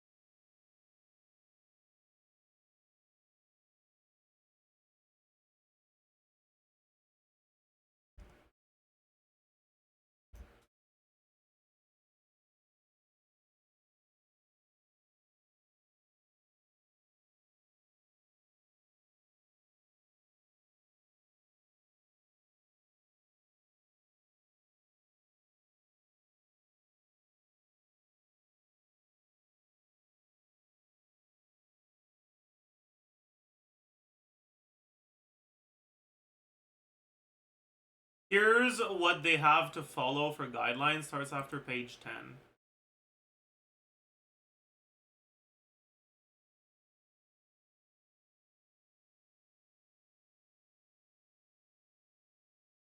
It's ordered that no later than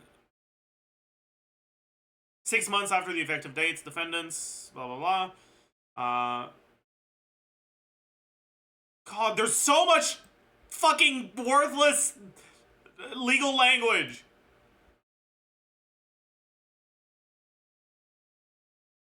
Like, this whole paragraph says you have 6 months to disclose the price of a wish.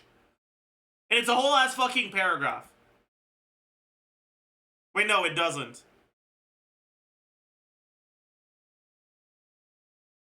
No, it doesn't. Wait, sorry. Let's... Okay, no. Oh yeah, I guess we can just read the title. Sure.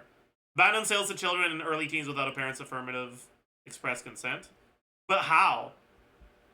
How do they get that consent?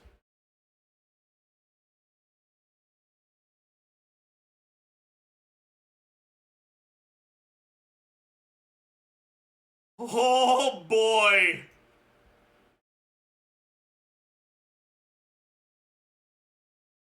Informed consent?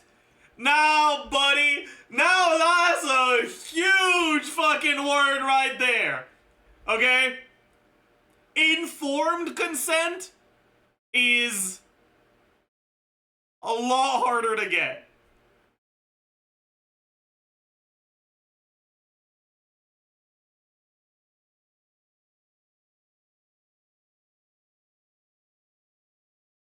What does that even mean? It effectively means that you basically have to prove that you properly conveyed all the relevant information to the decision. Basically, if they did abide by this, they would go bankrupt. So they won't. Right? They're definitely not gonna ever give anyone properly informed consent, like, by themselves.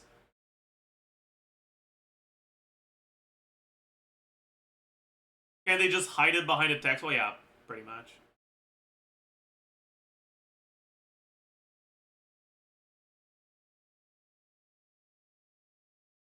But, like, the best way to understand the fucking burden of informed consent is in the medical field.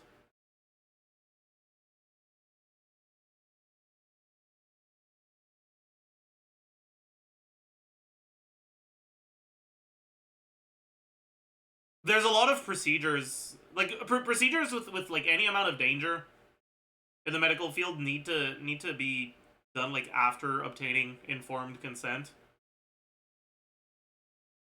And there's a lot of fucking weird, cringe legality, like,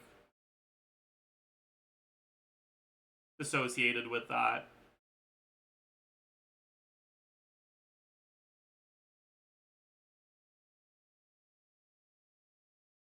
In House MD, Dr. House just does the thing without consent. Yup.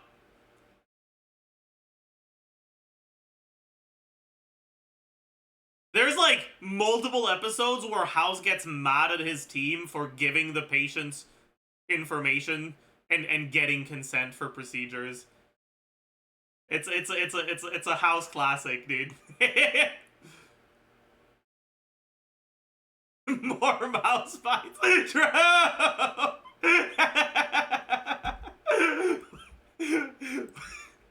Mouse bites House. Wait, let me. Yeah, I need to find it. Where? Where is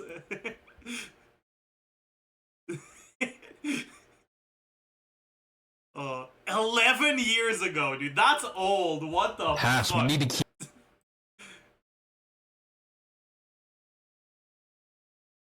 Haas, we need to keep this patient. Did you try the medicine drug? Oh, I did try the medicine drug. Only stupid people try the medicine drug. You are stupid. I tried the stupid drug. You are a black man. This vexes me. I have blood dripping down my nose that is dripping. That's bad. I also was bitten by a mouse due to my poor hygiene. You need hygiene drug. Also, I have not spoken in a while. No, hygiene drug will kill the patient. He needs mouse bites to live. I forbid this. Don't care. More mouse bites. I feel better. No more nose blood. Thank you, doctor. I am very smart. I too am in this episode. Oh. Anyways.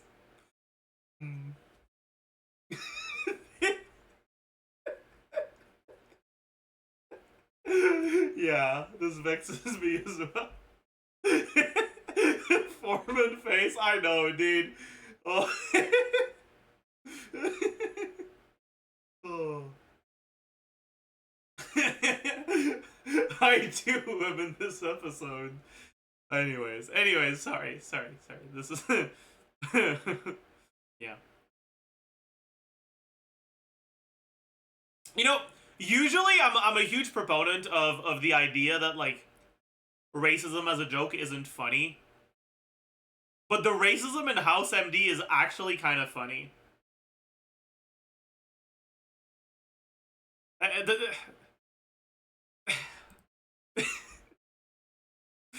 It's the vibe of it is different. Like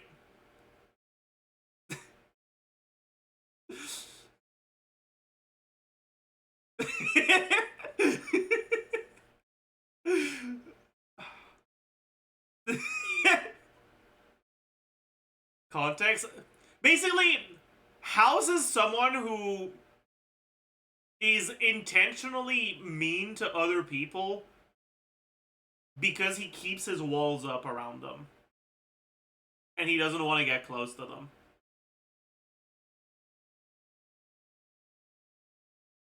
And through that lens, his racism is more so a low effort way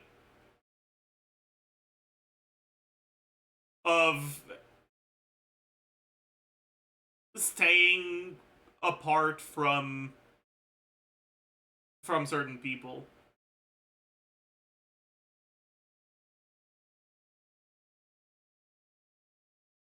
Yeah, like there's an episode where he tells his Indian American underling called Kuttner, in the context of like they have to. I don't remember exactly the context, but like I think that they found a patient's journal or something that was in Chinese, and he said like, Kuttner, you're kind of Chinese. Go and get that translated. And like, what makes it funny is that House is very fluent in Chinese.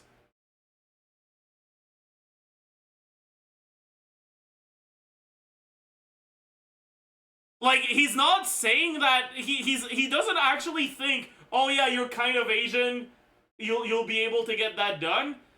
He just wants to get under his skin.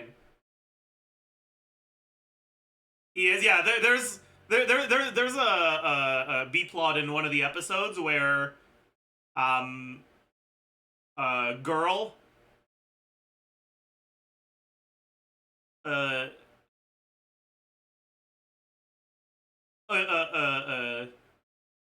daughter of a Chinese immigrant tries to get birth control at the clinic by like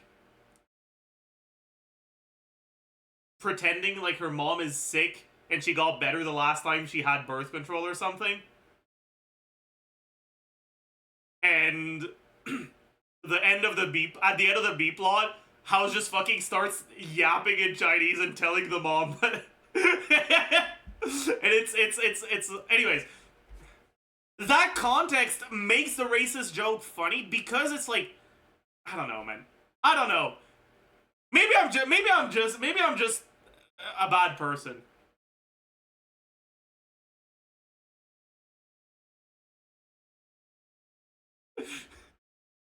Bro pulled the Xiaoba NYC. True! Anyways, back to racism. True. Wait. Let me... House Chinese pregnant. Do I want to look that up? I want to get the clip, but I don't know if I want to look that up.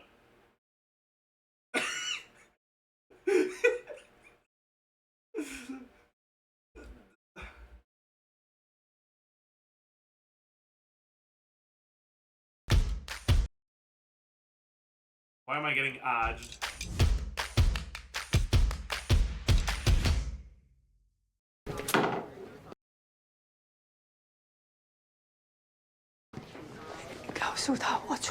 She has menstrual problems. They're really bad. The pain keeps her in bed all day. Plus, she's super depressed.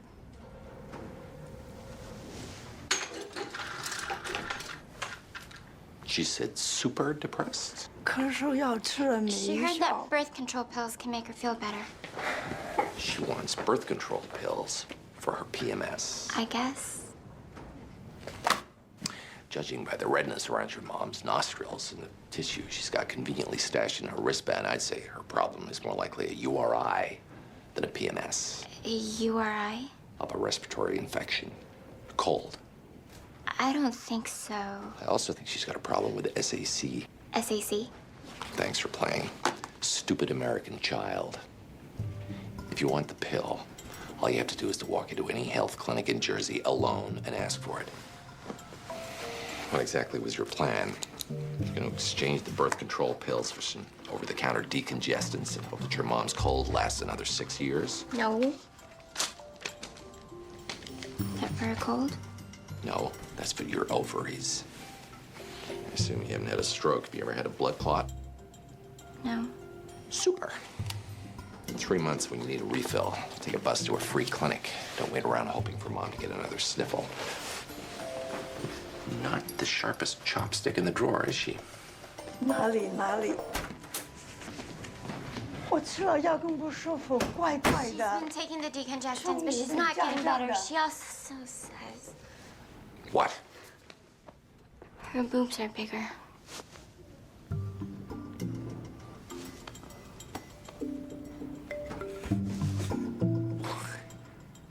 How could you get them mixed up?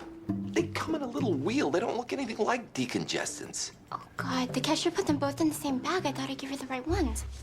他说 Are 什 we 么不 watching 对 House? 劲啊？ Because this clip is relevant to our conversation. Okay. 他说他开了错药给你. No, you gave her the wrong pills. You speak Mandarin? I can count to 10, has to go to the bathroom, and... 恭喜你快动手了. I'm not pregnant. We haven't even done it yet. 他在做讲什么？你是不是怀孕了？ Okay, I'm gonna leave you two alone now. Sure, you got a lot to talk about. 那么为什么他说我要换主母？不是。你哄自己我要做主母了。哦，你年龄红了，你是这样。 But yeah, like that clip contextualized so like I don't know, man. It's just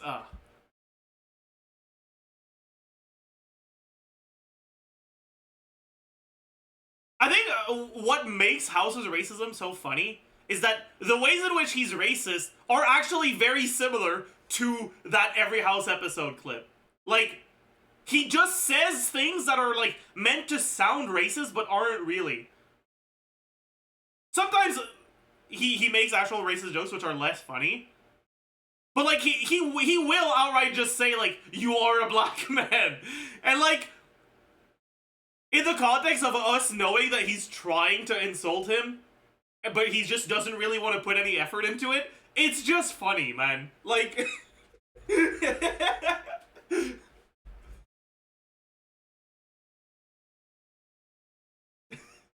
This vexes me. Oh.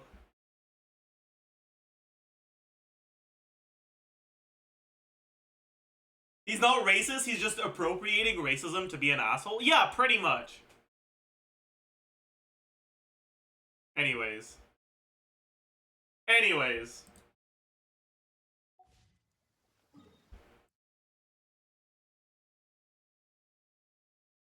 The joke isn't the racism, but the laziness and ridiculousness of the racism to be a dick. Yeah, exactly.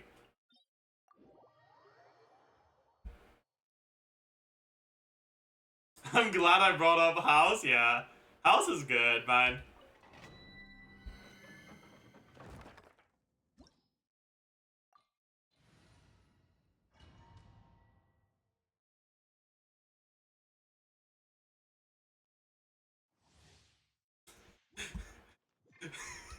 Racism is really funny when Mr. Apartment does it. True! Going in.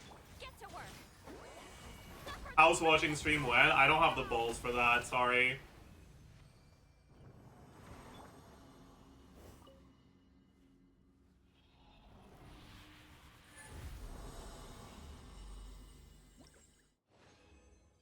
Insane. I lied. Oh yeah, I skipped an exercise routine, sorry.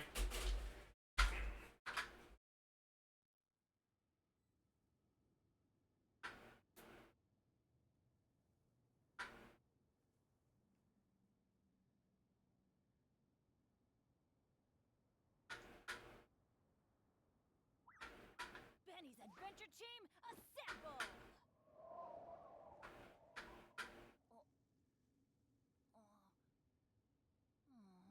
Or not.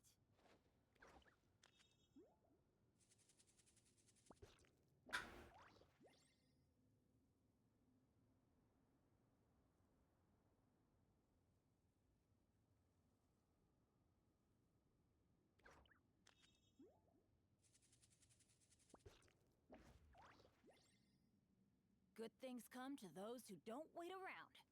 That's what they say anyway. Knowing my luck, the opposite is probably true for me.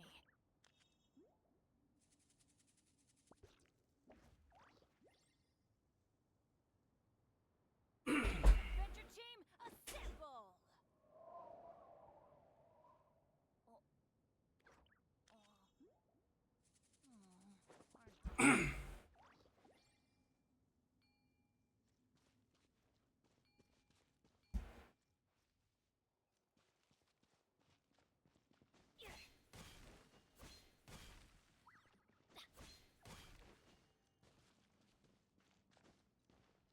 Wait, what?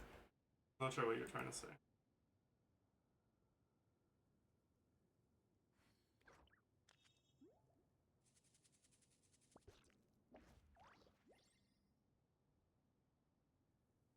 Oh, ow! Where did that come from?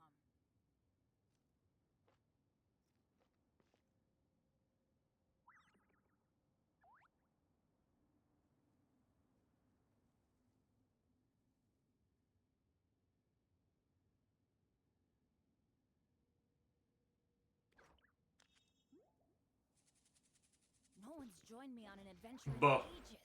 Come on, let's go.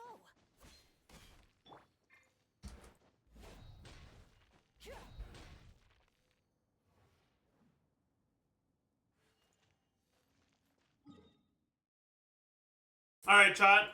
I think it's time for the Arlecchino video.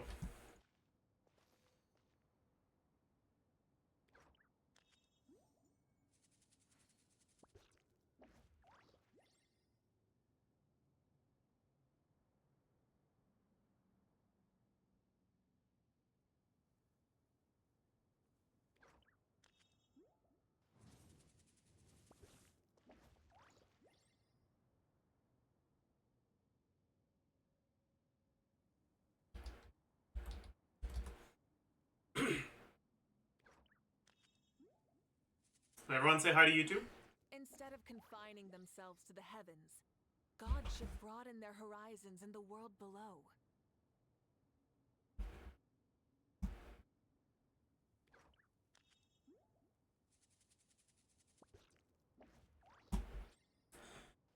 Hello, beautiful people, and welcome. Hi. Wait, fuck. Gotta do this again. I want Arlecchino on the team when I'm doing the Arlecchino video. Sorry. Take two. Take two. No need to fret.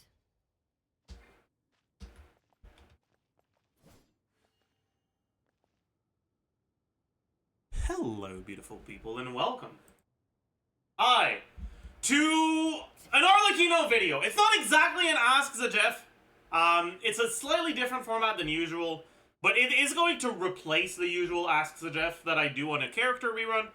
And the reason I'm not doing a usual Ask Zajef is because I honestly have more to say about Arlecchino than I usually do about characters on their reruns. Part of that is because Arlecchino is probably the character I've played the most since she came out. It's between her and Nevidette, probably, but she's definitely up there. So I've played her a lot, so I'm very familiar with a lot of the subtleties to it. But also because there's been a lot of changes. Or not a lot, but there's been quite a few changes to her teams recently. A lot of new stuff. A lot of new options. And I just think there's a lot of things to say. So, without further ado, let's get right into it. Just like with the usual Ask Zajefs, I'm going to start off by talking about her place in the meta, her pull value, and how and what has changed since her last banner.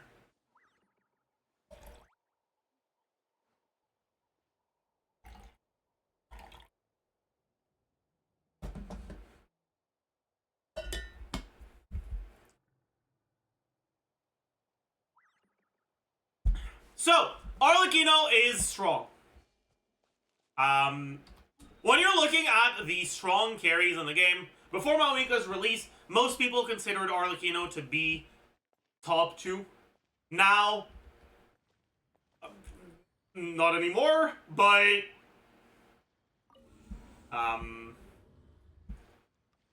there's still quite a few people that would at least consider her to be top 3.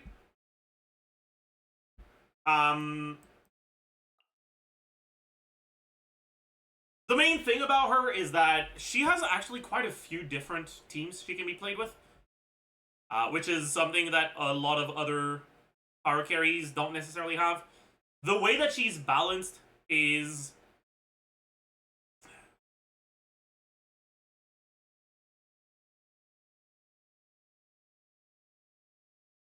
Sorry. She is designed in a way where teams of many different archetypes will perform relatively similar in power. In the sense that she has good synergy with reactions, but that synergy isn't so good that she's reliant on any specific reaction. That leads to ARLECCHINO having a lot of different options in her teams, and that's honestly the biggest thing that she has going for her. Outside of just the fact that in terms of output, she's one of the stronger carries. ARLECCHINO is generally arguably the character that has the highest amount of like different team archetypes that perform really well.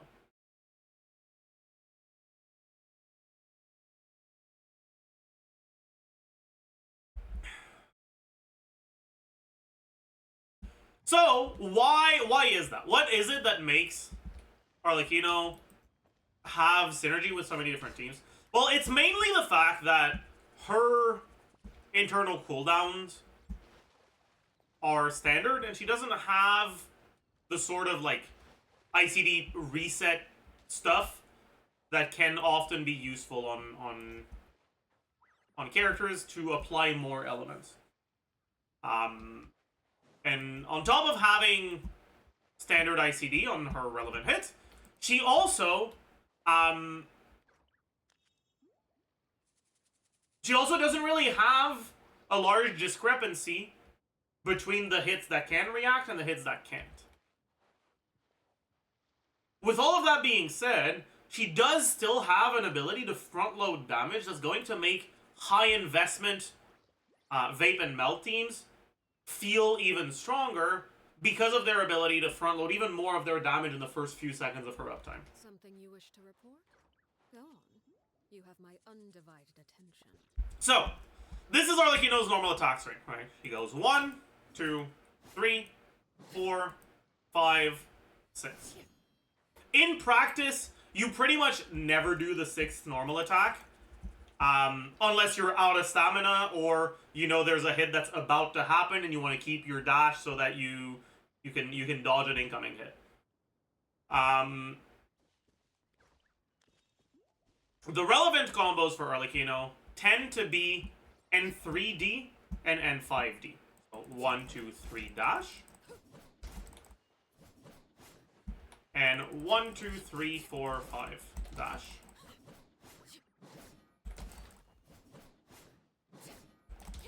Touched too early on that one. You can also do and forward dash. Generally, you always want to do between 3 and 5 optimally.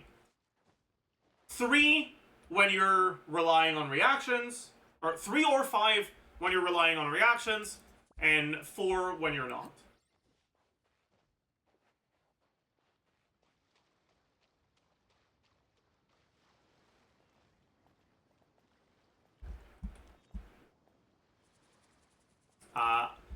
You still would prefer doing 3 over any of the other combos.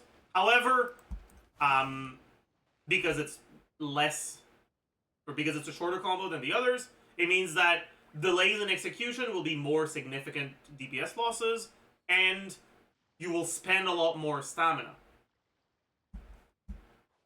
And so because of that, there are a lot of practical situations where you don't necessarily want to do N3D.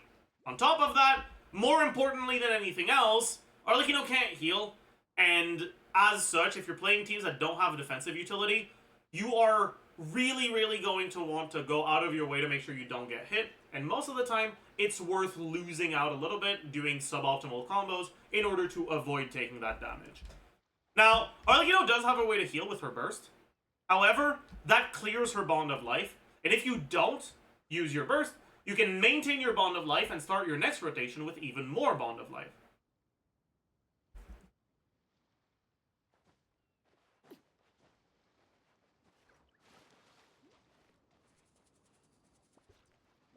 Which means more damage.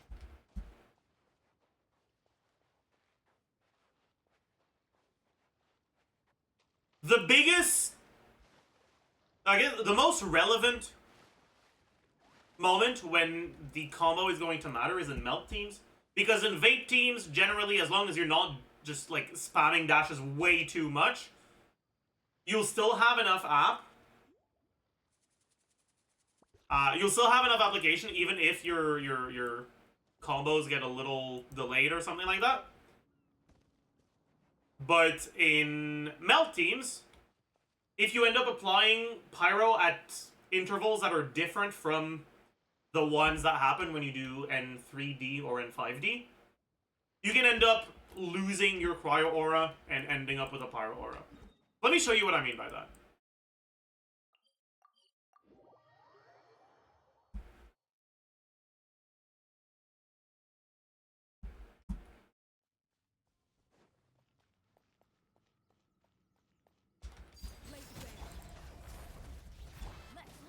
The default ARLECCHINO combo in the Citlali Melt team. Like this. And you keep the cryo aura onto the enemy for a while. Let me remove a little bit of damage so enemies don't die too fast.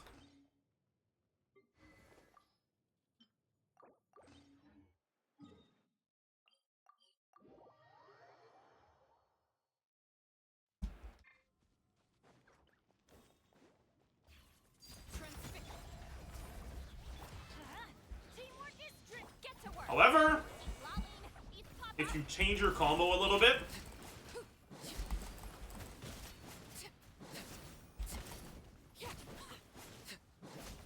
I guess he ended up dying too fast still. Fuck.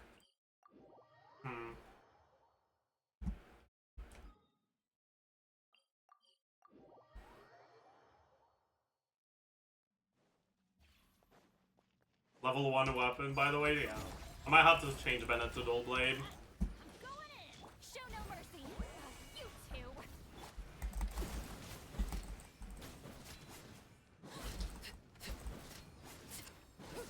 As you can see, you end up with a Pyro Aura onto the enemy, and that obviously makes you lose some reactions.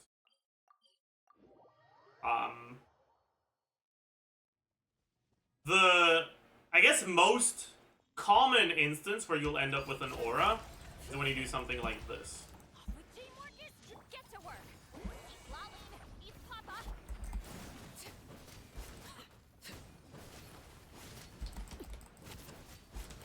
Oops, I fucked up. I wanted to show something and I fucked up the execution, so I didn't show it.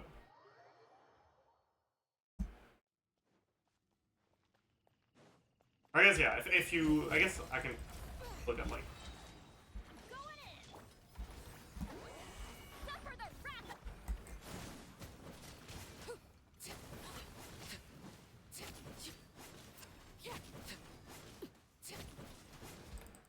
Here, I did the right combos, but I delayed them a little bit. And that's enough to fuck with your aura.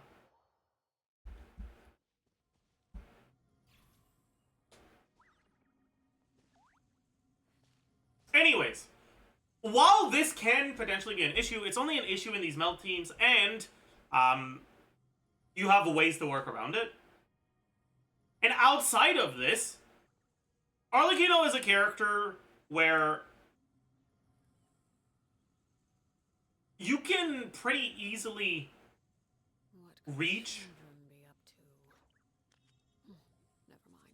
output relatively close to what your sheet DPS is going to be. What I mean by that is that Arlecchino is a character who is very easy to execute. As long as you're not dying, right? Which is her biggest practical downside. Her inability to heal leads to dying on her arguably more often than on other carries. As long as you're not dying, she tends to be easier to play than a lot of other carries.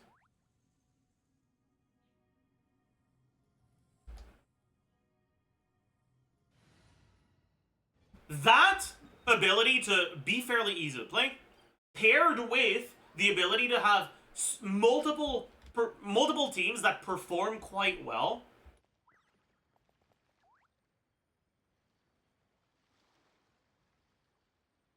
makes it so that Arlecchino is a character that isn't just strong, but also has a lot of practical usage. She's a character that feels easy to play. And that's obviously going to be very relevant for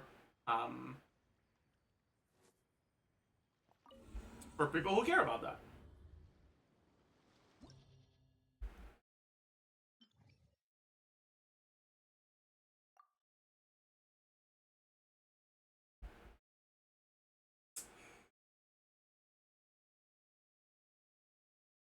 Yeah, that's it for her place in the meta. Now, what has changed since her last banner? When was her last banner? Has she gotten a rerun before, or is this her first rerun?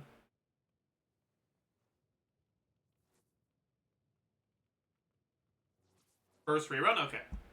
So what has changed since her last banner?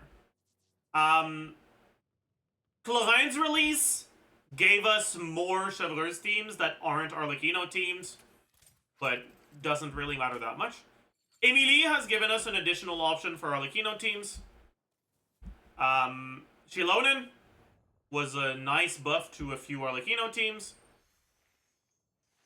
Auroron gave us more alternatives for some Arlecchino teams, but eh. And Citlali was a pretty big buff to Arlecchino's melt teams.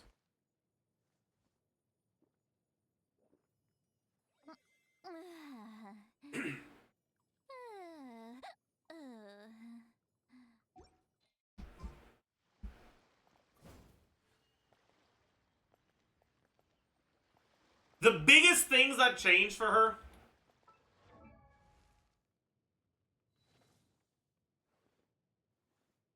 are Shilonen and Citlali.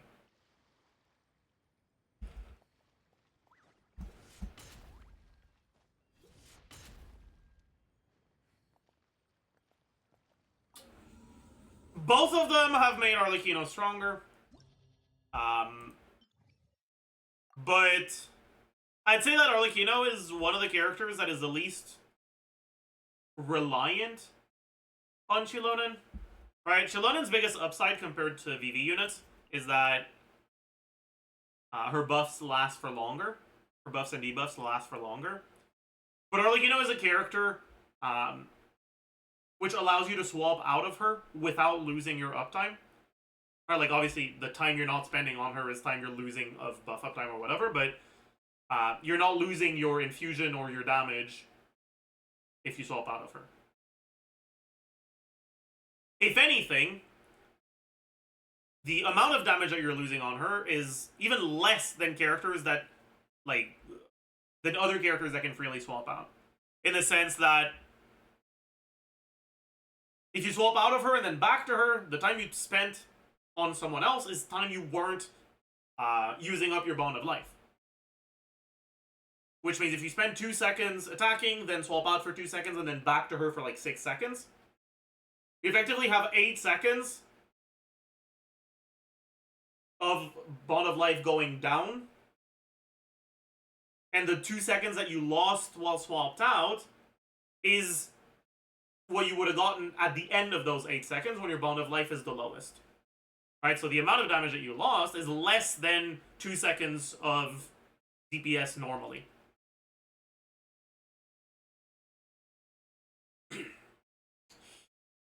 On top of that, Arlecchino has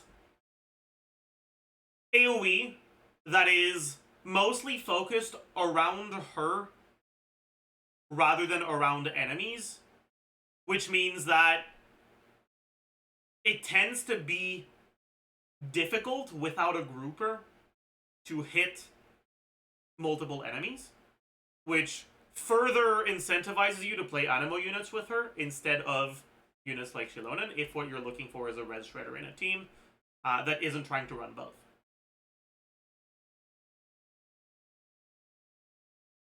And because of that, while Shilonen was, you know, it was an upgrade in the sense that it gave her a bunch more team options,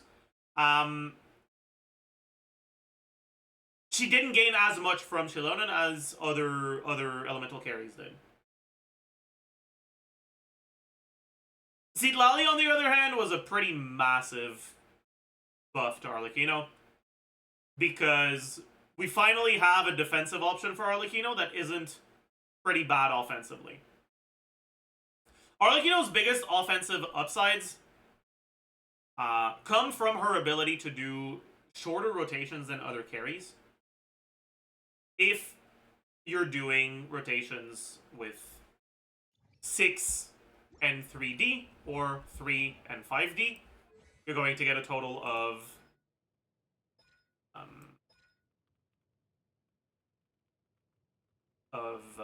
16 attacks. 18 attacks, sorry. Which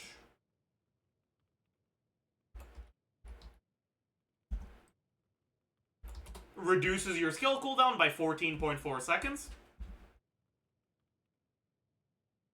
Which effectively makes your overall skill cooldown 15.6, so about 16 seconds. Which allows for her to do 16-second rotations. That means that units that have cooldowns longer than that are going to be making your rotations longer. If you're using Yelan, you're gaining your rotations behind Yelan's 18-second burst cooldown. If you're using Xingqiu, you're gating your rotations behind Xingqiu's 21-second skill cooldown.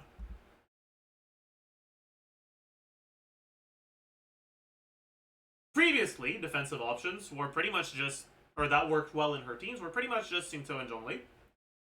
But obviously, because her baseline rotations are 16 seconds, she gets punished more by Xingqiu's 21-second cooldown than other carries do, which hurts her synergy with Xingqiu. Zhongli, on the other hand, provided very little in the way of offensive utility. Citlali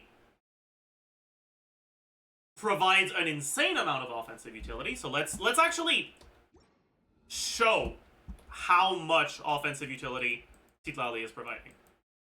Like actually quantify, or not quantify, but like show it for you guys to be able to see.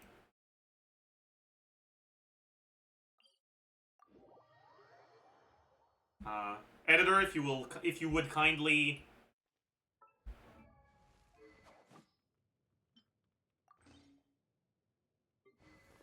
overlay the two clears, or like have one on each side of the screen. I'll do one with Zhongli and one with Citlali, just to like show the difference.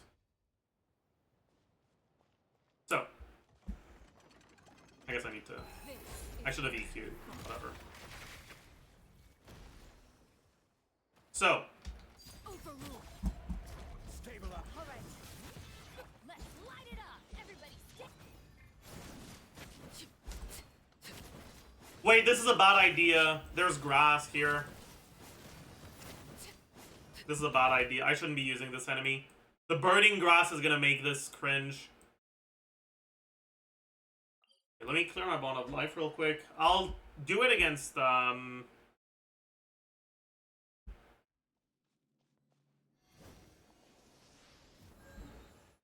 do it against the bunny, I guess, or the capybara.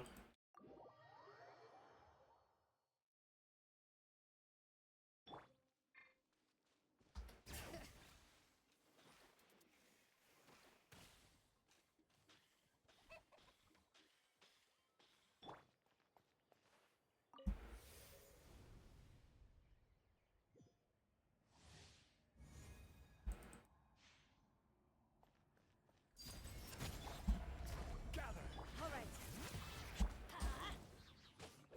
Going in.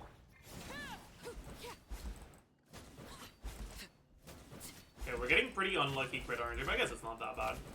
Oops. Okay, wait, I did 2 more than necessary, but whatever. Everlasting as the moon.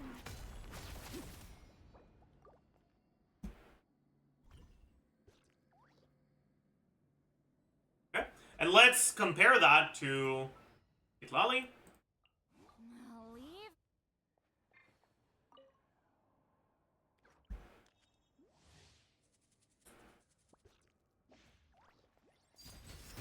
Bring it.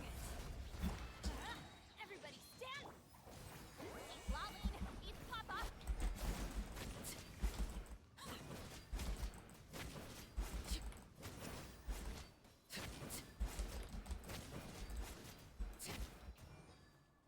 Okay, wait, this is the amount of attacks we did.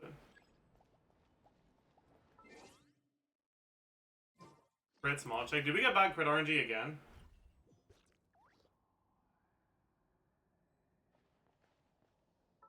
I wasn't really paying attention.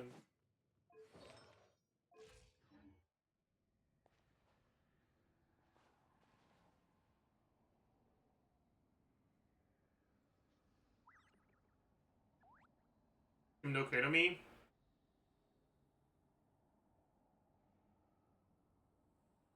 Wait, no.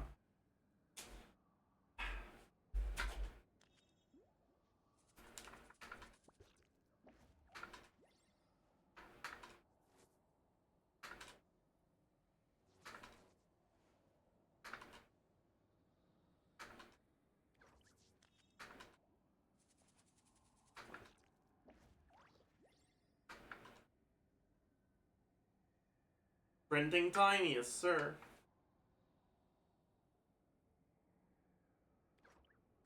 Staring into my eyes is ill-advised.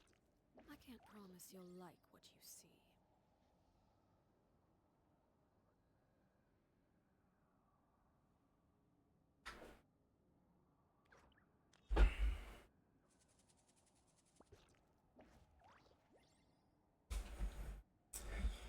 Anyways, Seedlolly has given her a defensive option that is much more, or much stronger offensively, which obviously is going to be pretty nice for her.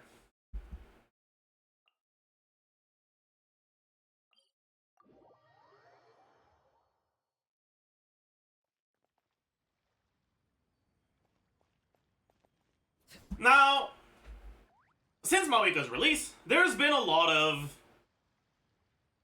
talk about Mawika being stronger than ARLECCHINO. And there is one asterisk I want to put to that. I want to add to that.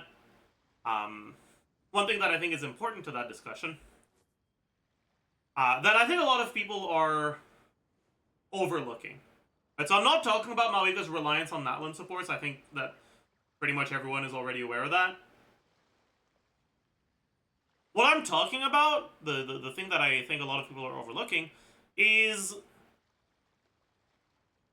ARLECCHINO's ability to deal with content that requires multiple rotations to clear. She has a lot of things in her kit that help with that. First, and most importantly, at the end of your rotation, you'll have some leftover bond of life if you didn't use your burst. Which means that if you use your E, at the start of your next rotation, you'll gain 130 on top of what you have left over, and you'll start your next rotation with basically 160 instead of 130. Which means she does more damage from the second rotation onwards. And even more later on, but it's mostly in the second rotation that like the biggest increase goes.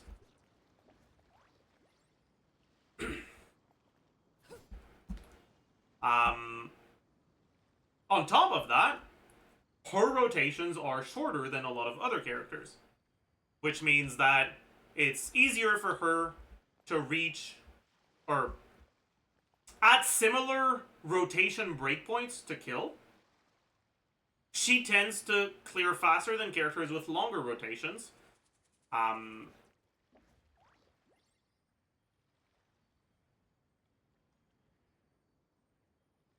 Because she can start her second rotation faster.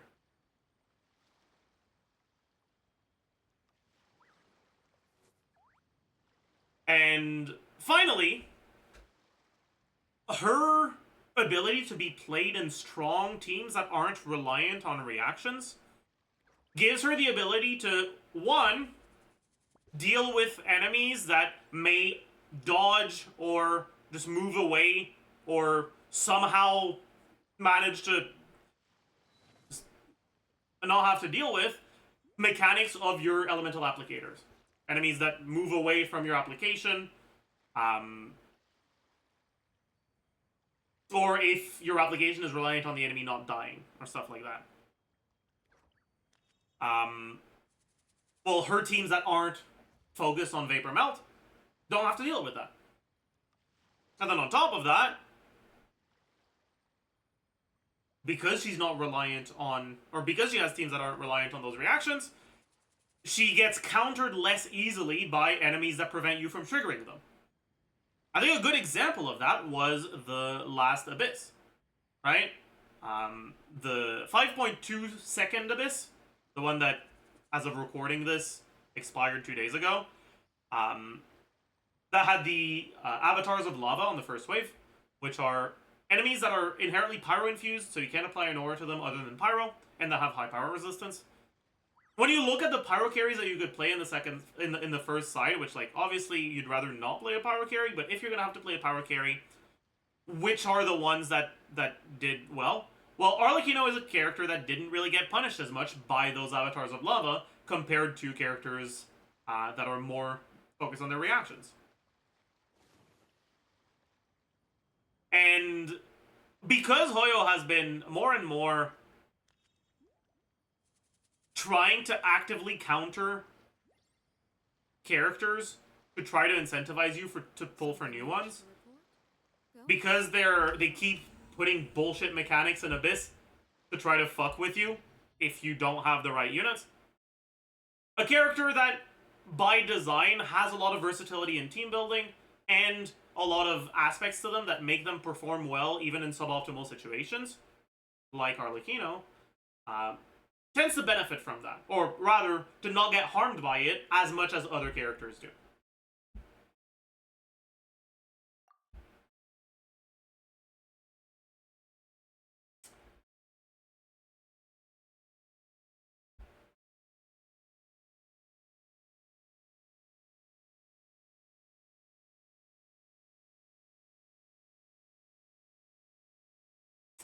Anyways, with that basic stuff out of the way,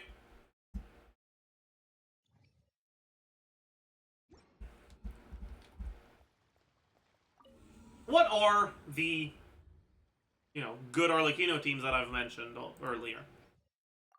So, the first thing to know about ARLECCHINO's team building is that you want Bennett on the team.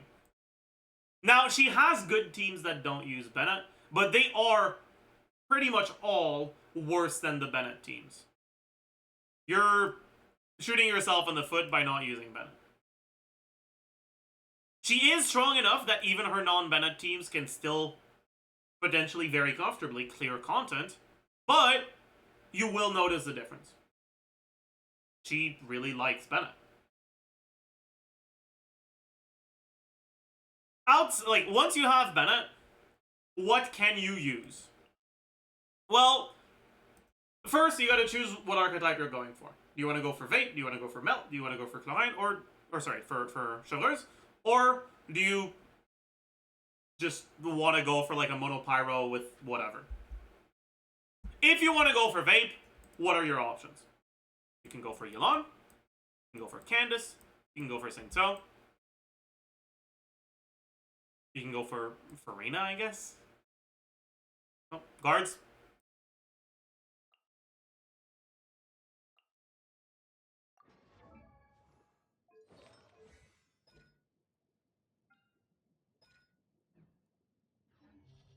So, what are the upsides and downsides of all of these? Farina, upsides.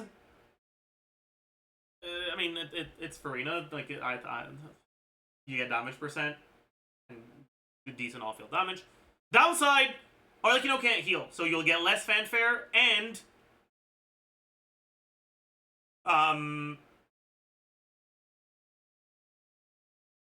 you'll be a lot squishier on your Arlecchino.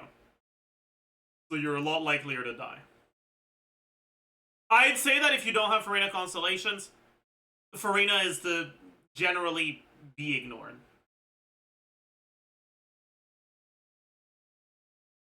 Yelan can't evade the C2 proc plus N1. Farina can't. Really? Are you sure? Yelan burst is 2U. Are you sure it can't?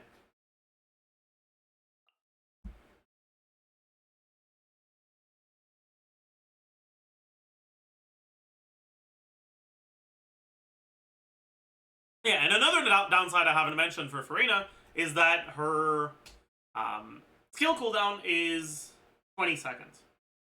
So the default rotations are going to be 20 seconds, which obviously isn't ideal. You can mitigate that due to Arlecchino's ability to be swapped out of... due to Arlecchino's ability to maintain her damage even if you swap out of her mid rotation, so you can just swap back to Farina when her skill expired.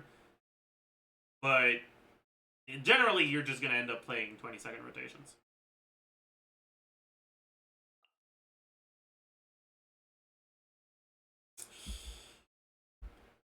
Singto, biggest downside is cooldown.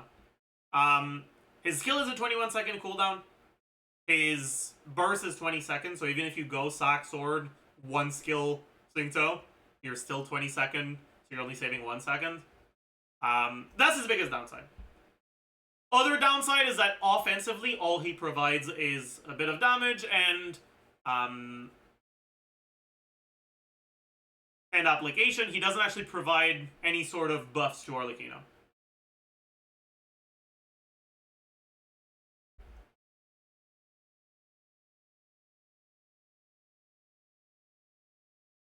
Singto tends to be a comfortable character with Arlecchino, but honestly, not that great. Another downside is that his orbitals make it harder to swirl Pyro if you're playing an Animo unit in the last slot. And so, as a general rule, Singto is an option you can consider, but won't necessarily be the best. And that leaves us with the two units that I would generally gravitate towards when you're trying to play Vape Arlecchino. Yelan and Candace. And yeah, I'm actually serious about Candace. So, what's Candace's biggest downside? She is reliant on C6. She doesn't work for Arlecchino without her C6. And she doesn't have any sort of meaningful personal damage. What are the upsides that you get in exchange for that? You get a damage buff.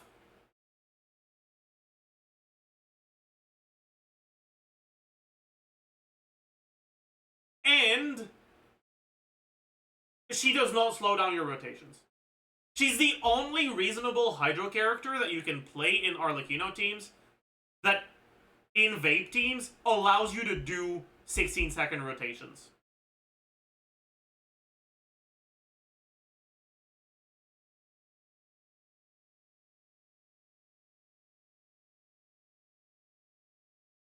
She also applies Hydro and AoE, unlike Xingqiu and Yelan. Well, Xingqiu kind of, but unlike Yelan at least. Which allows you to vape in AoE as well.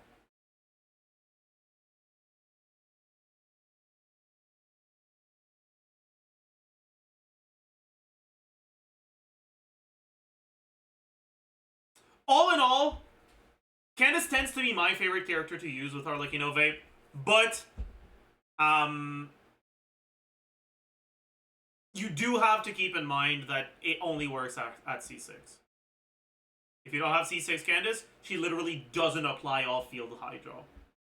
So it won't work.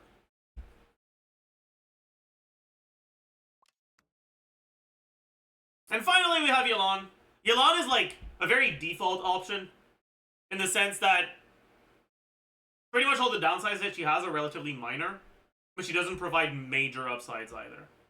Right? So Yelan has a ramping damage buff, but Arlecchino has front-loaded damage, so the higher amount of damage percent will happen when you have less Bond of Life, which is, like, kind of not ideal.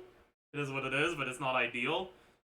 Yelan doesn't apply AoE Hydro pretty much at all, outside of, like, her on-field, right, when you E, if you want to do a breakthrough barb as well, and then burst. But after that, there's no off-field, or there's no AoE Hydro. It's only single target.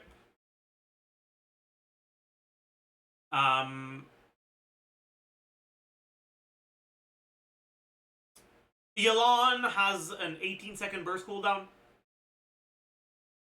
which slows down your rotation on Arlecchino, but not by that long. It doesn't slow it down by that much. So it's still a reasonable rotation length. And you're not losing out on too much. But Yelan's ER requirements in these vape teams, especially when you're playing solo Hydro Yelan, are incredibly high, to the point where you're probably going to need Fav and ER Sense, and so her personal damage will be a lot lower than it otherwise would be.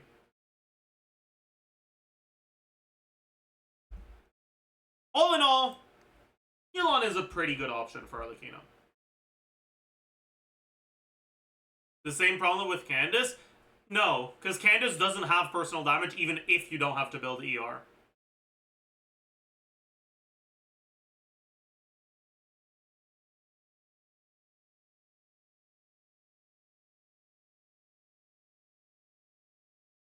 Like, they are both reliant on building a lot of ER, but one of them gets punished by those ER requirements and the other one doesn't.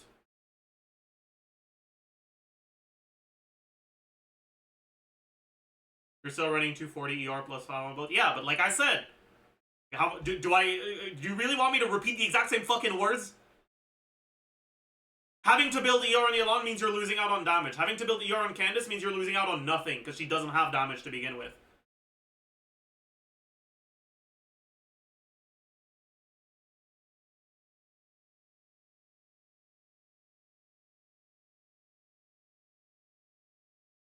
Anyways. Once you have your Hydro unit,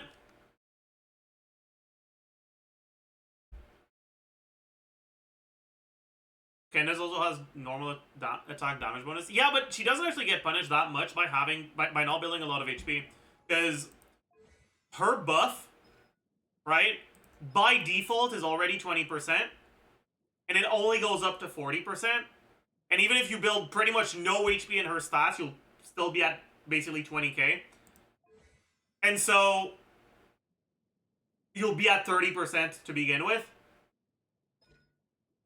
So basically, the only thing you gain from this is upwards of 10%.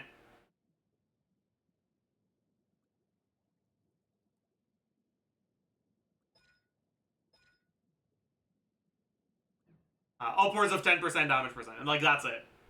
And if you have... If like, fuck, I'm using her... What main stat is she even on? I have no clue. Right. Attack percent, crit rate. And, like, I'm losing out on barely anything. Or is it only up to 40? Or I think that's just, like, the cap from the amount of HP you can get. There might not be a hard cap.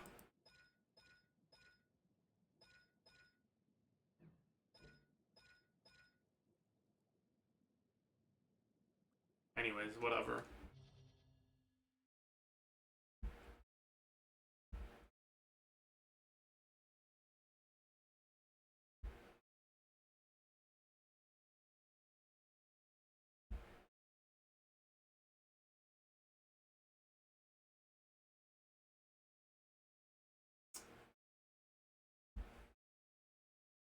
Okay, but yeah, so then your last slot has to be something that doesn't interfere with your reactions. So either you go for a second Hydro character, so obviously you could just do something like this. Or you can have an Animo unit that's going to buff Arlecchino's damage. You can have, obviously, the aforementioned Chilonen. You can have a defensive unit. You can have just a whatever unit that doesn't fuck with your reactions too much. Although, something like this could be a problem in some situations.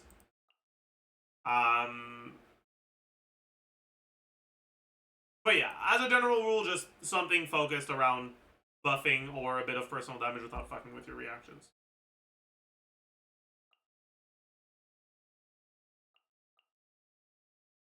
The second option that you have is Melt. For Melt, you have 2 cryo units that can single-handedly provide Arlecchino with the cryo she needs. Right? You have Kaya and Citlali. But yeah, and there, I guess I haven't mentioned Lanyan earlier, but Lanyan will indeed be an available option once she comes out. There's also that, yeah. But yeah, so the cryo units that you have available to you, right? Kaya and Citlali. Both of them can potentially provide enough cryo for Arlecchino to melt all her stuff. However, Kaya's application pre-C6 is very inconsistent. And generally just won't be enough. Because the delays between his applications won't be favorable for Arlecchino. So it only really works well at C6.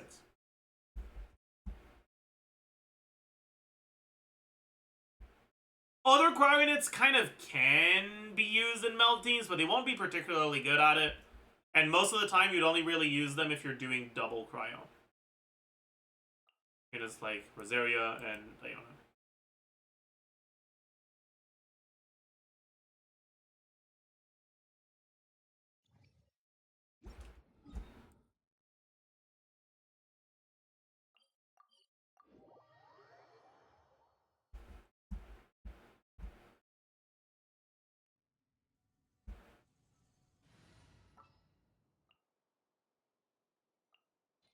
How did I not click on it?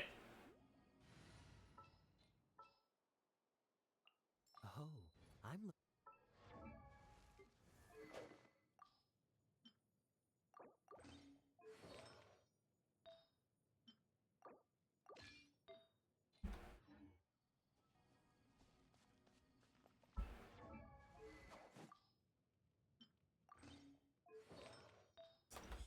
So,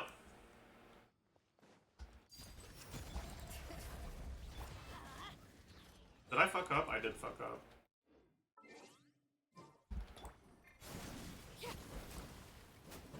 Let me get my fucking skill back by attacking him.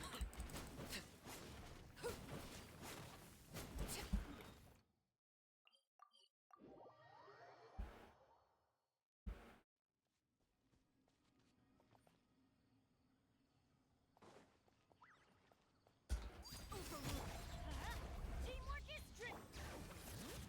Dodge this. Oh, so sorry.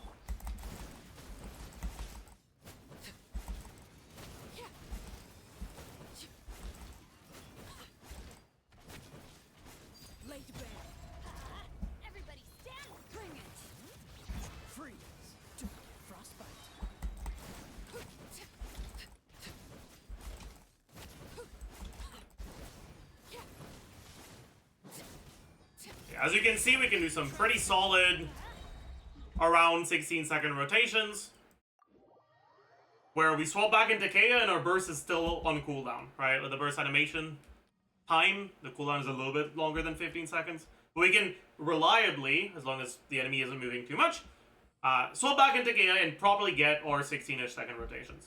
And get our melt on all of our meltable hits. As you can see, we never ended up with a Pyro Aura on the enemy. So this is with C6 Kea, yeah. And we already showed how it works with Citlali as well.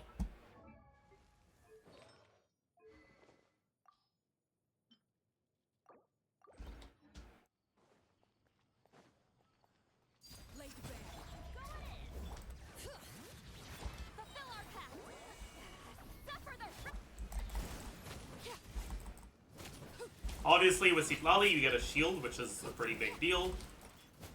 Something that you don't get with Kea. Everybody stand! Show no mercy! You two!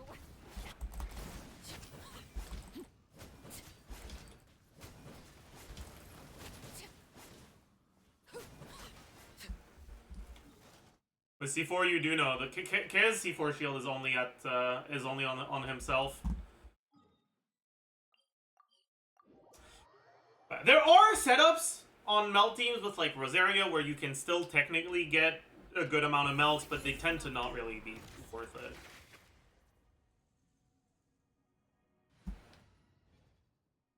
Anyways, what should your last law be in those melt teams? Obviously, like I already said, you can consider double cryo teams. But generally, the main thing you'll be looking for is, well, when you're playing these melt teams, you're accepting that the cryo unit you're playing to enable isn't going to do a lot of damage, right? Whether you're playing Kea or Citlali. Kea, ER requirements tend to be really high in a team like this, so he won't get a lot of damage. And Citlali just doesn't have that much damage to begin with anyways. And so what you're looking for, ideally, is a character that can buff ARLECCHINO's damage. Where is Citlali? Yeah. So generally, just like in the vape teams, what you're looking for is Shilonen or a VV unit. Sucrose actually does a little bit better in melt teams than in vape teams because a larger portion of your damage is coming from those reactions.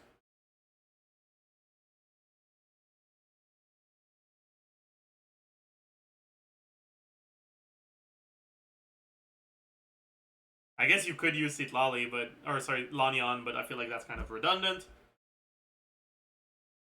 Same for like Zhongli. Units like Albedo or Chiori don't really punish you in these teams. The reason why they punish you in vape teams is that when it comes to vape,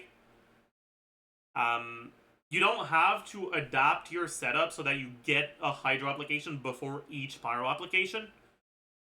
Because each hydro application lets you vape up to 2 pyro applications. With melt, that's not the case. Each cryo application only lets you melt 1 pyro application. That means the cryo units you're using always apply cryo before your pyro apps. Whereas the hydro units you're using just need to apply hydro once every 2 pyro apps. Adding geo units like Albedo or Chiori that apply off-field geo weakens that hydro aura and makes it so you only get 1 vape out of it. And if you only have enough vape so that or enough hydro app that you get 1 hydro app every 2 pyro apps, that means you're going to lose your reactions.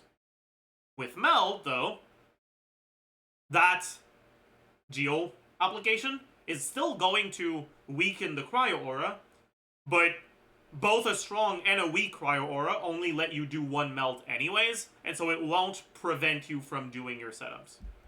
Because of that, you can play something like this without a problem.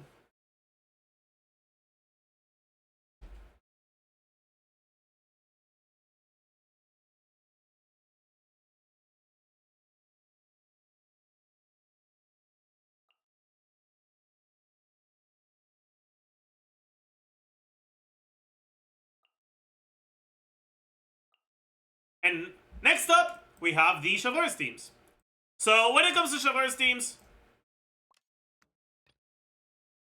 well, it's pretty clear what you need here, and it's an Electro unit. What choices do you have? Mainly, you're choosing between Fischl, Beto, and Auroron. And I guess Raiden as well.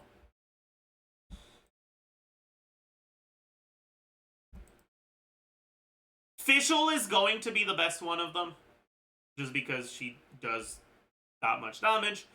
There are Arlecchino setups with this team where you can reliably have Electro Aura on the enemies, and therefore make it so that you trigger Fischl's A4 with Arlecchino in the same way that you would usually trigger Melt or Vape with Arlecchino.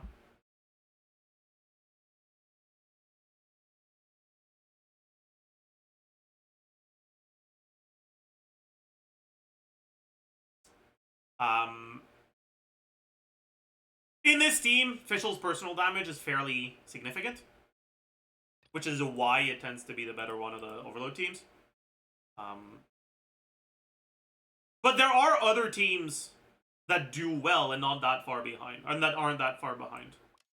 Mainly, Auroron, who will do less damage than Fischl does, but in exchange for that,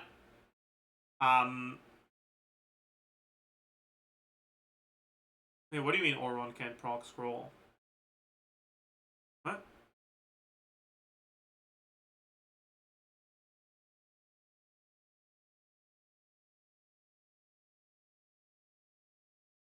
Nobody else is doing 9 soul damage, but that doesn't matter?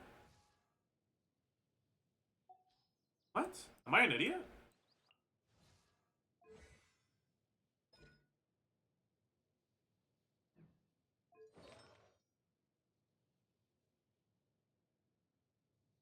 Oh, I am an idiot.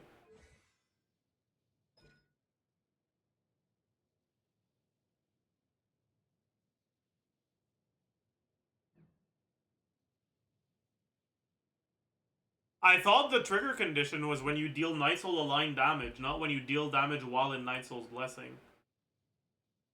I am Cornge. Okay, yeah, sorry. Never mind then.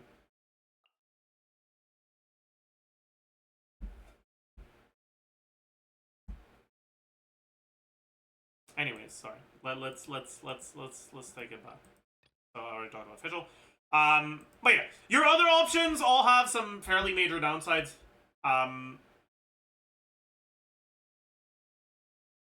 Auroron functions as a more AoE focused character, but he can't proc his passives or the like stronger version of Cinder City in this team, so it's not ideal.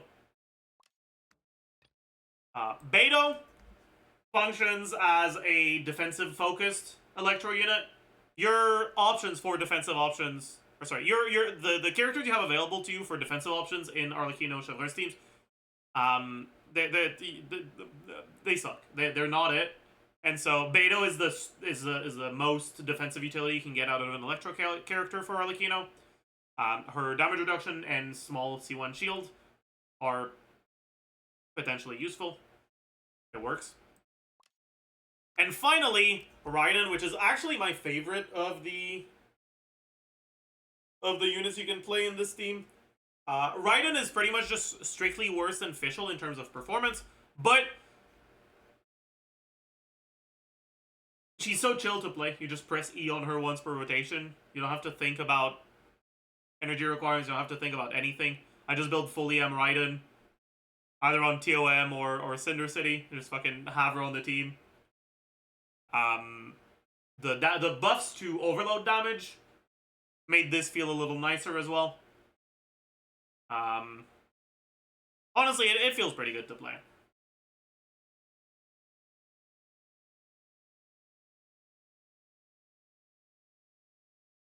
And finally, you can also consider ditching Bennett. Now, dishing Bennett is always going to be worse, but obviously if you need Bennett on the other side, then you need Bennett on the other side. It is what it is. And the Chagou's teams are arguably the teams that get punished the least for using Bennett on the other side.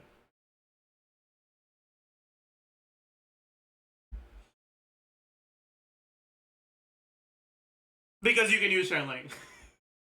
That's right. A team like this will work pretty well. You can also use Maoika. And if you use Maoika, that enables Auron to be used on Cinder City. Something like this. Also functions. These teams are all, you know, pretty alright. They're not Arlecchino's best teams, but they perform fairly well for non-Bennett Arlecchino teams.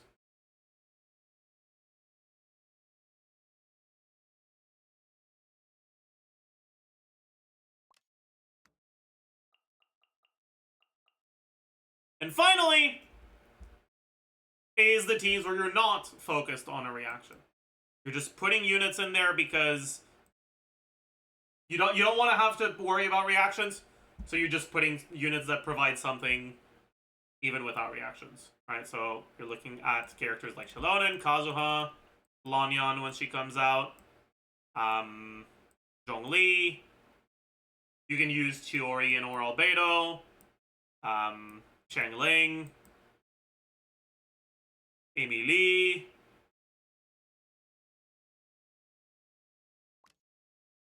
Right, and you kind of just mix and match two of these. Yunjin technically, but like I wouldn't recommend Yunjin.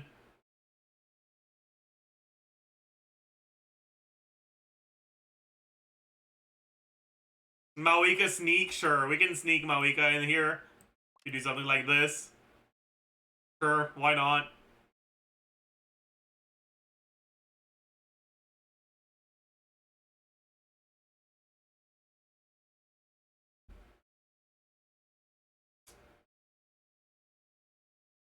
But yeah, you've got a lot of options for these teams. And honestly, they perform well enough to clear stuff without too much of a problem.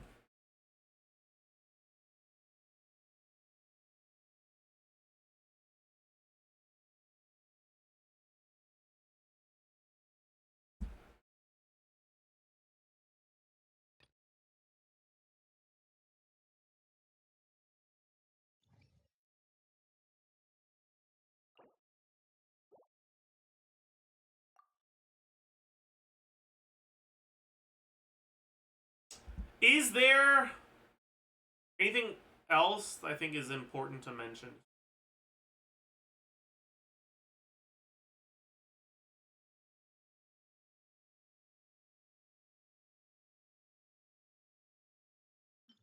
Okay.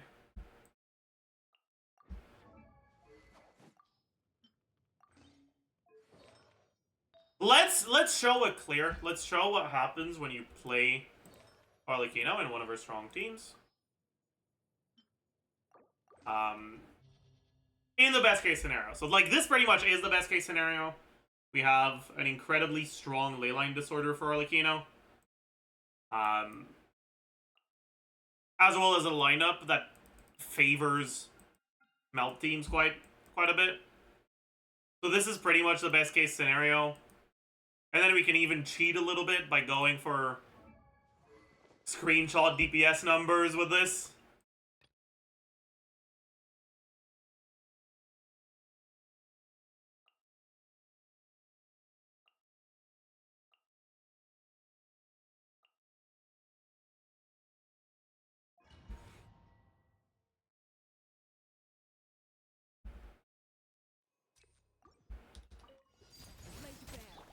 Let's light it up. Teamwork is animal test 60. Get to work. Suffer the wrath.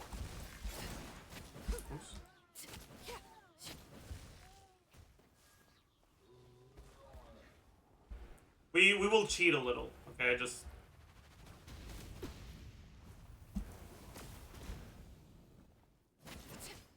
Overruled.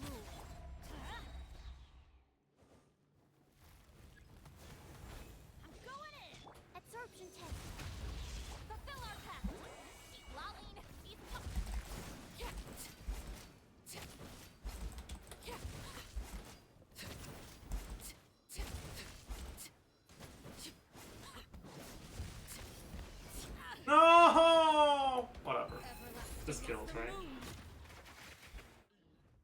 we can cheat a little bit here by taking advantage of the blessing, using a team with relatively short buff uptime but stronger buffs during that uptime, taking advantage of the leyline disorder, and pre-stacking our Bond of Life at 200%. As well as waiting for TDDS cooldown on the second rotation, which generally doesn't happen because you're doing 16-second rotations. Bring it! Busted. Things are about to get dicey. Light of the blazing sun! Spirits alive!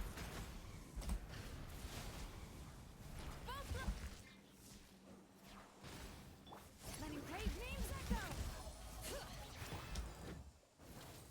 Oh, fuck you. Yeah. Burn it down! Into the wind. Bring it!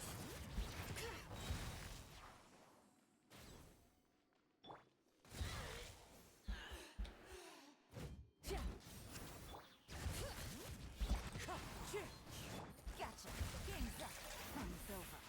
Wrath from the sky!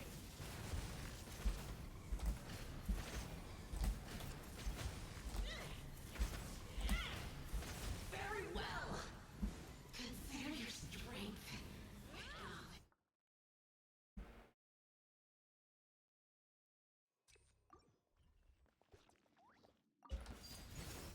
Let's light it up! Everybody stand clear! Absorption test!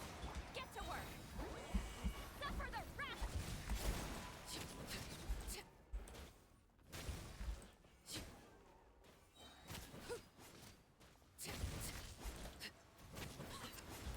Laid bare.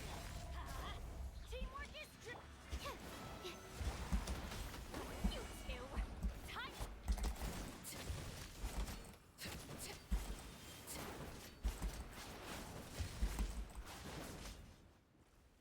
We can kill the Swanee before he even phases.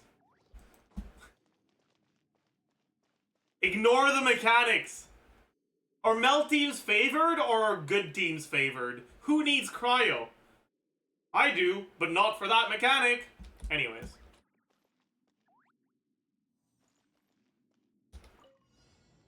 Light it up! Bring it! Busted. Things are about to get dicey. Pyroclastic surge!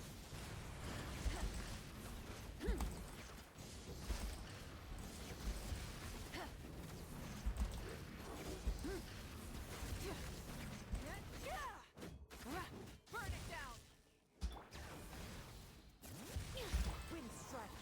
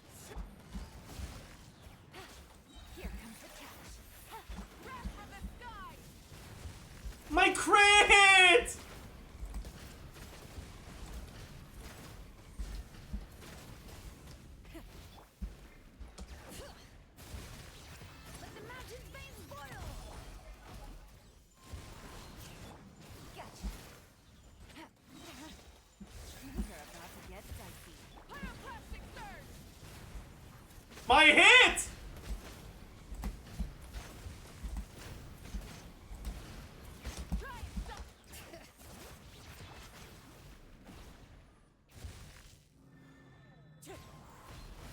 Busted. Game's up. Time's over.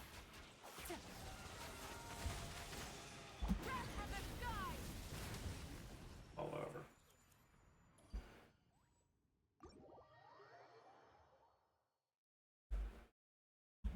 Anyways, yeah, so that's like the best case scenario you can look at for Arlecchino. Obviously, you shouldn't expect this normally. And this is a really good abyss for her. Really, really good. Because Arlecchino is a character that is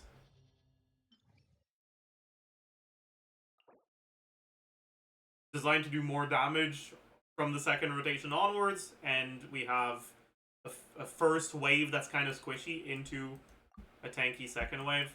I did actually clear slower than I should have on the first chamber, though.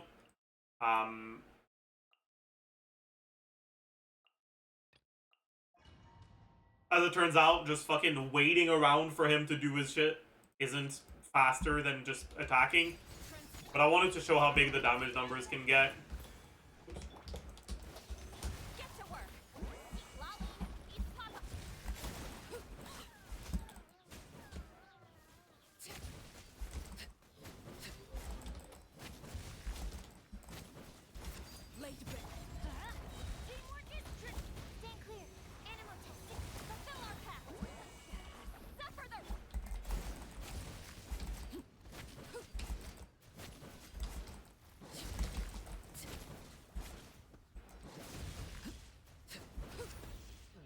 Obviously, this is faster, but anyways.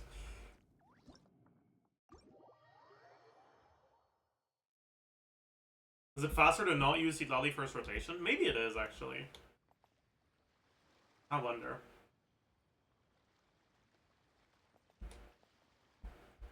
But yeah, as you can see, when you do your rotations, ultimately within 3D, you run out of stamina relatively easily. Generally, what I do, because chambers tend to not last that long with an Arlecchino that's well invested, is I just do in 3D, and then once I'm out of stamina, I swap to doing in 5D instead.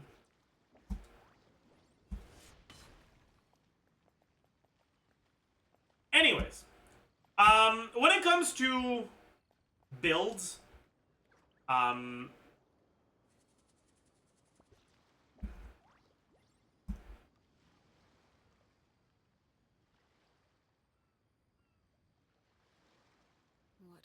I don't think anything has changed since. Never mind. Let them do as they. Since her last, since her first banner. Oh my, you're being annoying.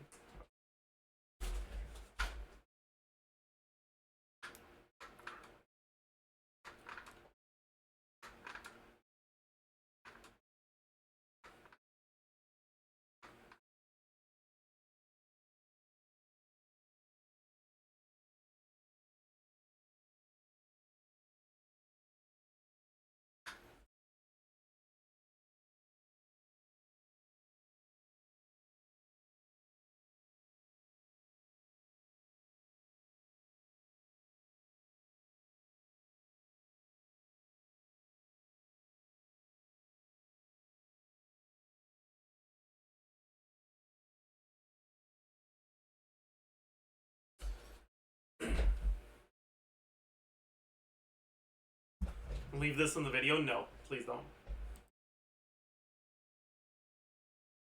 I'm not adding buff flip explode. Stop. Whatever. One thing I didn't mention earlier is something I talked about in detail in the Sitlali post-release.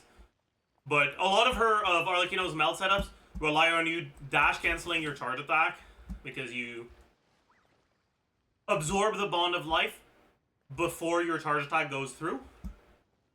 And charge attacking applies pyro. So that can be an issue. So a lot of the melt setups rely on you dash canceling it instead.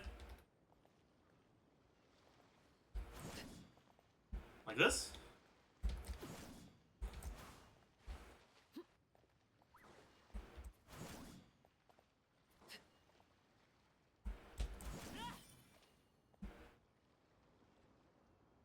But obviously, Arlecchino's signature gives you Bond of Life when you hit an enemy with a charge attack. Does that mean that you can't play signature in Melt, or that you can't play Melt on signature, or that Melt is worse on signature? No, it just means that you have to do your charge attack at a different moment.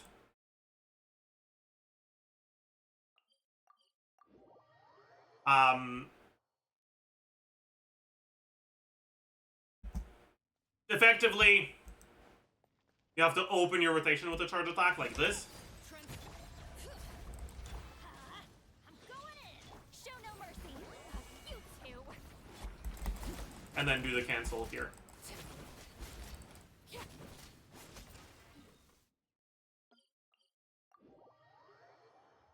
And you always open your rotation instead of opening with E, with charge attack E.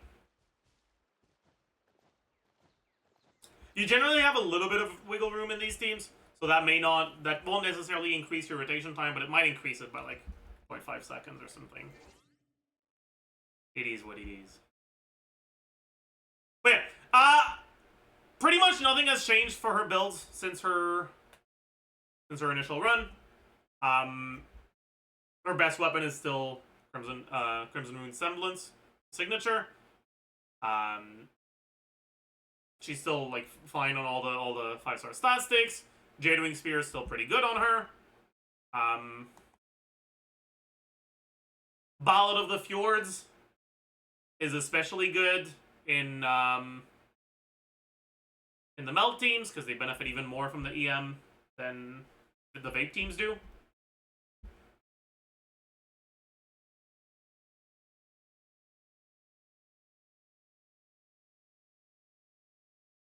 But it's still not, like, significantly ahead of Deathmatch because she's not reacting anywhere close to all of her damage anyways. When it comes to artifacts, again, also not much has changed. The artifact sets that her teams use may have changed a little bit because of Cinder City. Specifically, Candace is incredibly happy to have access to a 2-piece that actually helps her ER if you're relatively low investment. And you're playing her with Shalonen. Outside of that, just 4-piece Cinder City or just any whatever. 4-piece Cinder City can be used on any non-Natlan character in her default teams that don't use Natlan characters. Yeah, other than that, the new artifact sets don't really impact her very much, right? Codex, I get sets. There's only one. Codex isn't good on her. Don't play Codex, obviously.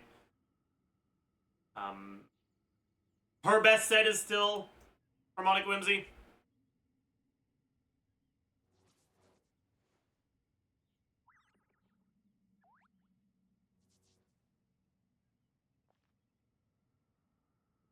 Glad is still quite good on her, even if it's not as good as Whimsy. If you're playing her in a team with MED, Unfinished Reverie is going to be pretty good. Something you wish to report? Your 2-piece sets can still function. Maréchaussée in some teams can still function. Guess DPC, but like, yeah.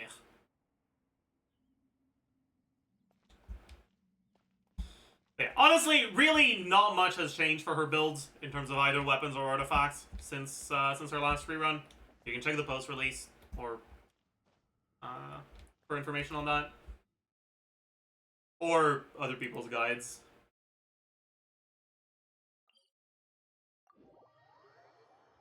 And that pretty much does it for the Arlecchino information that I wanted to make sure I provided in this video. But because this is replacing the Ask Zajef, I'll still do an Ask Zajef section of it. Where I'll be taking messages from chat. Questions about Arlecchino that I may have overlooked in my explanations. So chat, if you have any questions, now's the time.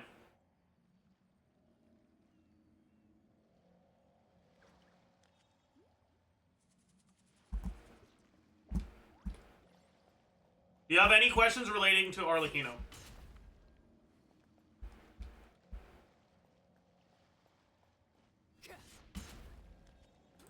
C1 versus R1. Okay. Usually when you're talking about a weapon's R1,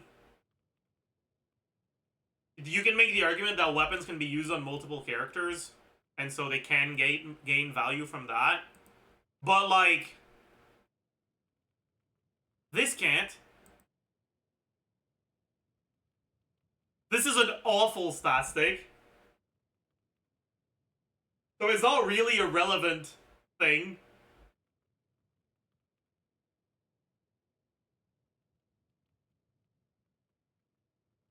And so it's really more about how much you get from the upgrade on Arlecchino.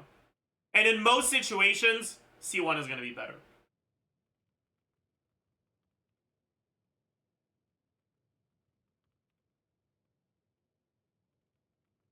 If you're on a white tassel, the SIG may be better than C1, but if you get the SIG and then eventually lose a 50-50 on the weapon banner, or get a standard banner Jadewing Spear,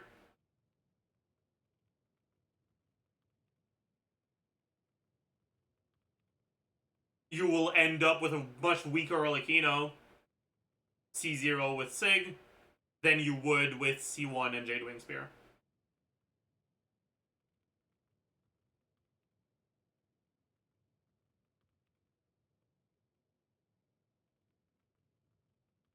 So yeah, if you're looking to improve the Arlecchino you already have, C1 is definitely the play over SIG. On top of that, Arlecchino's Chevreuse teams are very strong. They're one of her best options. And Chevreuse is on her banner, and Chevreuse's constellations, or rather, Chevreuse's C6 is really strong. And so you're killing two birds with one stone by building up constellations on Chevreuse while going for her C1. It's a very good banner for people who want to get Arlecchino constellations.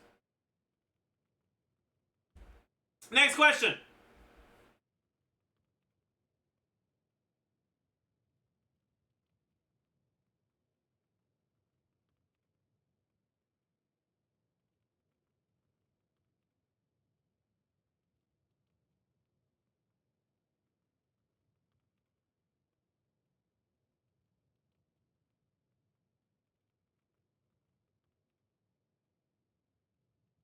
How significant is her issue of needed to consume Bond of Life to reduce skill cooldown? Did you ever encounter it? You can encounter issues if you accidentally do your charge attack too early and you don't let your Bond of Life cook, right? Her skill starts with a normal-sized X that becomes a thicker X after 5 seconds. If you consume the Bond of Life, you do your charge attack less than 5 seconds after using your skill, you won't get 130, you'll only get 65. And if you do that, then you won't have enough Bond of Life to get your skill cooldown back. So let me... Yeah, also if the E misses, that can be an issue as well, because obviously, right, the E cooldown being that 16-ish seconds is dependent on you actually attacking. If you're not attacking because you missed your E, you didn't get the Bond of Life at all, it's 30 seconds before you can try again. Unironically, I'd say that in practice, that's the best use of Arlecchino's burst. It's not healing, it's resetting your skill cooldown when you miss.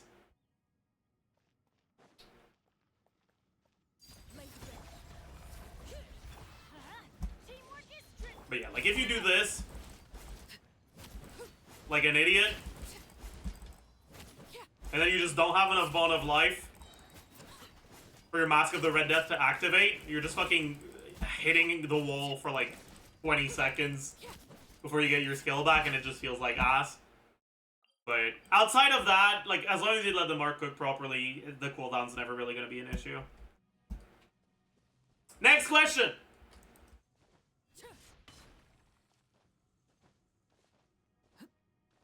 Do you personally prefer vape or melt? Melt 100%. I already preferred melt before Citlali came out. Because I heckin' love Kaya. But I mean, Citlali is obviously a lot better than Kaya in these teams, so feels pretty good. How impactful is her burst? Do I crown it outside of healing? Are there any uses for it? I mean, like I said, right? The main use in practice for her ult is to reset your skill cooldown if you missed your skill.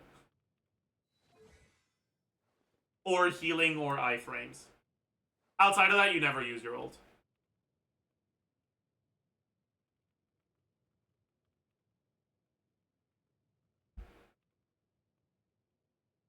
My current talents on Arlecchino are level 10, 8, 9.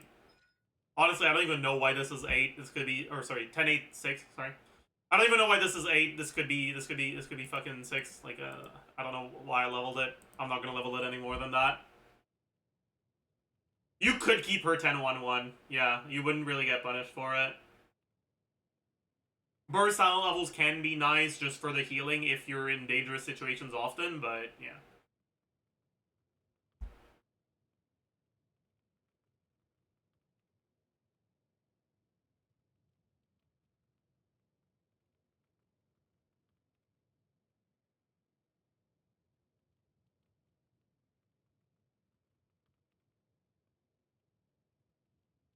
Talent levels don't scale her healing? Oh, do they not? Oh yeah, this doesn't matter then. My bad. My bad!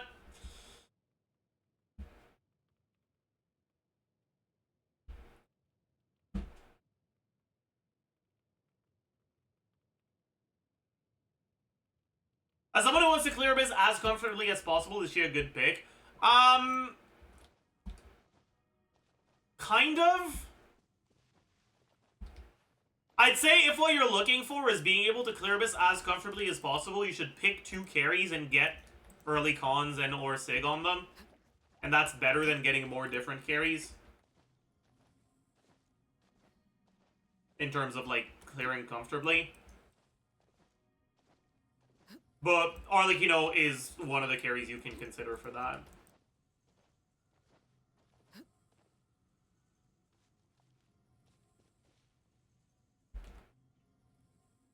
Next question.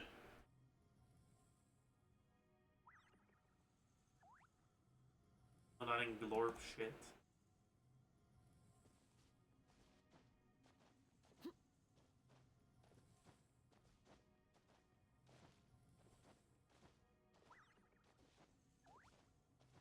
Can TDDS justify not using Bennett? I mean, will it justify other characters being better than Bennett? No. Does it mean you get punished less for not running Bennett? Sure.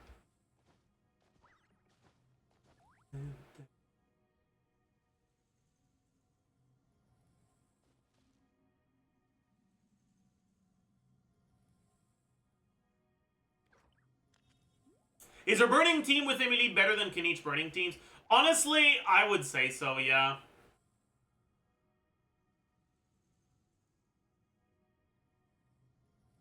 She just has so much quality of life that Kenich doesn't have.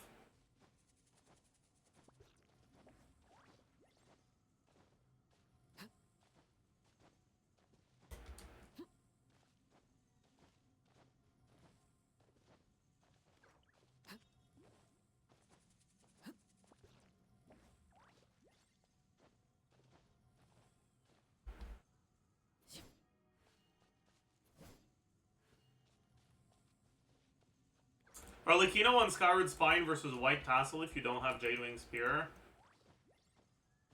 I forgot which one is better.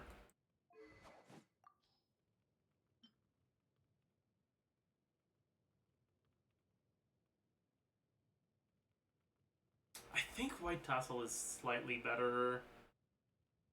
I'm not 100% sure. I forgot. They're very similar, that's for sure. I think it like actually just depends on the team.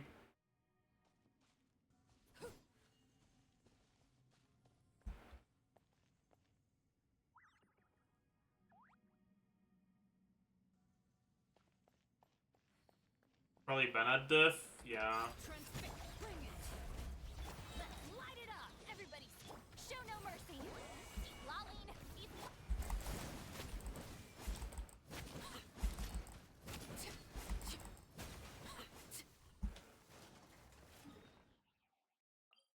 The main thing about Skyward Spine is that the attack speed doesn't really matter very much because Arlecchino is not a character that actually gains that much from being able to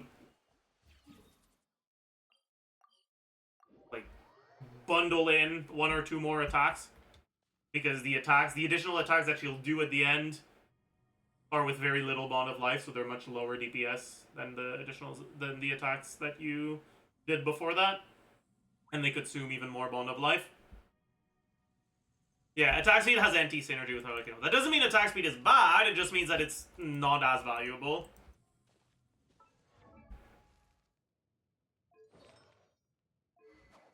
But Skyward Spine is still a high base attack weapon.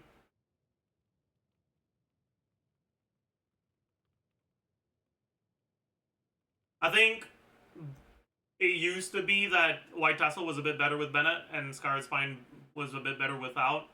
But I'm not sure if you have Bennett and Citlali, because Citlali gives a lot of damage percent and attack percent, which are both more impactful on Skyward Spine than on White Tassel. They should be fairly similar to one another.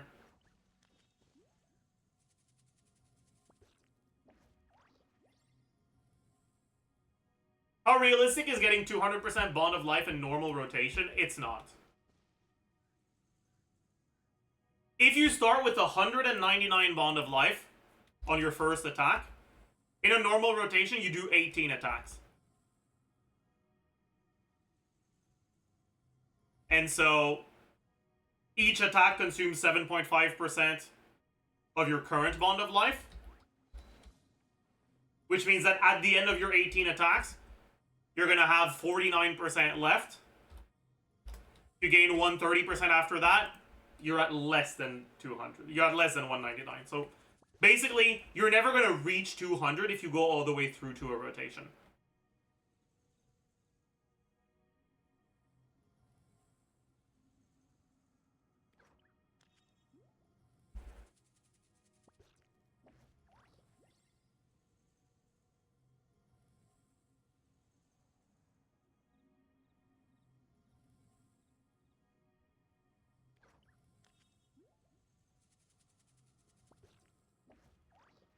You're only going to ever get to 200 if your rotation is cut short somehow.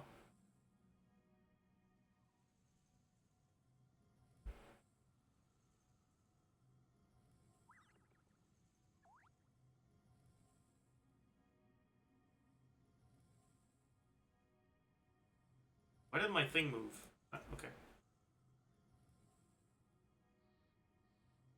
Is it better to get Constellations on Citlali or Arlecchino to boost my Arlecchino's damage? Max I can go is C2. The thing about C2 Arlecchino is that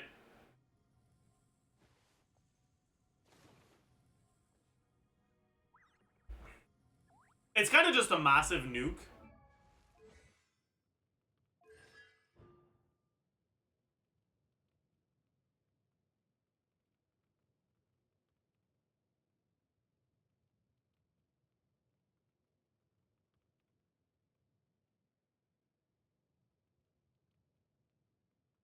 And you'll pretty much just one-shot content with it.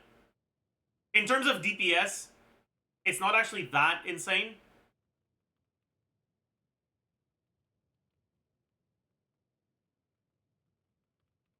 So in terms of just DPS, I think Constellations on Citlali will be better. But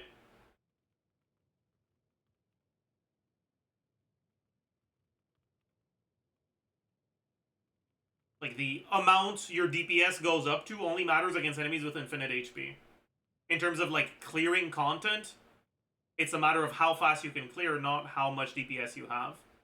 And that Arlecchino's C2 front-loading your damage like this tends to be pretty valuable. Personally, I'd probably do C1 Arlecchino, C1 Citlali over C2 Arlecchino. Or even better, C1 Arlecchino and just stop there. Don't fucking bother with the rest.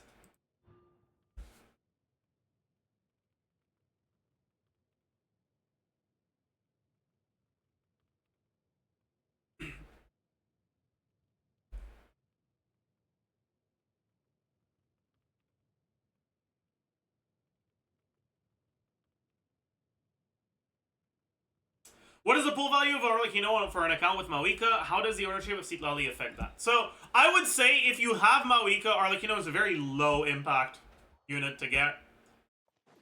The only situation where you would ever consider running Mawika and Arlecchino at the same time is in an abyss like this that, like, pretty much tells you, hey,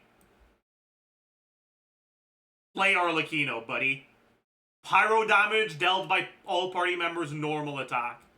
Play Arlecchino, bozo. Otherwise, because they both really want Bennett in their teams, there's little reason to play both of them at the same time. You can play either of them without Bennett, but it will be worse than playing them with Bennett.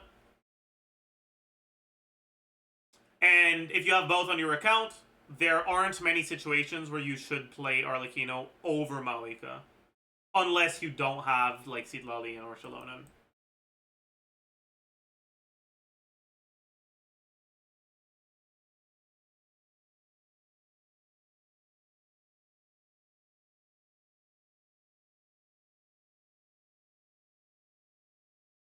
Are her plunge teams any good? Meh, not really.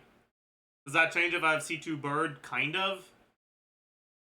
But, like, playing Arlecchino in plunge is kind of like playing...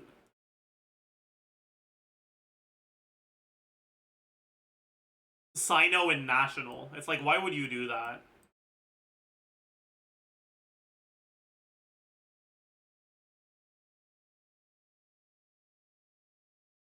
I guess that's not a good example. It's kind of like playing Neviled in National. It's like, what? Why?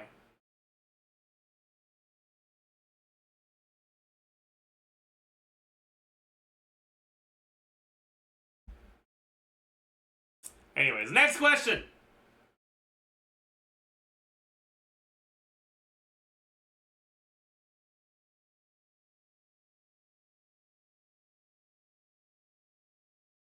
I've C1 Arlecchino and R2 Jadewing Spirit. Should I go for R1 or C2?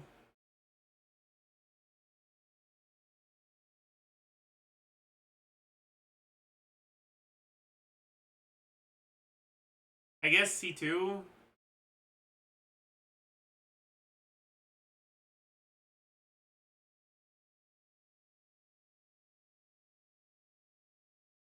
Or just don't go for anything. That's what I would do, but between those two, I'd go for C2, I think.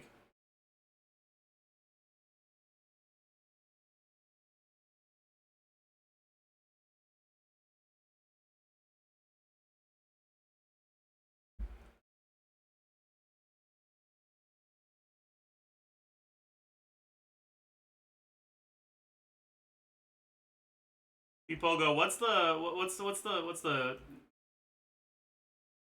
bat chest here? What's the overweight bat chest? What am I missing?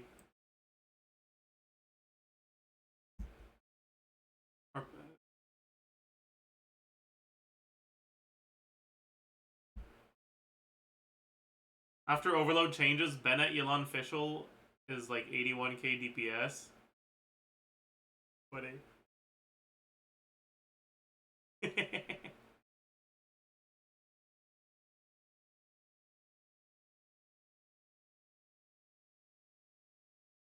How much EM is that Hu Tao being given?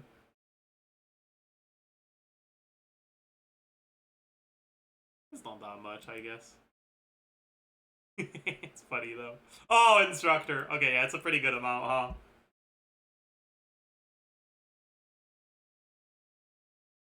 Ringless? I know. Oh, that's funny, dude. That's funny. What happened to the minimum What happened in this run, dude? Something went wrong with the particles, I think.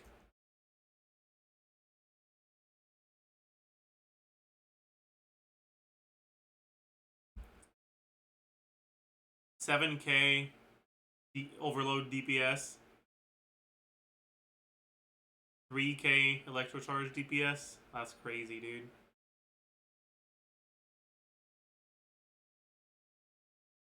Wait, no, it's... Sorry, it's 5K. 4K.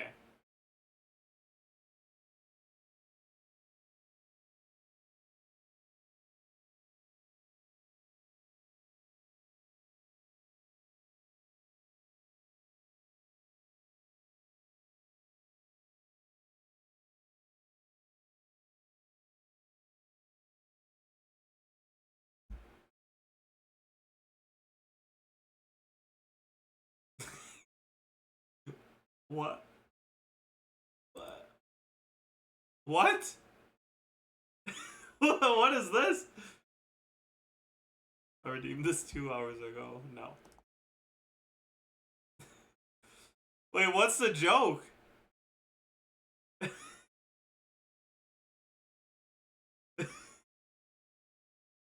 I don't get it, but it's funny.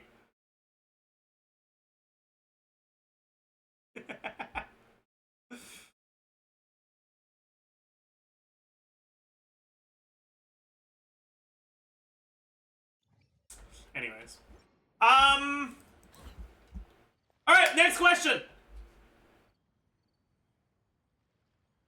I'll take one last question.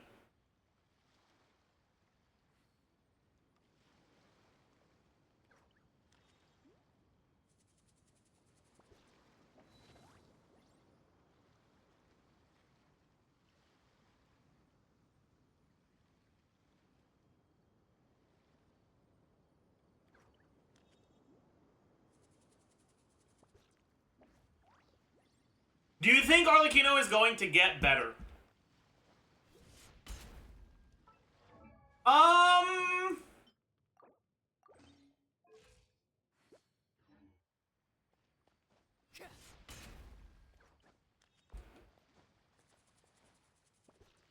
Not really. Citlali is such a powerful unit, and she provides pretty much exactly what Arlecchino wants. I could see her potentially becoming more powerful if we get a new Electro unit that works really well in Chevreuse teams. But it's hard for me to imagine them doing or making a unit that takes over Bennett's place in her teams.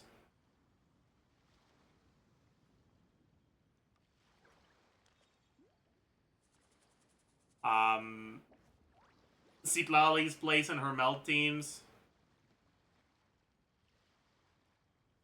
It's hard for me to imagine a Hydro unit that's good enough that it would make the Vape teams better than the Citlali teams. And the, like, flex buff slot, I feel like would have to be really strong to justify being used over Shallonen or Kazuha or Sucrose. So I don't see it happening anytime soon, at least. I'm not saying it can't happen. Obviously, it could. They could release a character tomorrow that says buffs characters or characters whose name starts with Arla and end with Kino gain 200 bond of life when they use their skill.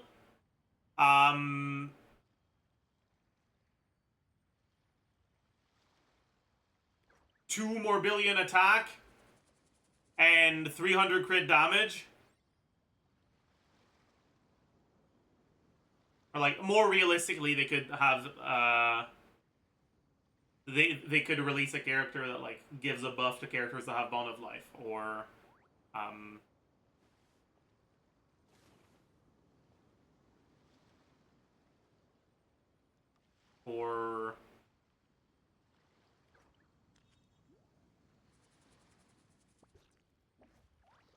I don't know what else.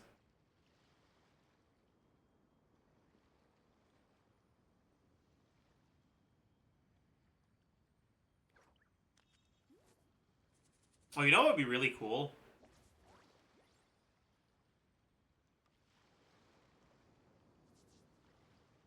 A set effect that gives you EM based on the amount of non-reacted hits you do. That would be really cool.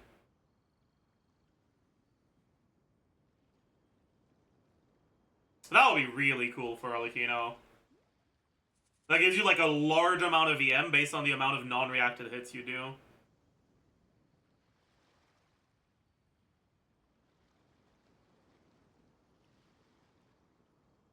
Like a stacking EM buff for all non-reacted hit, then clears when it's used? Yeah.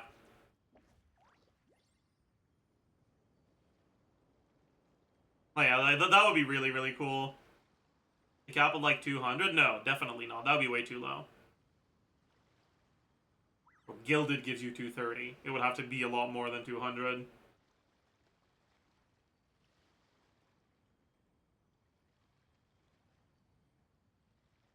Like 200 per stack up to 3 stacks. With 80 EM on the 2-piece.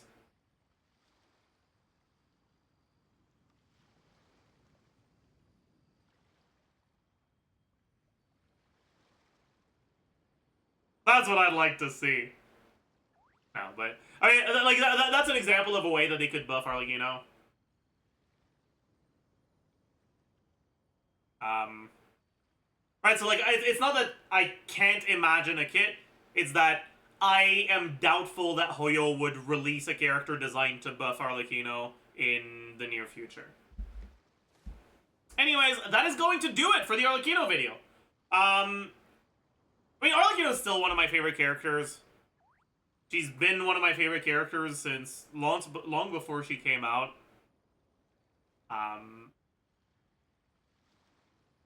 So I'm glad that she's strong enough that she never really feels bad to use.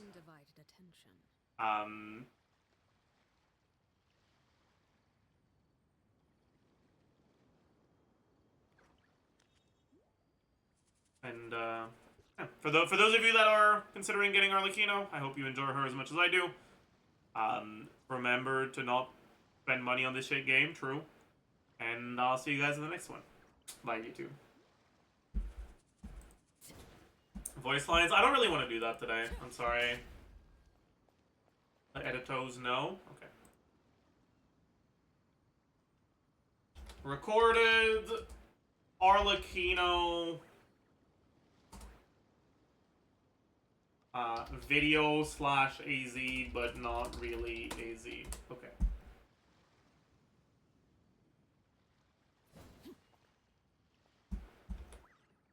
Alright, we've been live for a while, chat. Can you please take a look at 2 of the proposed stipulated order for permanent injunction, or maybe even comment on Suluna's latest video? What?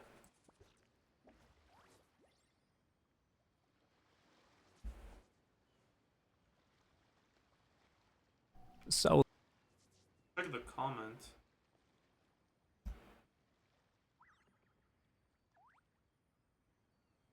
What? I'm not sure what you mean.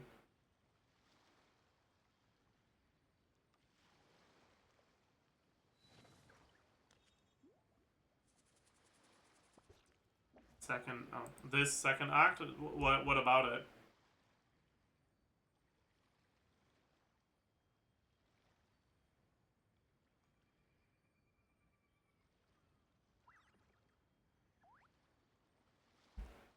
This?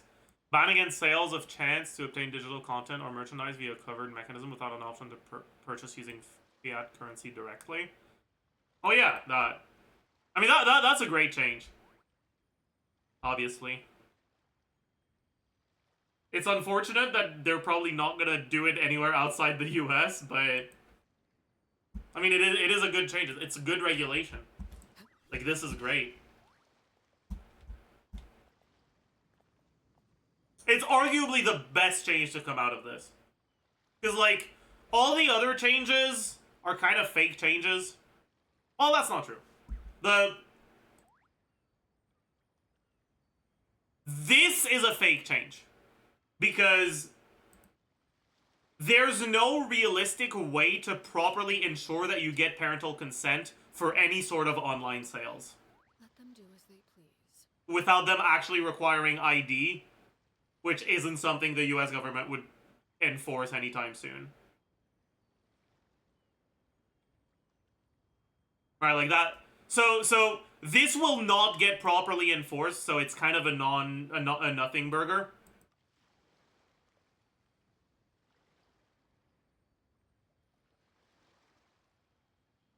This, though, is amazing. This is really good.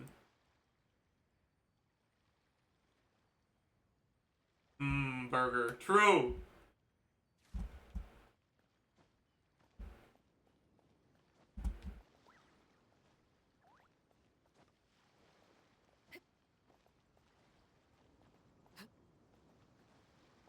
Several states require ID to access porn sites now.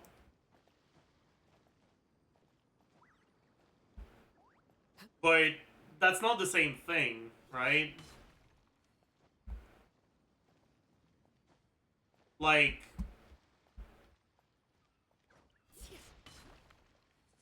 can you watch porn with parental consent in those states?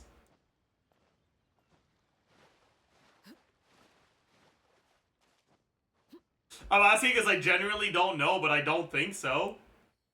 Right? Like, it's a different sort of rule, so it'll get enforced differently. Right?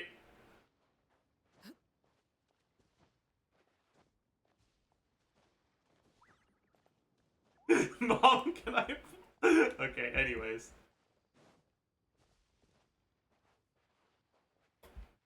Just saying that requiring ID to access online content isn't above the US current. Yeah, but this isn't...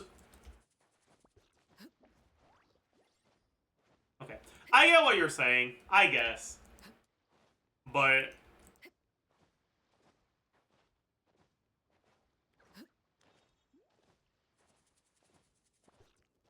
yeah, I guess. Sure. Sure, I shouldn't be so quick to dismiss potential how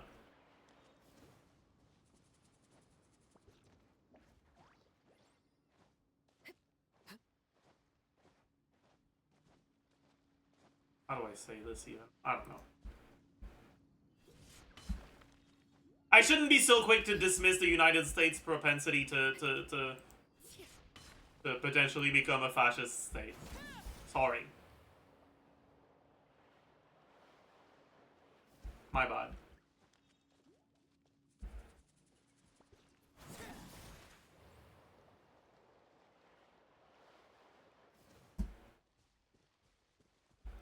Potentially? Okay. Sorry. Sorry. More of a fascist state. We should swap from dollars to Trump coin instead. Ah, man. Man.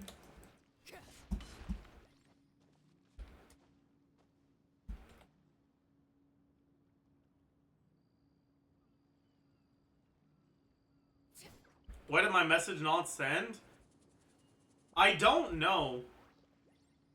Automated the word transaction. I have no idea why it did. I don't... They contain Tony phone. Yeah, I guess transaction is not allowed on Twitch. Automod is wait, blocked terms? What?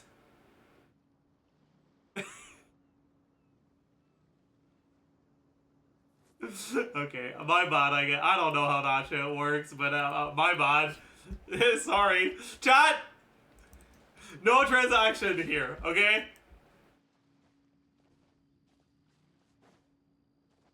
We call them gift exchanges, okay? We barter. We don't transact. Get your fucking money out of here, bozo. What am I gonna do with that money? Eat it?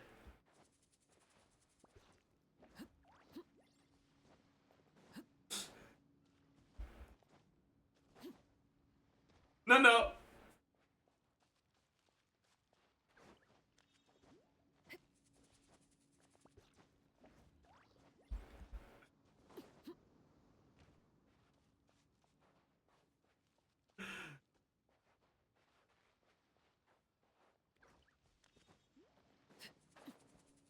Anyways.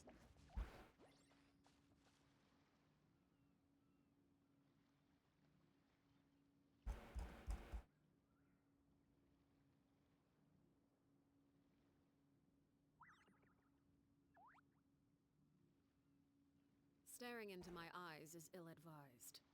I can't promise you'll like what you see.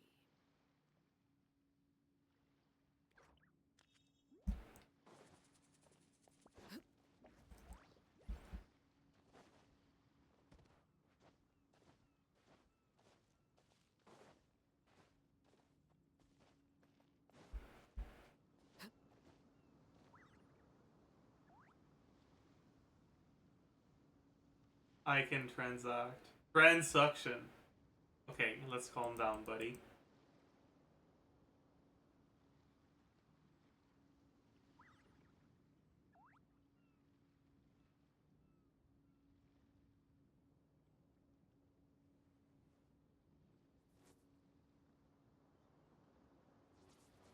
Let's calm down, buddy.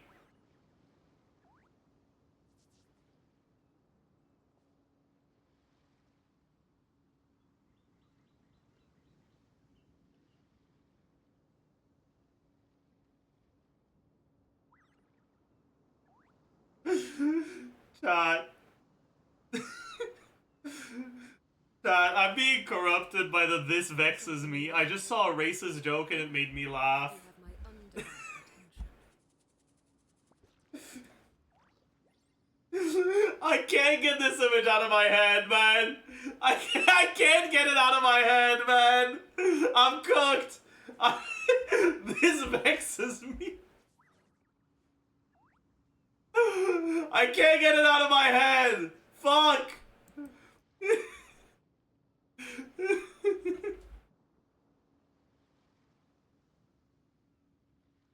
Racist arc, man.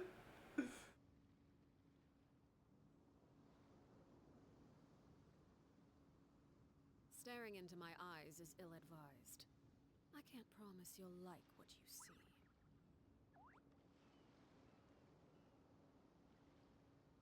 +1 Google Doc. Oh man.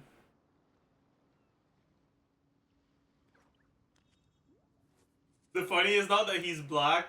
The funny is he had a criminal record for stealing a car. No, the funny is that this vexes me. Sorry. But that's clearly the funny. What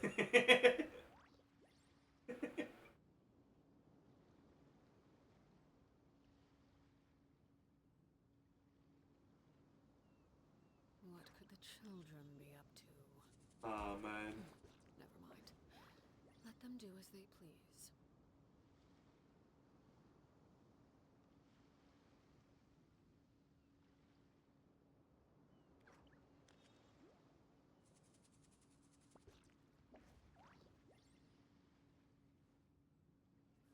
House stream? Man. I wish I could just fucking watch House on stream. That'd be fun.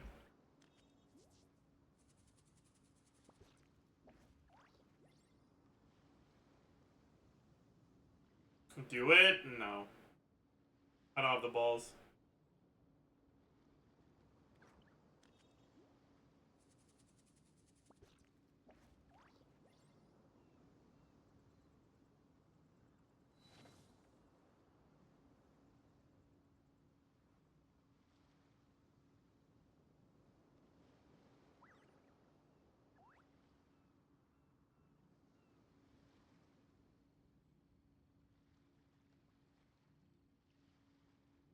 Actual plot of House episodes are less funny than what he does in clinic hours? Yeah.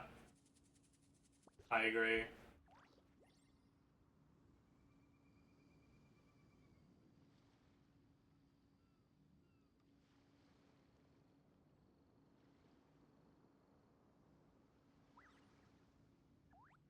Anyways, I think that might be it for the day, chat.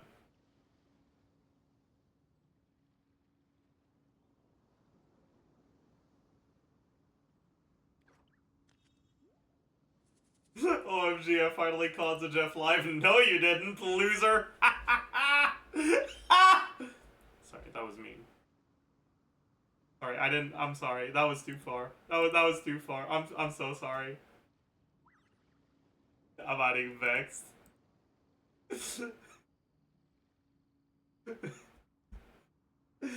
I'm adding vexed. Wait, what? Oh, late. They give it the 37 months random. My god.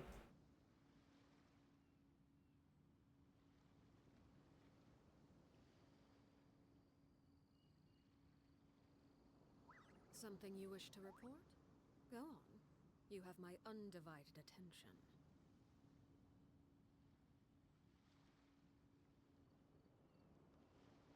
Anyways, chat. It's time. It's time. That's gonna be it for today. I hope you all enjoyed your stay. I hope you had a great, pleasant experience, a good time, a fun afternoon, morning, evening.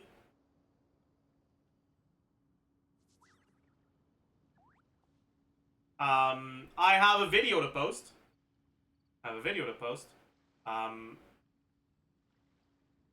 The Sitlali post release is ready to go. What could the children be up to? So as usual, if you can find it through YouTube, it helps more with the algorithm. But if you are too lazy, I will post a link in chat. Here it is. The URL starts with ta, so you have to go watch it. Make sure you go watch it. Leave a like, comment, subscribe. Leave a ta in the comments. And I'll see you guys tomorrow. Bye-bye.